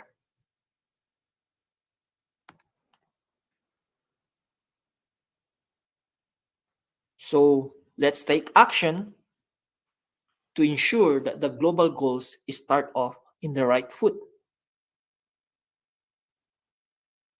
That's why we have this conference, as I've mentioned again, and this is starting on the right foot.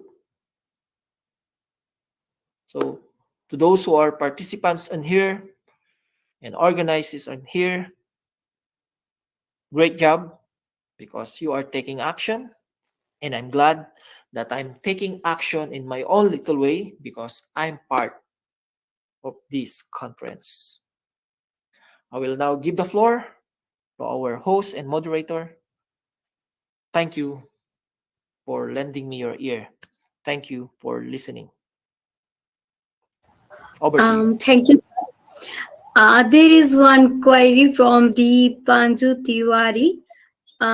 She said, how can we ensure that housing policies and practices take into account the impact of climate change on the health and well-being of residents and contribute to achieving SDG 3? It's on chat box. Thank you for the question. While I only focus on the health, talking to countries like Canada, Norway, I will gladly accept the question about housing. Well, when it comes to countries, different countries, housing is also a major issue, right? Again, I'll give my example in my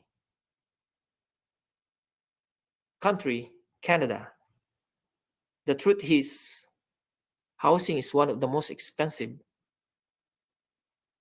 aspect of living here in Canada. But as a matter of fact, because of the low population here, housing is not that much problem compared to other populated countries. Example, Philippines, right? Philippines has a major issues on housing. That's why the government there trying to build houses for those impoverished citizen of the country. I remember the last administration, not the current administration, they focusing on building homes at a low rate so that people can afford. So how can a particular country develop a system when it comes to the housing related to SDG 3? Again, as I mentioned earlier in my short talk about healthcare, every country has its priority. I am so glad that Canada, one of its priority is children and healthcare. But how about the housing? Particularly those in third world countries, right? The budget, you need to allocate budget. To answer that question, prioritization is a must. Which is most important to one country, the health or the housing, right? It's a very, very relative issues focusing on too many aspects: housing, climate change, healthcare, and we are not yet discussing education here. Right? I believe to be able to focus on housing, the government should start a project in a low-cost housing.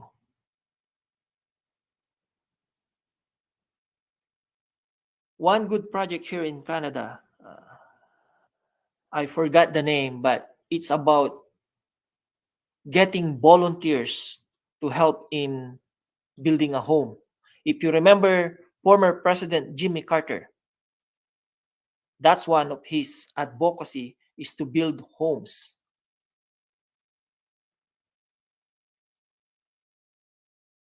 Right? So let's start with a group of volunteers, and that's what Jimmy Carter doing in United States. They're recruiting volunteers, and the budget is focusing on the materials, because one problem is if there's no volunteer in building housing units, then it's difficult to start a project.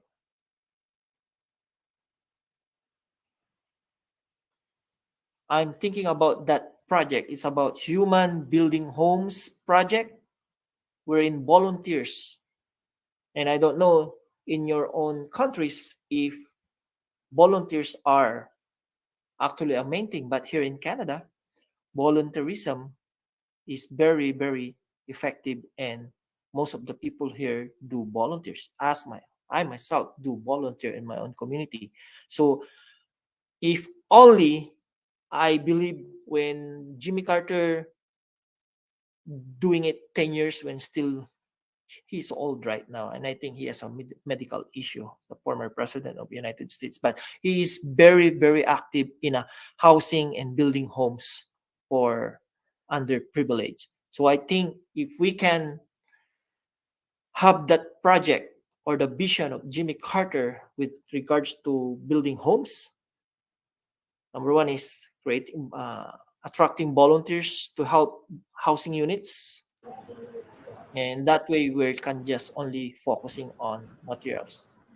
I'm not actually a leader when it comes to that, but I do believe volunteerism will going to help in building such project for housing and housing care for its everyone in every country. Over to you, Ma'am Janisha.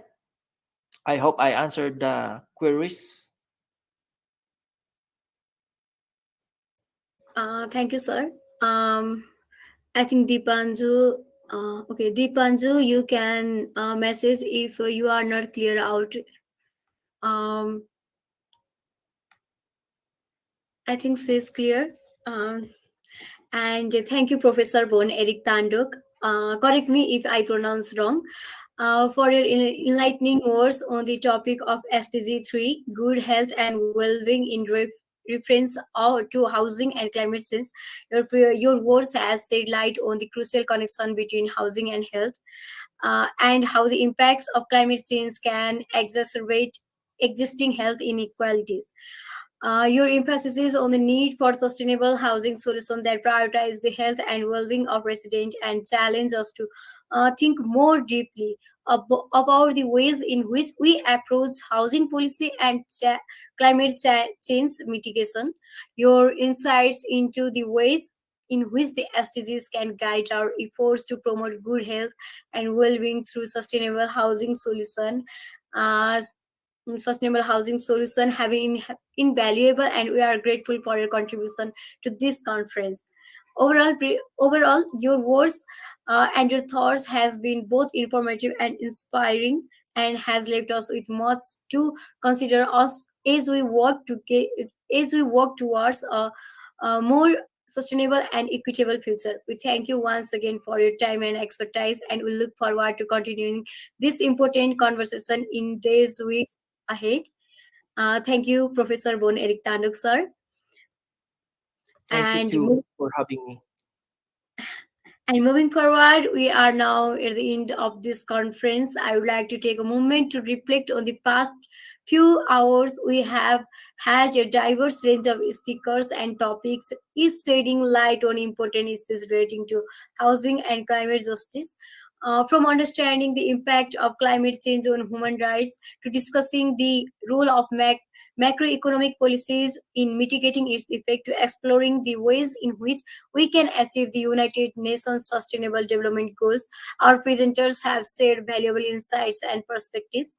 We have also had the opportunity to hear from experts in their fields who have offered practical solutions and steps towards a more sustainable future.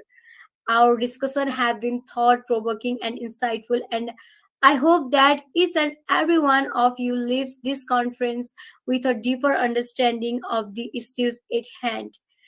I would like to thank all our presenters for their valuable contributions, and I also like to extend my gratitude to our attendees for their active participation and engagement. Together, we can make a difference and create a more sustainable and just sustainable world. So let us continue to work towards a better future, and let this conference be catalyst for positive change. Thank you all for your participation, and a safe, productive journey ahead. Thank you, everyone. Um, every attendees can leave now. Thank you. Thank you, sir, and thank you, everyone. Thank you, everyone, and good morning from here, and good afternoon in Nepal. Okay, sir. It's now 3 o'clock in the morning. I need to go back to sleep. Okay, thank you. Okay, sir. Take Do care, you live everyone. in Toronto? Oh yeah. So I do will you live snap, in Toronto or sorry? so I will snap the screen now. Please be on position, everyone. Okay.